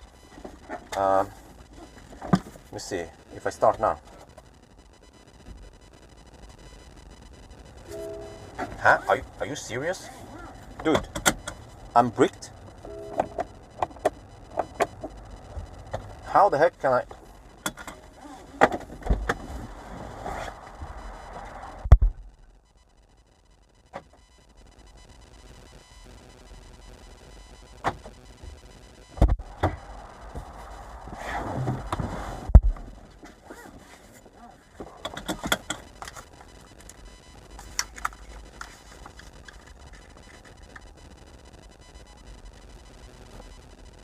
Okay, we had some problems now.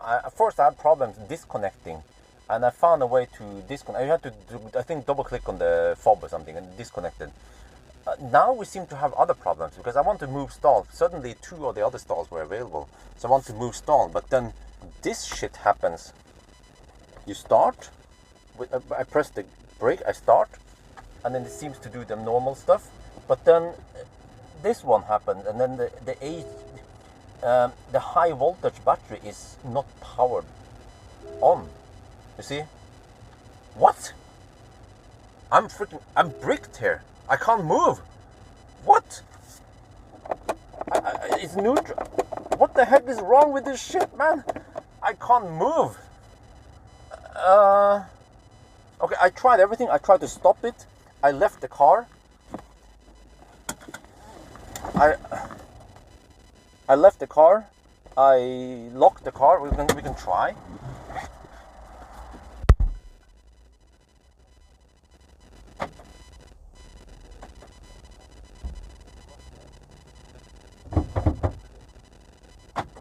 Enter it again. Maybe I need to take the 12 volt or something. Okay, let's try again. Okay, let's start fresh. All right. Let's go. Wait. Maybe this one needs to be... Maybe I need to lock the charge port, or it's grayed out. You can't do anything here. Dude!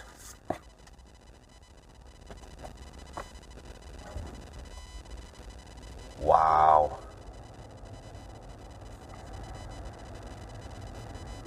Okay, Presco, please tell me how to reset the car because I don't know.โอเคเมื่อกี้นี้ผมมีปัญหานิดหน่อยนะมันไม่ unlock charge port แล้วผมก็ลองหลายครั้งแล้วก็จนสุดท้ายก็เจอวิธีต้อง unlock charge port ได้นะครับเพราะมันไม่ชาร์จนะครับเราเสียเวลาตั้ง20 นาทีแล้วที่นี่ใช่20 นาทีแล้วก็ตอนนี้ผมก็จะย้ายไปชาร์จที่อื่นเพราะมันว่างนะครับแต่ว่าปัญหาคือเรา start เหยียบเบรกแล้วก็ start นะครับแล้วมันก็จะเริ่มเหมือนกับว่ามันจะเริ่มปกติแต่ว่ามันกลายเป็นสีแดงสีเหลืองอะไรก็ไม่รู้นะครับมันไม่เปิด high voltage battery ให้เรานะครับมันจะเขียนนี่ว่า high voltage battery shut off แล้วก็ตอนนี้นะครับเราใส่เกียร์ไม่ได้มันอยู่เกียร์ว่างเราหมุนไปหาเกียร์ไม่ได้ผมไม่รู้มันเป็นไรนะผมลองทุกอย่างนะครับหลายครั้งเลยลองปิดรถดับรถออกจากรถ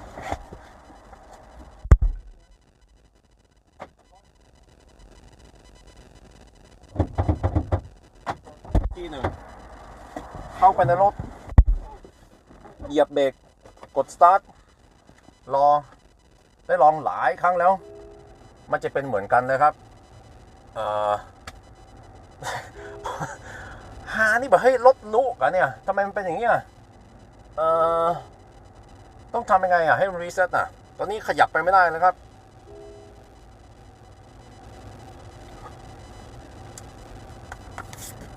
like how do you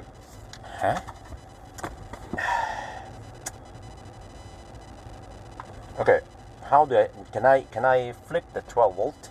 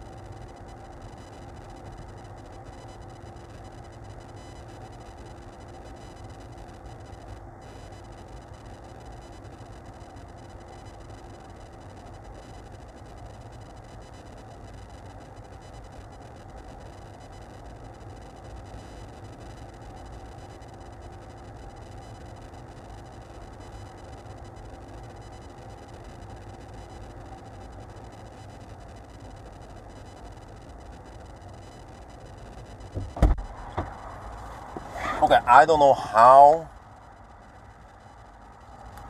I'm supposed to. Yeah, let's wash the car away. Let's try that.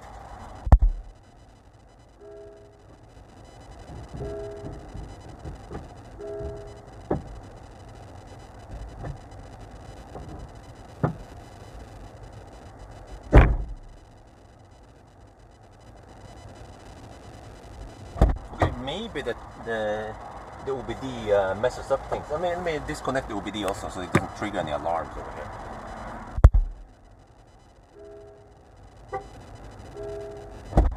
Oh yeah, it's in the on state. Okay, let me go to Circle K and then I come back.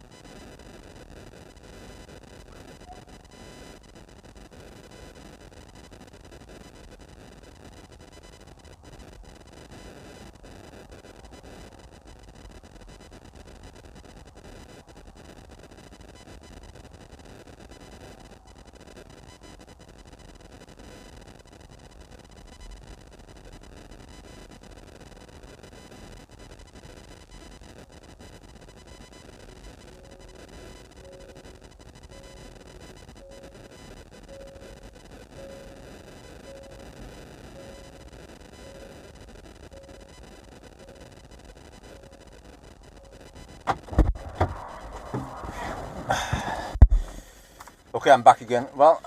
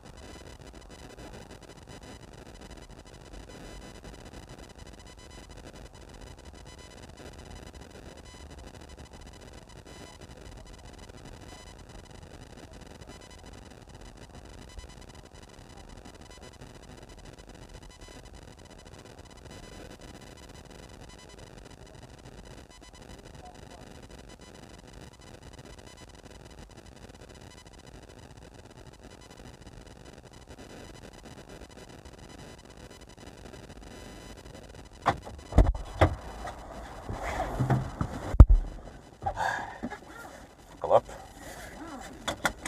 Start. Press.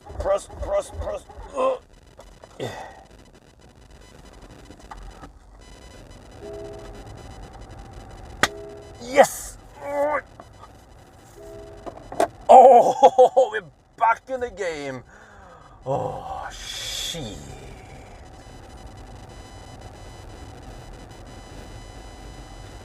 Wait, okay. Let me do a little flip mode here. Okay, I'm gonna go the other side.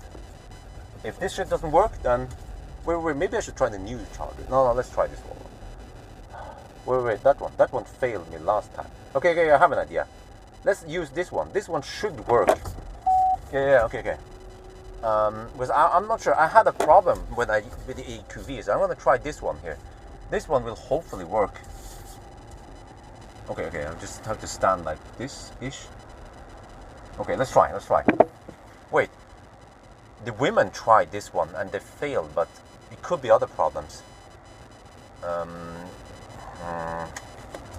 Okay, I'm not sure now which one to take. Okay, let's try this one. Okay. So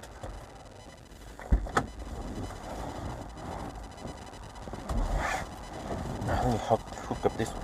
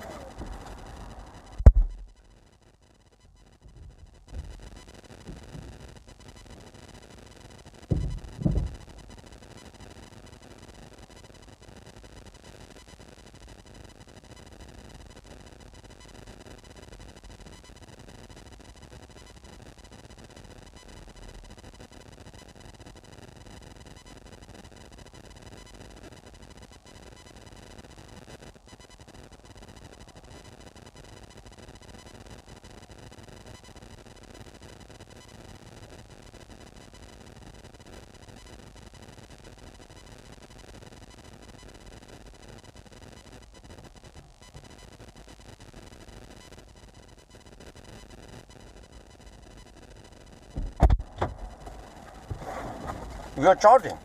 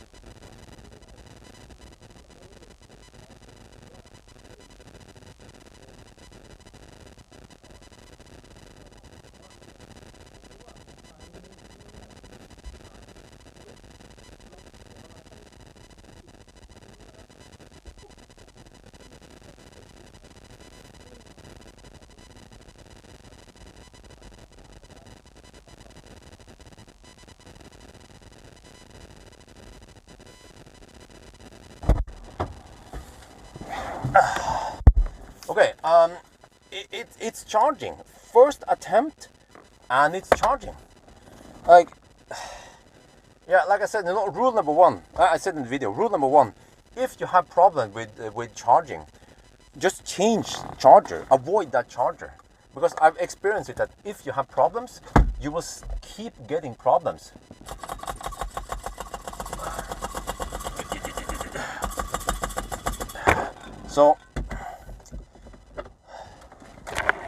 So yeah, but the problem is that I could not switch stalls because all the other chargers were occupied. But it's working now. The only problem is that I wasted 40 minutes here. Guys. What are we supposed to do? I wasted 40 minutes here.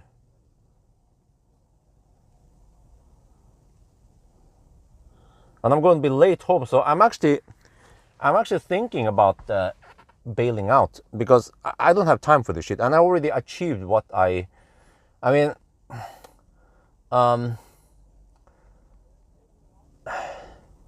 okay, think about this. We can finish, we set a time, but what's the point, right? What people want to see is something fail like this. So we already achieved the fail. I will just call this the fail 1,000 kilometer challenge. So I'm actually thinking about just going home, because I have better things to do. And I think I will already get the view from this. I'll just chill and go back home. How about that?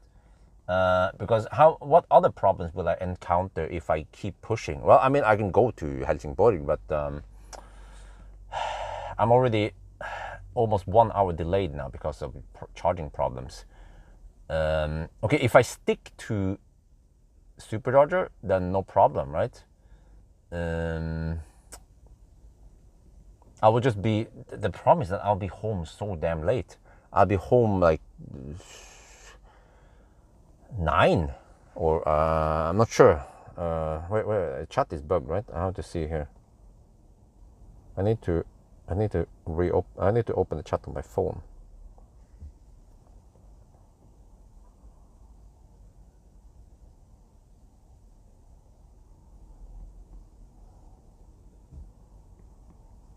No, well, should it all be deducted? No, Felix, you missed one very important point.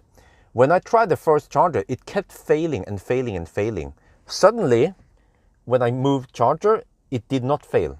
And the same thing when I went to Strömstad, I owned the charger, plug it in, worked the first time, you know? So normally when you plug it in, even with this car, it will work the first time, but it did fail. That charger was troublesome. I kept trying and trying. You know, if it's a glitch, then okay, it will fail one time and then it will work. But it kept failing and failing, no matter what I did. So you can't really blame the car then. You have to blame the charger, because when you move to another charger, it works the first time, right?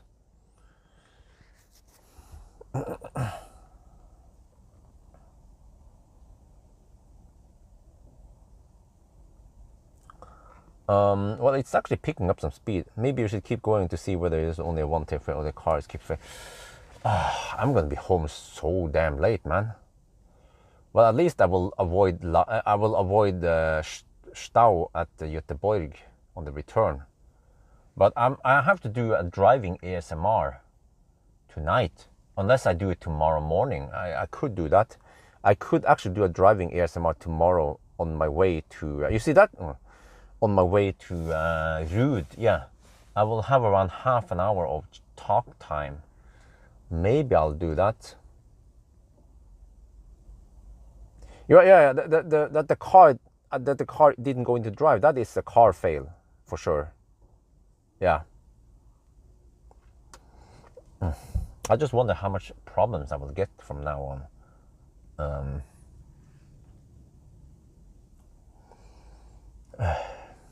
And for some reason, I feel like I'm kind of exhausted already. Or only at Varberg, I'm already kind of exhausted. And then, like, we are not even halfway. We are 1/3 on the way. And I have to keep going.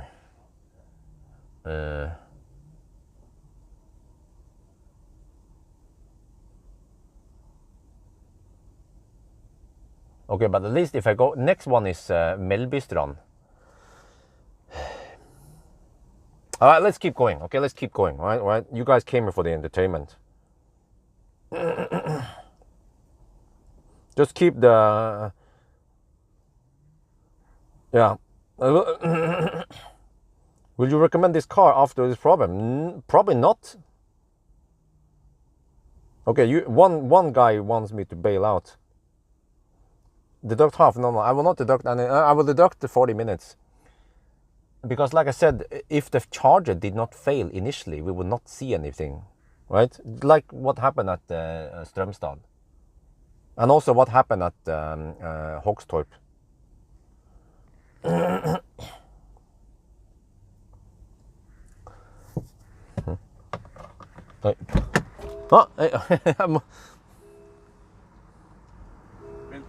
Vill inte störa Björn, men stor följare. Oh, cool. Yeah. Let me see. Okay, so that's a freaking 1 hour delay. Oh shit! I started late already, and it's gonna be even later. To the point where I probably have to take a nap somewhere. You know, that's actually sounds like a good idea, because over here it's nice and warm. I can take a nap without running the heater. But I'm not tired yet. I'm just full of adrenaline right now. But eventually I need to get over to okay, Mellbystranden, because I think it's too far if I go to yeah, we need to ride on that 100 kilowatt wave, or 90 kilowatt wave. Okay, let me fire up the car now. I'm gonna go to Ionity Mellbystrand. I mean, I feel I deserve a Max Burger today. I haven't done the headlight test even. I need to do the headlight test because I need to show how shitty the headlights are here. Let me see, where the heck is Mellbystrand? I think it's over here.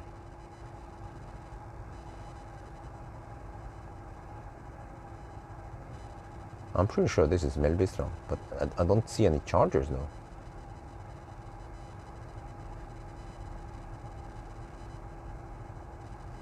This is probably Mellbystrand. Let me check here. Yeah, it says Mellbystrand, 91 kilometers. Yeah, I think that's it.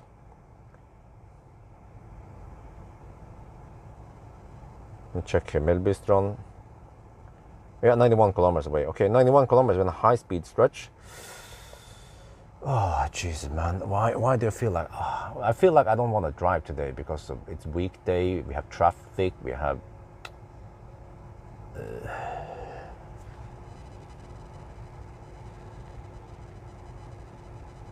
Okay, let me see, 91 kilometers multiplied by expected consumption. Oh, on the high-speed stretch. Holy shit, high-speed stretch all the way here. With headwind. Consumption is going to be over 300, that's for sure. 300 and... But it's dry outside. 320. That's my guess. No, wait. 330. Oh, 320. Okay. Okay, so I need to spend 54%. So if I go 65, I should be safe. Okay, 65%. Yeah, 65%. Well, we are at 40 something now. Okay, 65. All right. Well, hello, guys. But I'm still debating whether I should just bail out or not, because, like I said, I mean, it's going to be okay. You know what? For all we know, we might run into more charging problems already on the way home if we just turn around now. And if we keep going, then it's going to be a one long ass video with maybe not too much stuff going on towards the end. Actually, when I think about it.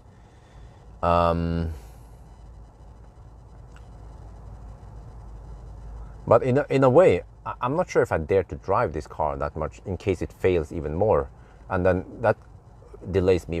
If it bugs like that, then I will just lock the car and wait 5 minutes and 10 minutes and then try again. Maybe just give it 10 minutes. But like, how many times do we have to fail, right? Well, it did fail here, but it did not fail the 2 other times at least. And then it didn't fail just right away. I don't know, we just did lots of weird shit and that triggers it to fail. I don't know what we did really to make it fail, but it should not fail. It should be fail-proof. we might have triggered something, a combo that triggered the, I don't know, man. But okay.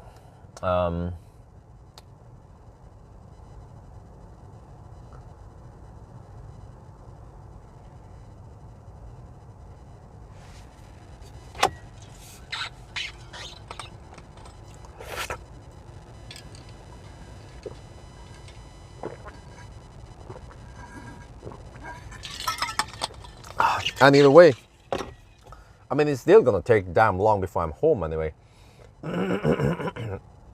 So, yeah, the EV6 also had big problems. But I'm not sure why they had problems, because normally if you just use RFID like I do, it's fairly smooth. You guys have seen it.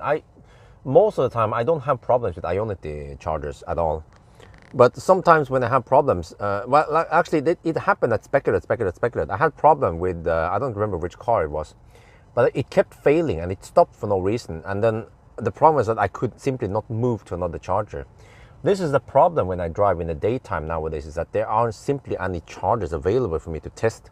I mean, at night, if one charger fails, I would move immediately and then no problem.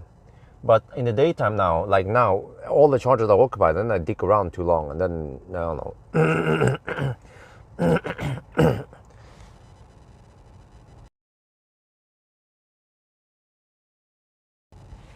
And I feel like I didn't have enough sleep. Exactly, good point. Go back.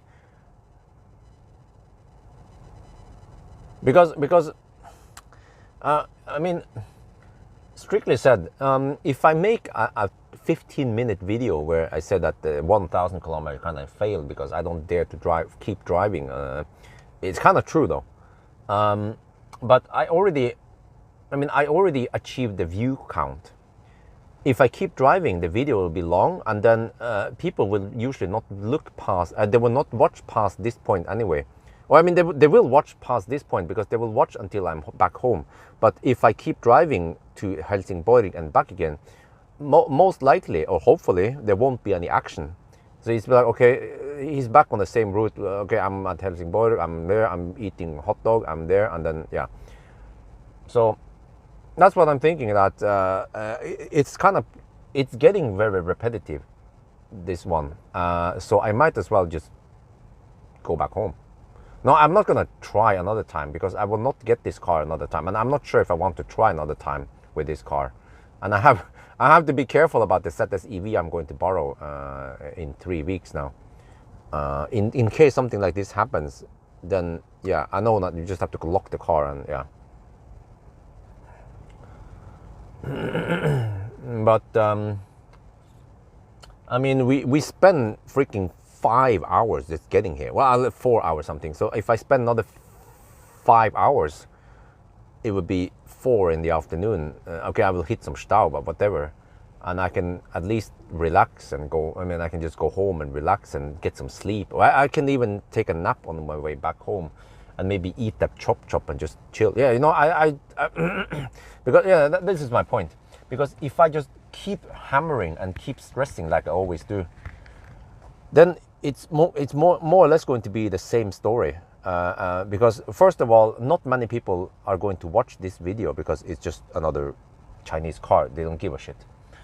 And it's just, once they see that it's just the same path, like, okay, he's just charging and he's hammering and he's talking about charging and stuff, it's not too interesting. I know this because the interest for 1,000 kilometer challenge has been declining. So that's why I figured out that just fuck it, man. We go home and we take it easy and we charge to, I don't know, just sit and chat here.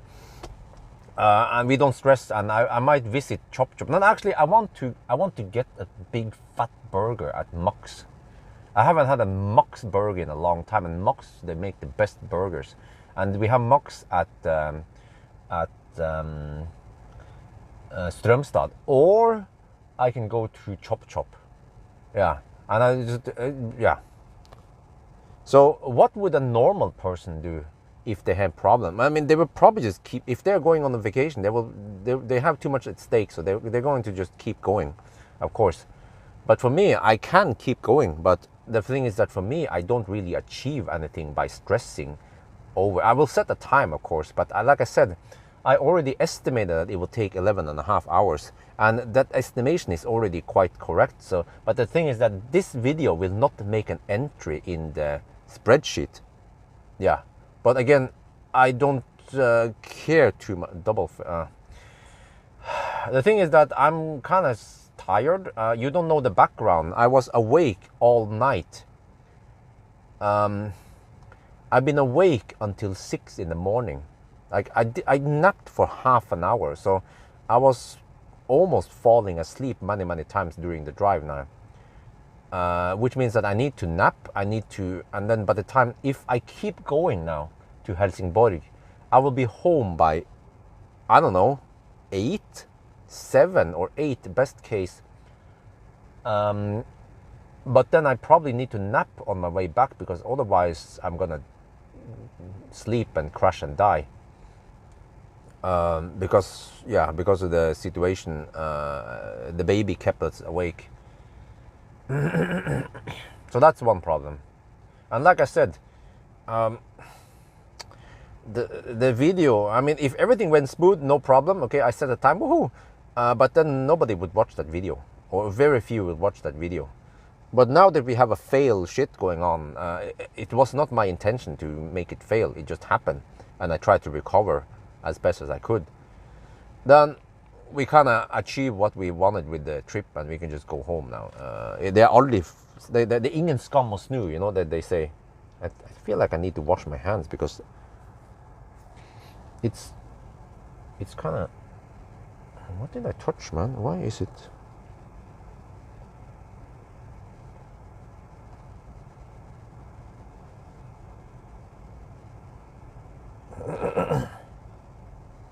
I think chat is bugged again.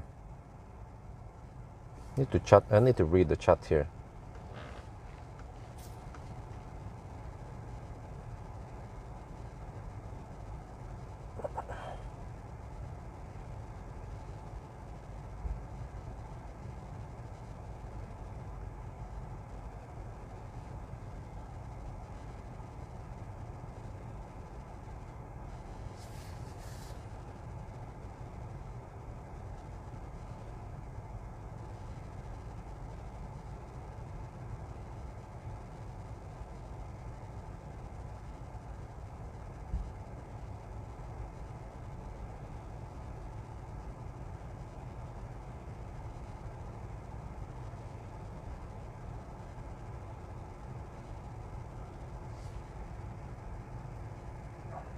But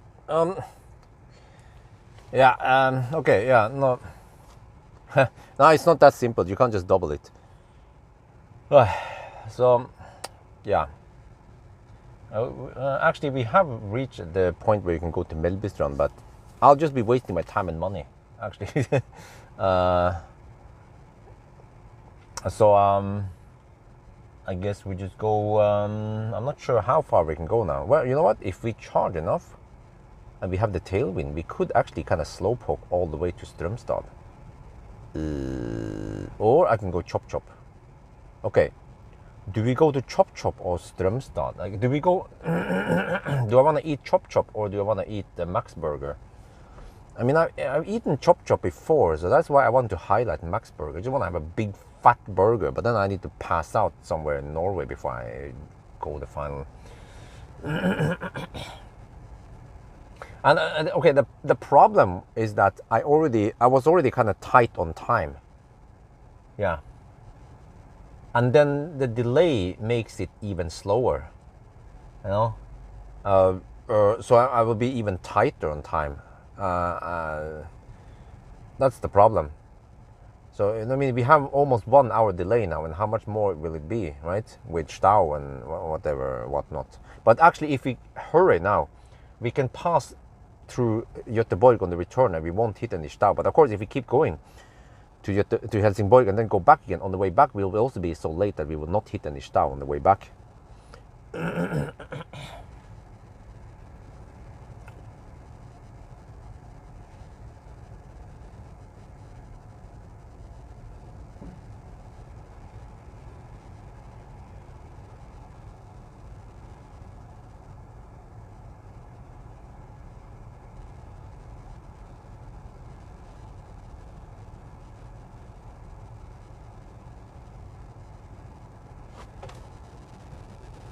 Okay. Okay, guys, what do you guys suggest? Chop or max?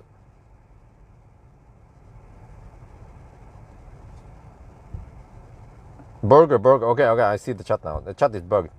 Lots of people say burger. Okay, in that case, we need to reach Strömstad. I feel like I need to wash my hands. I don't know why my hands are a bit slippery. I don't know what the heck did I do. Does Amber want chop? Oh, you know, I could pick up chop. We can just take our time, no problem. Let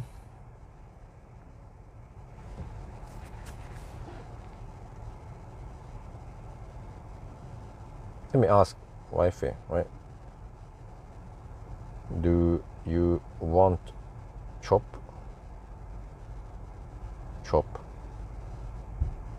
Wait, I have a better idea. Oh, you know what? I want to go buy some Thai cube. Wait, do I have something to insulate? Well, I could use my camera bag. Oh no, I can buy an insulated bag. Okay, that will help. But we have to hurry. I want to buy, you know, we can turn this into Harryhandel. Normally I don't have time for this, but on the way back now, I could go to Nordby and I could buy some Thai cubes.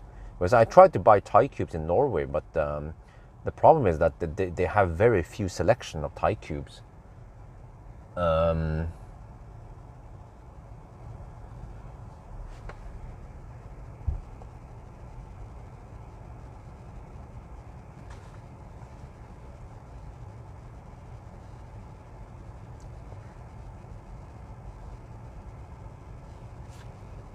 Let me check where wife is right now.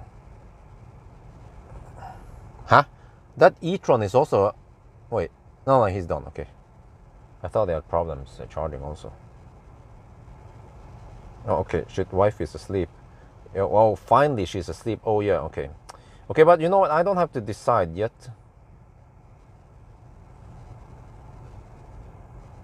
Well, I have lots of emails I need to reply to.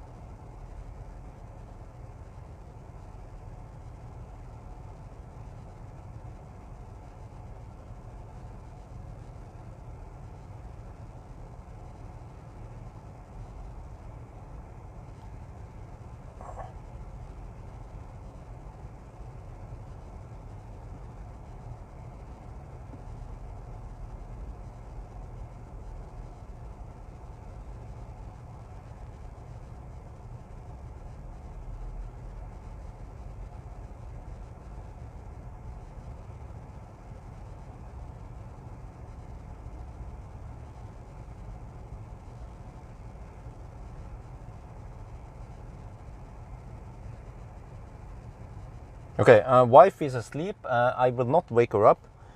We can decide for chop. You know what? I know what she wants. I can just buy chop. If she doesn't want to eat it, I will eat it. I eat anything as long as it's dead and cooked. Okay, so we're gonna take a little trip here.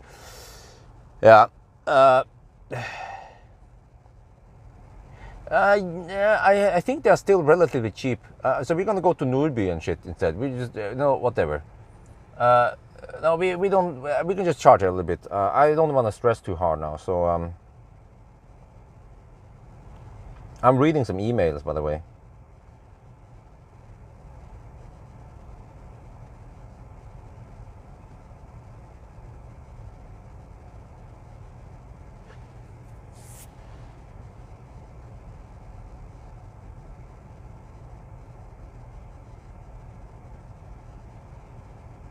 Huh?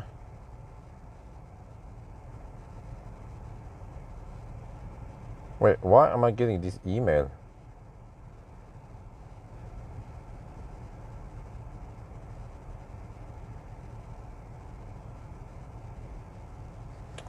I'm getting some, there's some press meet. Wait, where's this date again? Let me see. Hopefully it's a date that. Oh, 17 November. I'm not there. Okay, good. I'm in Thailand. Hey. For invitasjonen dessverre i Thailand da med. You know, it's always interesting when you have an invitation to something and you don't want to go, but then you find out that you are unavailable or out of country anyway, so you don't have to. Then the false excuse is that you are not available. You're not in the country. Sorry, Mac. Okay, let me see. And I got an email from Mercedes about the EQS I've been borrowing. Okay. Hei, André. Takk skal du ha. Med vennlig hilsen, Bjørn Nyland. Okay. All right. Answer some emails. Let me check how. Okay, you see, I'm gonna check now on view count on the EQV 1000 kilometer challenge. Well, it's actually looking good, huh?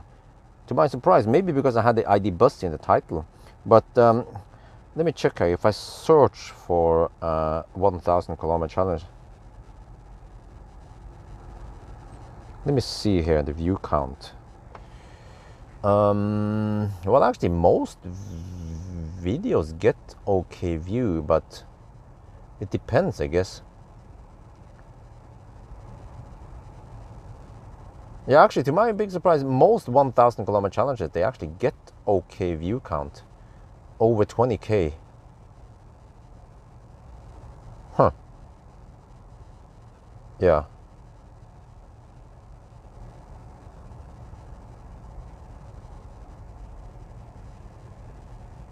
Yeah, I have EQS right now. I borrow EQS and this one at the same time because they just toss it at me. I'm like, okay, I will test it. The beefiest EQS. Well, okay. I guess at this point we're gonna take a different thing. I guess I will go. I will go pick up some chop. Wait, will that be a bit too early?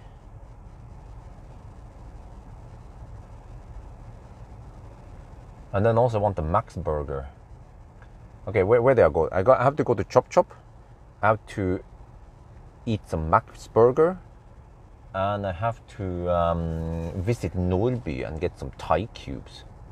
Yeah, that's the plan now. Change of plans. We just do something useful rather than banging our heads against the wall and hammer like I always do. Yeah. And I actually think that you know what? Dads are like that. Normally when wife and I we travel together at the restaurant, if wifey wants two different things, I will order both things and then she will taste both of them and then she will eat which the dish she likes the most and I will eat the other one. Yeah. So that, yeah, when wife is not sure which one she wants, then I take the one that she doesn't want and then, yeah, she gets the best. But I can eat anything, yeah. Like I said, as long as it's dead and cooked. Men for helvete. Okay, anyway, why is it getting hot in here? Dude, 12 degrees Celsius. Okay, I'm gonna wash my hands. I will go to the gas station. I don't need to eat now. Let me plan here. So I'm going to Chop at Uddevalla. I'll pick up some Chop. Yeah, so we can have Chop tonight. Okay, I will tell wifey I will order Chop. I will bring Chop.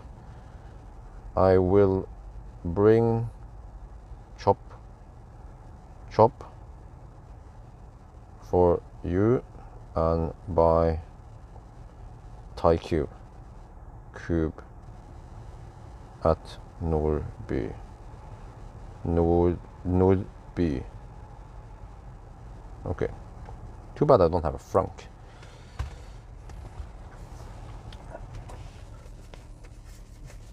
No, we don't care that the charging speed dropped. All right, I'm gonna go to the restroom now. Maybe pee one more time. Wash my hands. I feel like I don't know why they are so fatty now. And then I come back and I will shoot some video about what's going on. And then yeah, I'm gonna go home. Yeah, TB go home. So I'll be back. Wait, is it gonna sound the alarm now? Let's try.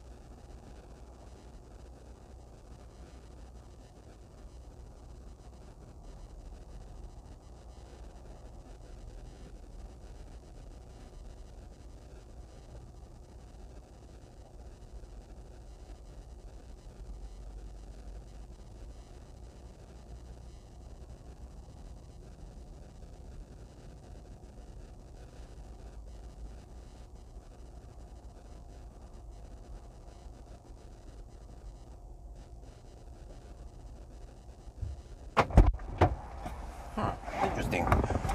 The alarm did not trigger.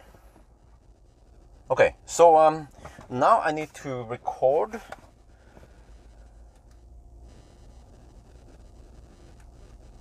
my decision and explain to people what's going to happen. Any good advice for well-priced flight to Thailand, huh? Well, Momondo, I guess.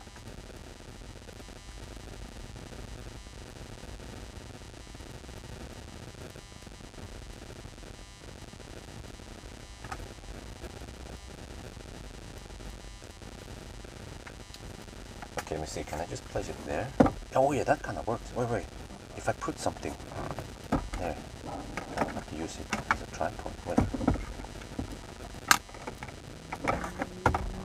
I don't know, I can put my wallet there, and that would be perfect.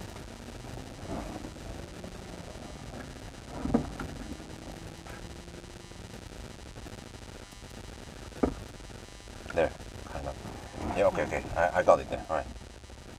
Wait, I need to block out that side, kind of. A little bit. Well, this helps, okay. This definitely helps. Okay, block out. I'm going to control the light here a little bit. Like this. Like this. Okay, that helps. Oh yeah, that helps big time. Okay.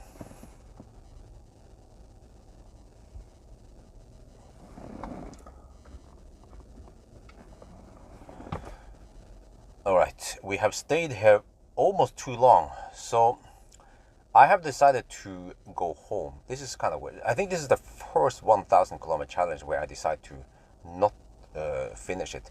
So, several reasons. First of all, I was already kind of tight on schedule here. Well, actually, I have to start with, I started at 6 in the morning, and, wait, let me see, maybe I need a better perspective.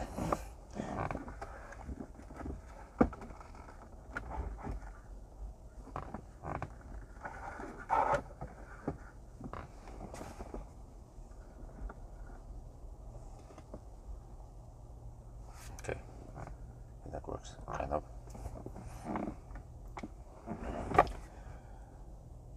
Alright, we've been charged. What the heck now? The battery shit is going. I don't know what the heck is wrong with the whole battery. I have original battery, man. Why is it bugging me about the battery problem on the camcorder? Hey, shit, now you guys don't see the sheet.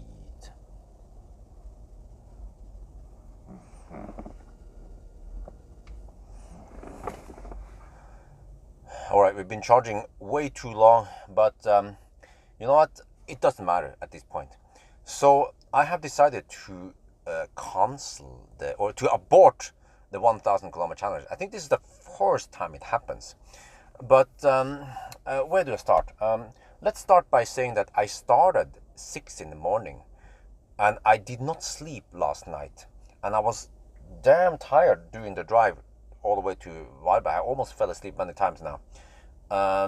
But that's not new. I tend to push myself a little bit too much, which is probably not healthy. But that's one of the problems. And I'm already kind of tight on time here because I would estimate that I will finish at 7 originally. Now it's going to be 8 in the evening. And who knows, it might be 9 because I probably have to have a 1-hour nap somewhere on the way back. And it's a weekday because I don't have this car for weekend. I have to return it tomorrow. So everything is just very stressed now. With this trip, and then this 1-hour delay here, plus the handshake problem. I have almost 1-hour delay now. That delays me further, right? And I already achieved the view count in this video anyway, because you guys click on this because it was some kind of failed 1,000 kilometer challenge, and you watch up until this point, and then I solve the problem. I can get going again. So we already reached climax. That means that if I keep going, hopefully what's going to happen is that it's the same old story like every 1,000 kilometer challenge. I hammer it, I talk about charging, and then I eat some hot dogs, and then I hammer some more, and then so it's getting very repetitive. We get to the same charger, Ionity or Tesla supercharger, and I just talk about charging speed and and then so that's why we don't need to do that. Yeah. We already achieved the views. So what I'm going to do is do something different. And I got the impression that when I made the Millennium Falcon video, which is kind of chill, no hammering, no timing, you guys enjoy it. So what we're going to do is, like we say in Norwegian, det ingen skam å snu. There's no shame in turning back. We don't know what kind of problems we'll get with this car. And I'm just a little bit tired, and the car is a bit noisy and so on. I mean, it's probably a nice car and all that, but we already estimated it will take 11 and a half hours according to my calculations, and those calculations are very correct anyway. So what we're going to do now is we will head back, but I want to go get some chop at Uddevalla. That's one thing that I normally don't have time to do. Depends, but and then I also want to have some Max burger. I normally never stop at Max. I will show you. It's at Strömstad. There's a Max burger there. Max, they have the best burgers. The shittiest burgers are Burger King. No. McDonald's, they have the shittiest burger ever. And then Burger King is slightly better. And Max burgers, they are the best shit. Okay, so I'm going to go there. And then I will also go to Nordby. We're going to do some Harryhandel. I want to buy some Thai cube and maybe some other stuff also. But I don't want to buy too much because we're going to Thailand soon. I don't want to stock up on food, but Thai cubes are always welcome. So that's the plan. Now we are actually juicing up because I want to see if I can make it all the way to Strömstad or not. But we don't want to stress it. So yeah, I need to now do the same explanation in Thai, and then we can leave.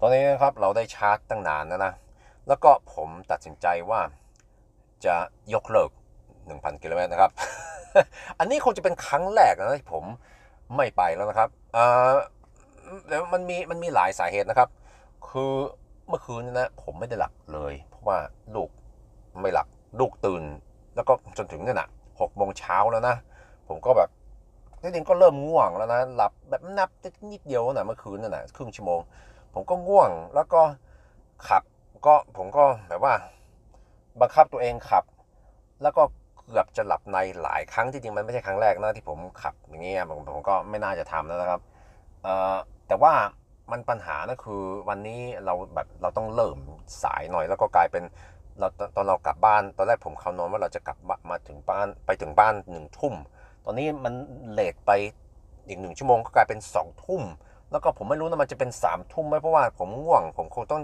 จอดหลับแล้วก็ไม่รู้วันนี้มันเป็นวันธรรมดาด้วยอ่ะปกติเราจะขับเสาร์อาทิตย์มันจะมีรถน้อยแล้วก็ที่ชาร์จก็จะไม่ค่อยมีคนเยอะอันนี้มันกลายเป็นอย่างนี้แล้วเราไม่รู้นะว่าต่อไปนี่นะถ้าเราไปถึงเฮลซิงกิแล้วก็กลับมามันจะเลทอีกแค่ไหนแล้วก็คันนี้อ่ะผมไม่มีเสาร์อาทิตย์หรอกผมจะต้องเอาไปคืนพรุ่งนี้แล้วอ่ะแล้วก็ง่วงแล้วก็แบบไม่ไหวแล้วเว้ยนั่นน่ะแล้วก็ผมก็ไม่รู้นะว่ารถคันนี้มันจะมีปัญหาอะไรอีกอะต่อไปในทริปนี้นะครับ เนี่ยแล้วก็ที่จริงเราก็ได้ผลแล้วว่ะกับวิดีโอนี้เพราะว่าคุณก็กดในวิดีโอนี้เพื่อจะดูว่ามันมีปัญหากับรถแล้วเราก็เนี่ยนะแล้วถ้าเราขับต่อไปถ้าเราไปเฮลซิงกิไปธรรมดามันก็จะเป็นเดิมๆน่ะเราก็จะไปแบบเราก็จะขับไปถึงเฮลซิงกิแล้วก็จะพูดถึงว่ามันชาร์จเร็วแค่ไหนเดี๋ยวกินไส้กรอกบ้างแล้วก็เดี๋ยวขับไปกลับมานี่อีกแล้วก็ชาร์จนานแค่ไหนแล้วก็เนี่ยนะแล้วเราก็ต้องรีบนั่นน่ะแล้วคุณก็เคยเห็นหลายครั้งแล้วมันไม่ได้น่าสนใจหรอกแต่ว่าตอนนี้ผมก็อยากจะทำแบบอีกแบบหนึ่งคือเราไม่ต้องรีบเราจะเราจะไปทำอย่างอื่นที่เราปกติเราไม่มีโอกาสทำขากลับเนี่ยนะผมจะแวะไปซื้ออาหารที่ช็อปเทคเอาไว้นะครับเราจะกินเย็นนี้นะครับแล้วก็ผมก็จะแวะไปที่มักซ์เบอร์เกอร์นั่นน่ะที่นี่นะครับเบอร์เกอร์ที่มันแย่สุดคือแมคโดนัลด์เบอร์เกอร์มันอุบาทมันบั่นลำมันแห้งมันไม่มีผักมันน่ะที่2คือเบอร์เกอร์คิงมันดีกว่านิดหน่อยแต่ว่ามักซ์เบอร์เกอร์มันจะลำมันจะมันนั่นน่ะผมก็อยากจะกินมักซ์เบอร์เกอร์ปกติไม่มีเวลากินแต่ว่าวันนี้เราจะใช้เวลากินแล้วก็อีกอย่างหนึ่งเราจะแวะไปห้างที่ใกล้ๆชายแดนแล้วเราจะซื้อไทยคิวแล้วมันเป็นแบบอาหารที่มันแช่ฟรีมาจากเมืองไทยที่ถ้าทำที่เมืองไทยแล้วก็ขายที่นอร์เวย์นะครับนั่นน่ะทำ3 อย่างที่ปกติผมไม่มีเวลาทำนั่นน่ะก็ประมาณนั้นน่ะตอนนี้เดี๋ยวเราจะชาร์จเดี๋ยวเราไปได้แล้วนั่นน่ะแล้วก็ชาร์จที่ไหนก็ได้ตอนเรามีโอกาสนะครับนั่นน่ะชิลหน่อยโอเคปิกบานWell, I explained in 2 languages what I'm gonna do. And we don't have to hurry. We don't have to go to what's it called again? I'll probably just top up at speculated also. It's gonna be a long drive if we go direct. But okay, anyway, we are good to go. Okay, let's get the heck out of here. Yeah, I explained already that I already achieved the views, which is true. You know, it sounds weird, but I already achieved the view count. The people clicked into my video, and they will realize that if I just keep going, they will not watch it, or because it's just the same old. Okay, I hammer it and I set the time. So that's why I just want to do something different that I normally don't have time for. So now I will get the heck out of here, and we will probably top at the speculator also. Let me unplug.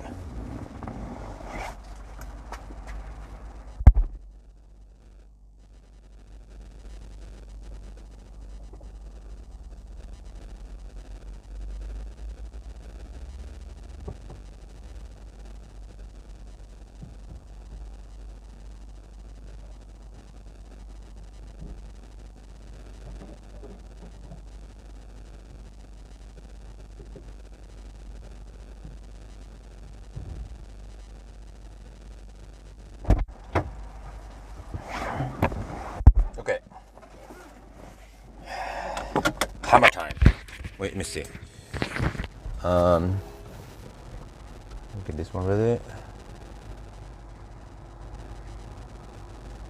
Okay, good. That one good. Yeah, I made charge my phone. Now I don't want to stress. We are going to. Well, I don't even need to use the navigation because I know where it is. Do I need to reset something? Yeah, let me just for fun now. Let me reset. Let me see. Let me not accumulate total, but current journey. This leg. I want to see how efficient we can be when we are on the. You know what? Now that we have time, let me just film something here.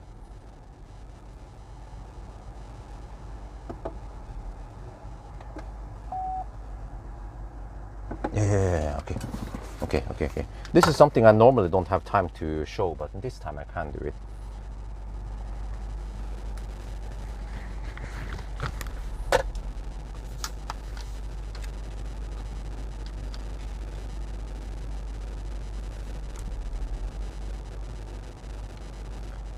Okay, this is something I normally don't have time to show you guys, but let me show you here. You put the camera. Okay, look at that backup camera. The resolution is freaking abysmal. Like, it's the shittiest resolution ever. It's like they use a pen camera, and also the perspective is shit. It's the fish. What the heck, man? It's so poor resolution. Okay. Let me see. But it has 360 cameras. If we go forward, look how blurry everything. Let me try to adjust it so you get an impression. And there's also some schmutz there, but it is so shitty. You know? Wow. Okay, whatever. Let's go.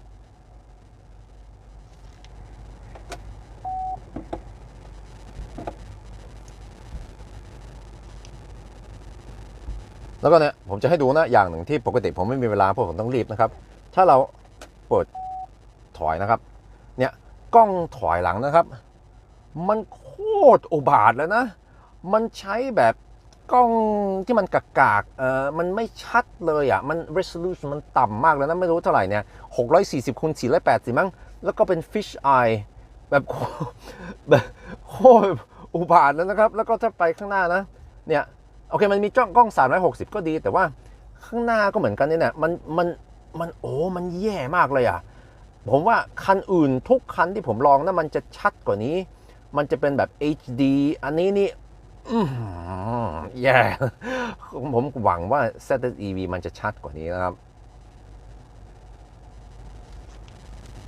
Okay, I have to show the backup camera. It is so shit. But okay, let's get the heck out of here. Let's see. I need to swap batteries maybe. Check this one. Okay, okay, let's swap. Okay, let's get the heck out of here. Wait, let me reset again. I want to see how efficient. Well, let's do a little Nisse driving. Okay, let me see. Long press. Okay. I think it's reset, right? Okay. Current journey. All right, let's go. Do I need to hammer it? Actually, I'm probably gonna hammer it anyway. I'm not gonna slow poke. Okay, whatever. Let's hammer it. There's no way I'm gonna slow poke. Okay. Anyway, let's ride on the tailwind. Let's get the hack back home. Yeah, but I don't know if you guys agree, but I mean, to me, it makes perfect sense to bail out because it creates different content, and it's to the point where the test itself is not that important.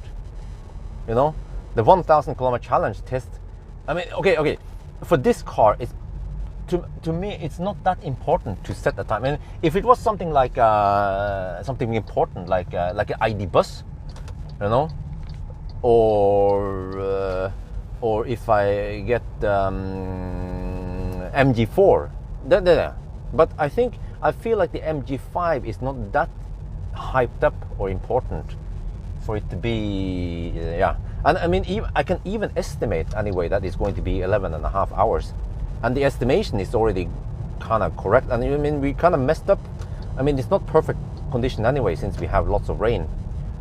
So we might not get, and also I kind of screw up on some of the charging stops, you know. So we might not get 11.5 hours. But in a perfect scenario, we should get 11.5, maybe even better, by the way. If it's summer, we might get 11 hours. But then people will disagree whether I should deduct this or that or not, because they blame the car. ABC always blame Chinese car. So are they going? Okay, I have to anticipate that guy who is going to. Yeah, I was gonna hammer it, but you know, he might want to slow pull. Yeah, like he's doing now. Yeah. Okay, let's get out of the way. Thank you.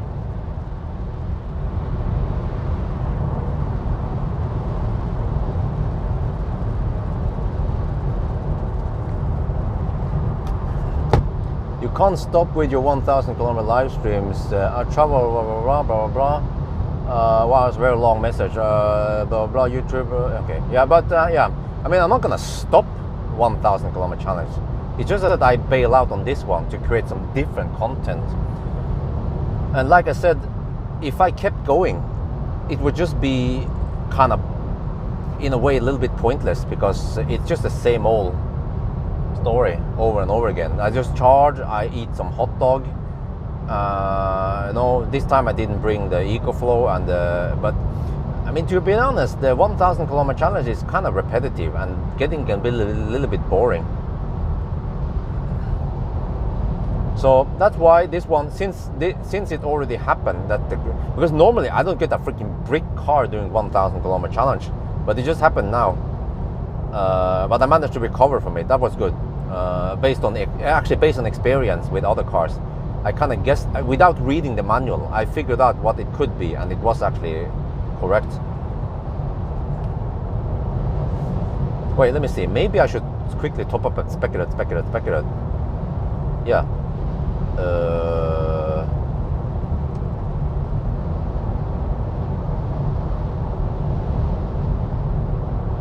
Because I might not have enough to go to Strömstad.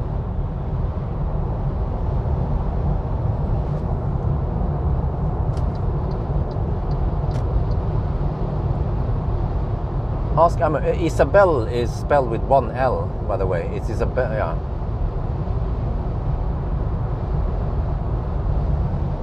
Well, no, but the problem is that wifey also needs to sleep. But we should do this while I'm home together, and then wifey can get some sleep while I'm keeping Isabel awake, for example, by playing with her, or you know, yeah, doing some activities with her. Exactly the same story, but I mean, okay, but the thing is that with 1,000 kilometer challenge, most videos like this one, if nothing happened, I would probably get 25k views, but because it failed, I might get 50k or 100k views, because it's something different, and people most of the time they will look, oh, yet another 1,000 kilometer challenge with another car I don't care about, and they don't click on it. But because it's the failed 1,000 kilometer challenge, I filmed it while the hood was open at the Ionity charger, so and I will label it as the failed 1,000 kilometer. It was kind of fail, but it wasn't total fail, right? I'm just lying a little bit. We have to do a little bit clickbait. Yeah. And that's it.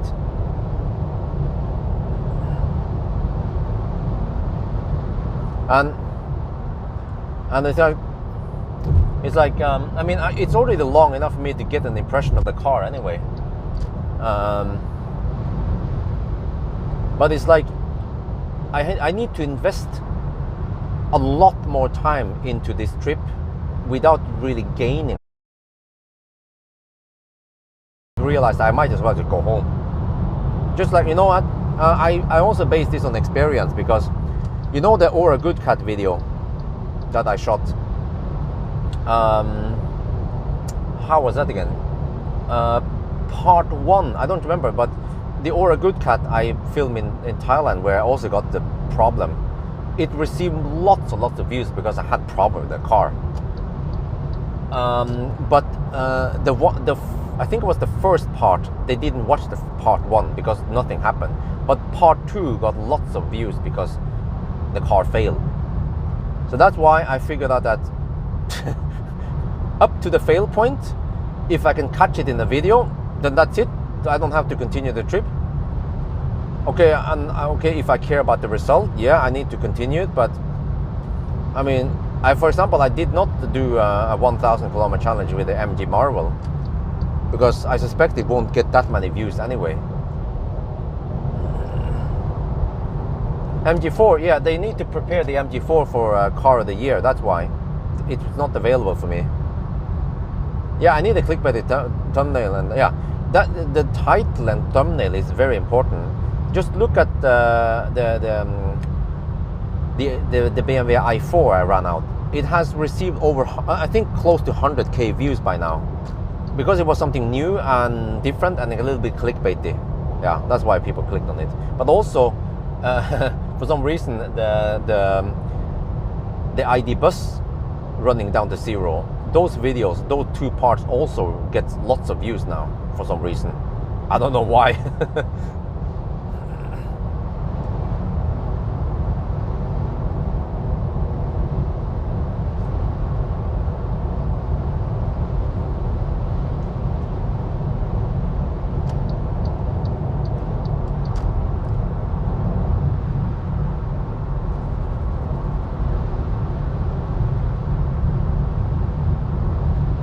But this is also good because hopefully I'll be home not too late. I mean, it's kind of late already and I need to dig around a little bit, but yeah. But hopefully I won't be home too late. That's good. So I want to take a nap in the afternoon, and then I have to do, at least what I will do is I will have time for a headlight test and the driving ASMR tonight. So I don't have to stress too hard.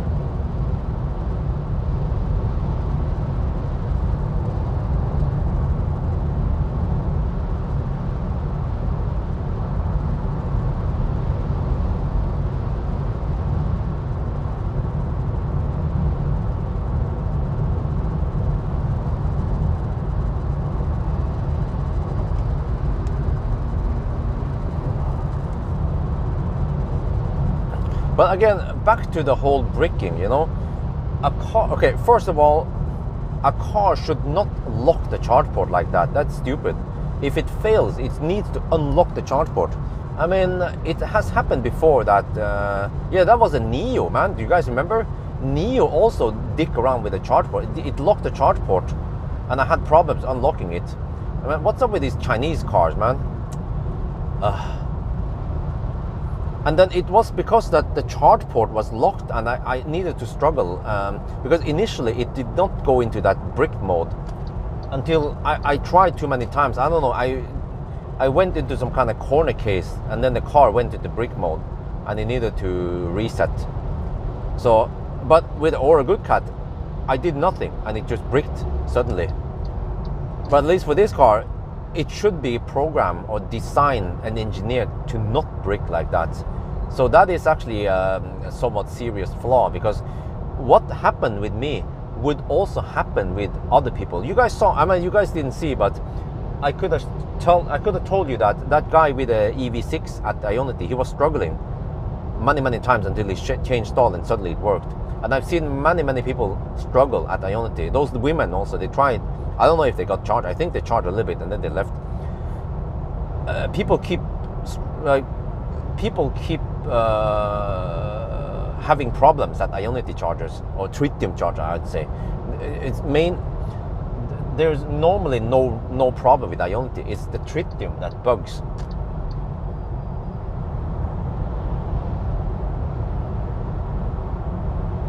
Oh, they're building solar panels over here.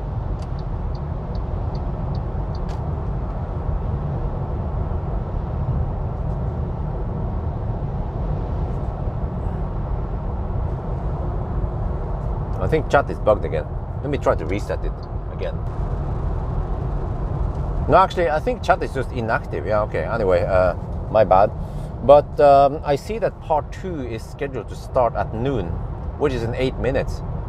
So I guess we will move over to part 2 soon. Yeah, but ABB also is troublesome. But what I've learned with tritium is that sometimes the tritium chargers are just buggy, and then all you need to do is just avoid it and take another tritium, and then it works. It was with I had problem with EQV at night, and then I just moved stall, and then it worked. But I know that if I keep trying the same charger, it will usually bug and bug and bug and bug for no reason.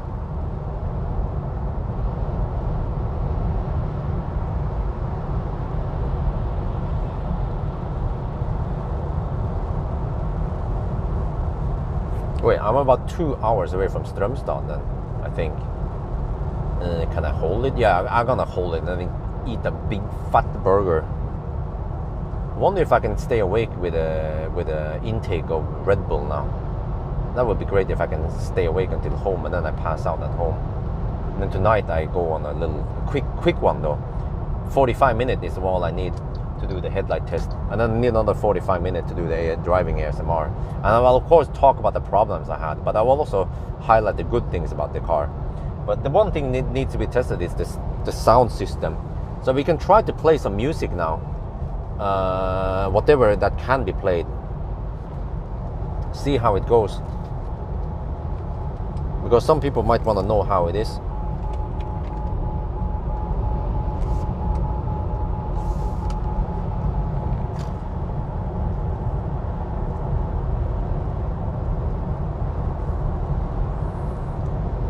Oh, what the heck, dude! I'm just not looking at the wheel for a little bit because I'm preparing the music, and then the MG Pilot is on a crash course.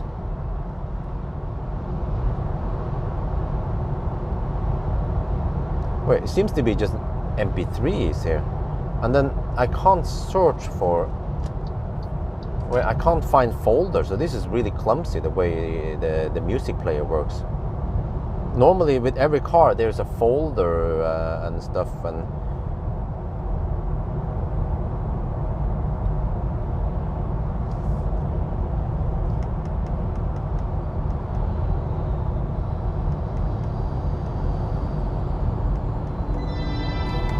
what? What?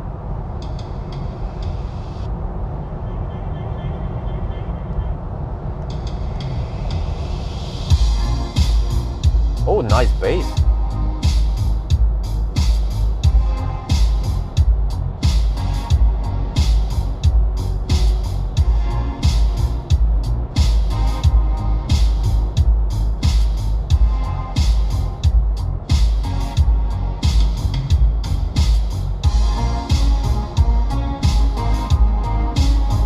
Wow, it lacks clarity. It sounds so muffled.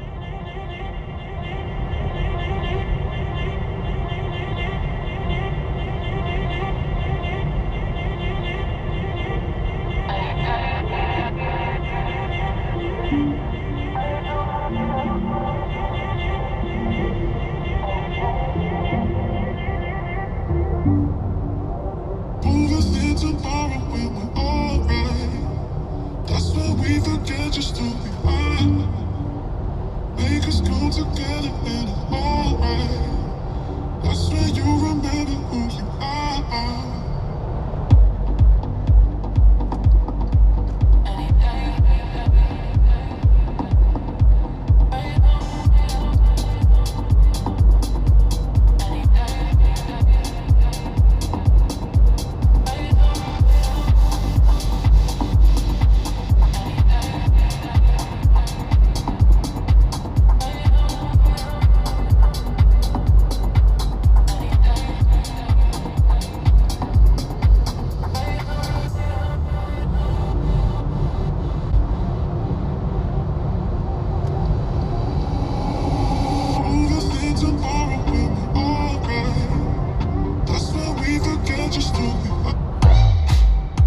I haven't heard this one in a while.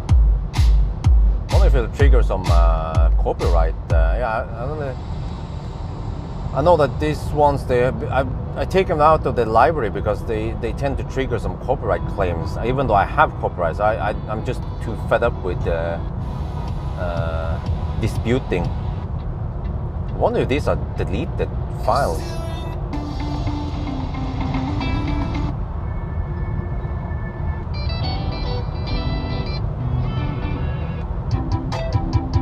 They're kind of mixed in together here.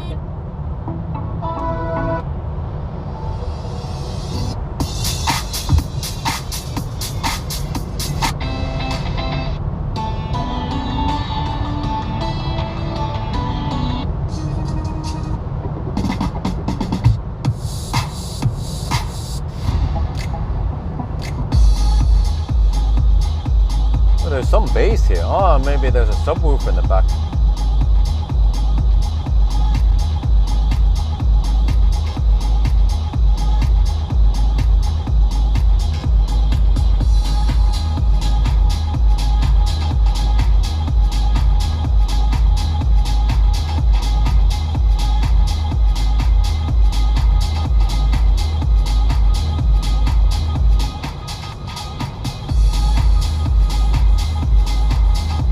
Well, I forgot to tell you guys that there's been this tire, no, the TPMS error for a while now, several days. And you know what? I'm just gonna troll people and I'm gonna say, hey, there's been this weird horseshoe symbol with an exclamation mark. I don't know what the heck it is, man. I'm a car guy. I don't know what the heck it is. I mean, I can't sound more obvious than that because well, every time I keep asking, what the heck is this thing? I mean, I know what the heck it is. The tow hook. I don't know. People always fall for it, and some people even say, "Bjørn, you're a car guy." Like, I can't believe that the car guy doesn't know what the tow hook is. Of course, I know what it is. I invented it, man. I've been using it so many times with Optimus Prime and yeah, at least Optimus. Well, I also use it when I went on the track with MC Hammer. I used the tow hook many times, but I guess people don't know because they are noobs.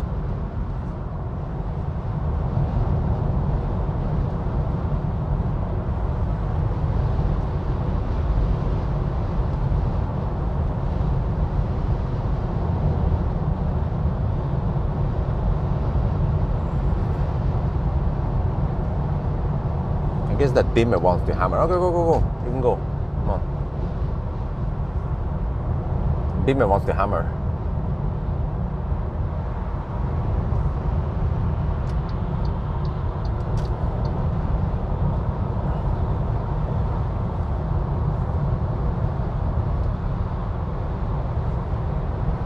Okay, let me see.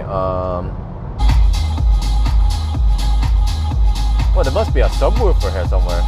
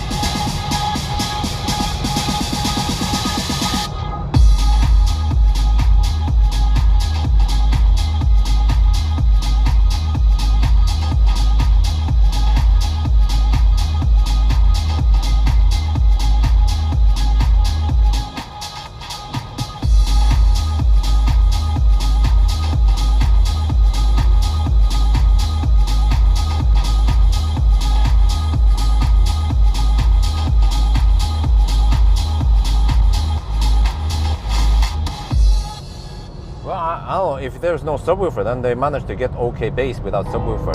But I feel like maybe it's not too deep. Do we have any other songs?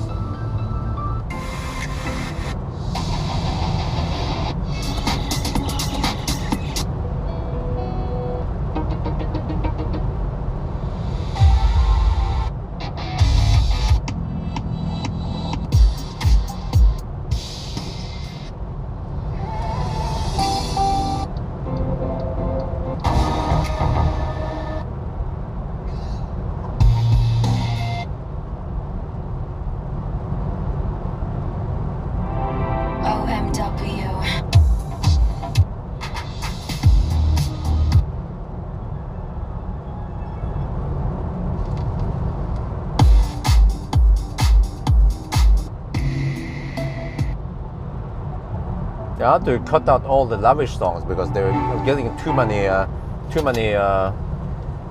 copyright claims, getting freaking annoying.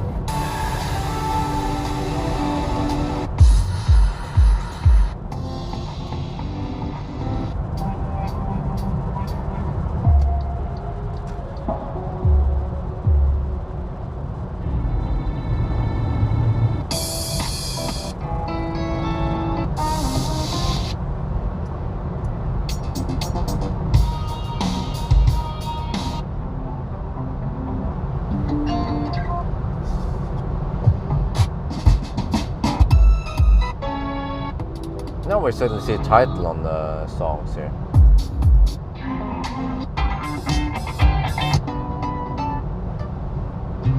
Yeah, they're just mixed together, all of them. Well, let me see. Let me see if I can find some of the songs I normally test. Yeah, they are here. I have to search for it. Hey,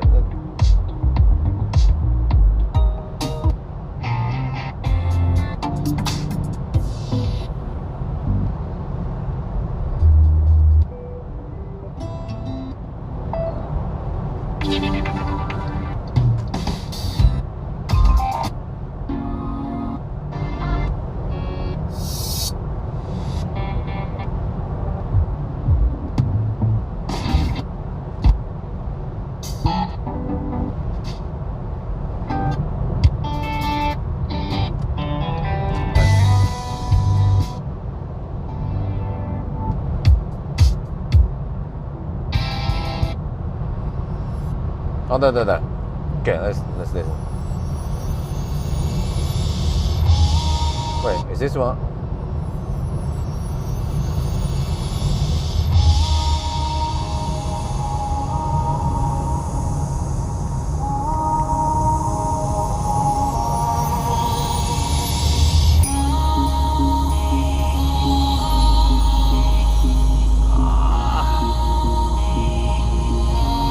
It doesn't sound that pleasant.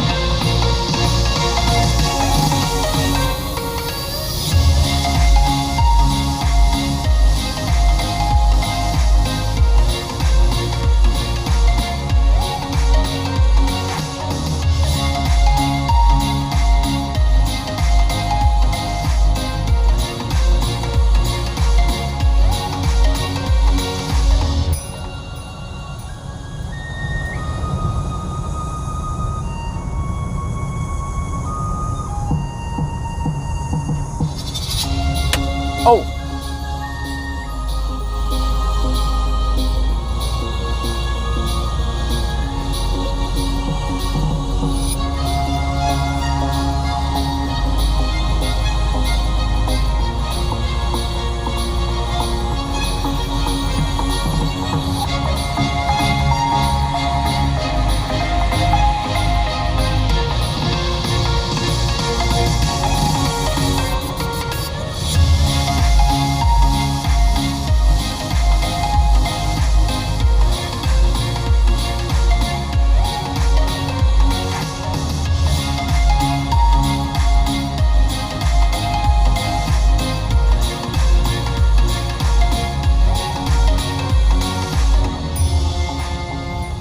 Okay.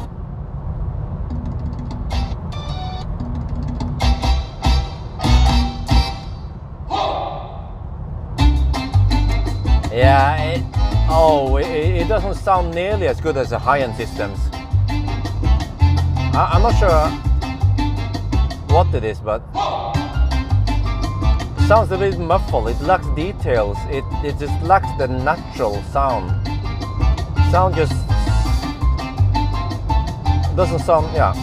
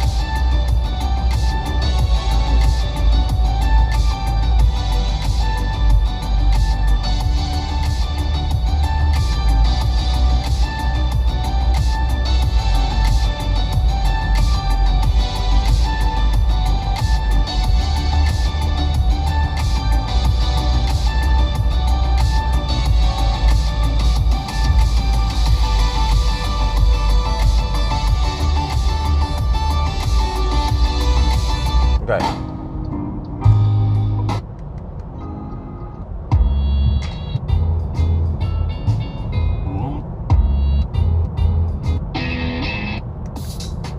Well, okay. I listened to yeah.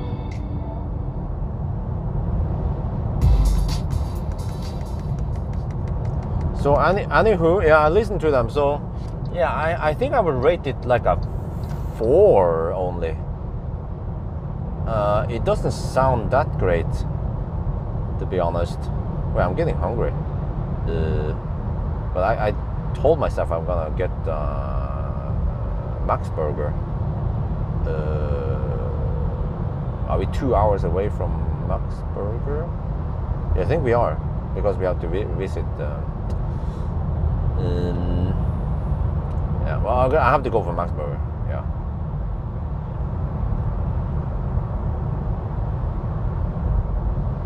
Well, at least the traffic around noon is not too bad past Göteborg.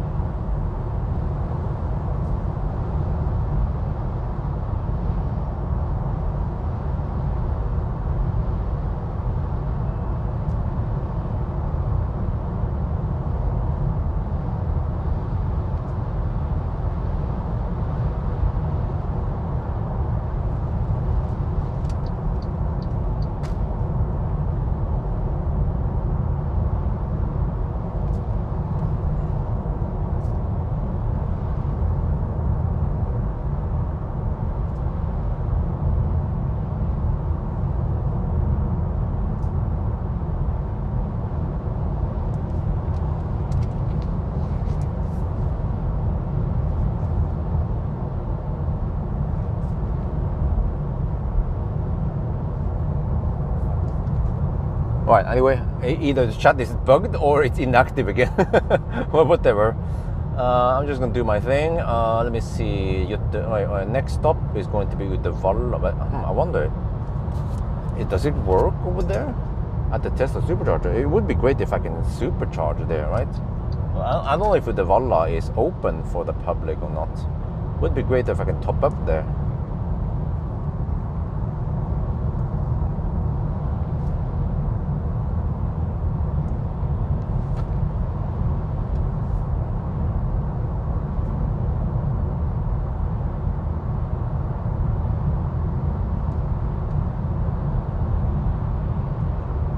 Oh, it's not. It's just Hogstorp. Well, unless I top up. Nah, whatever. I could top up at the B, whatever, Vattenfall. it, but do I even have a... Well, I have an RFID for it. But then I could skip Spekkerud.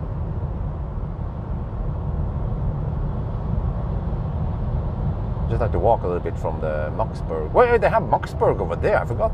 But, yeah, I forgot they also have Max over there.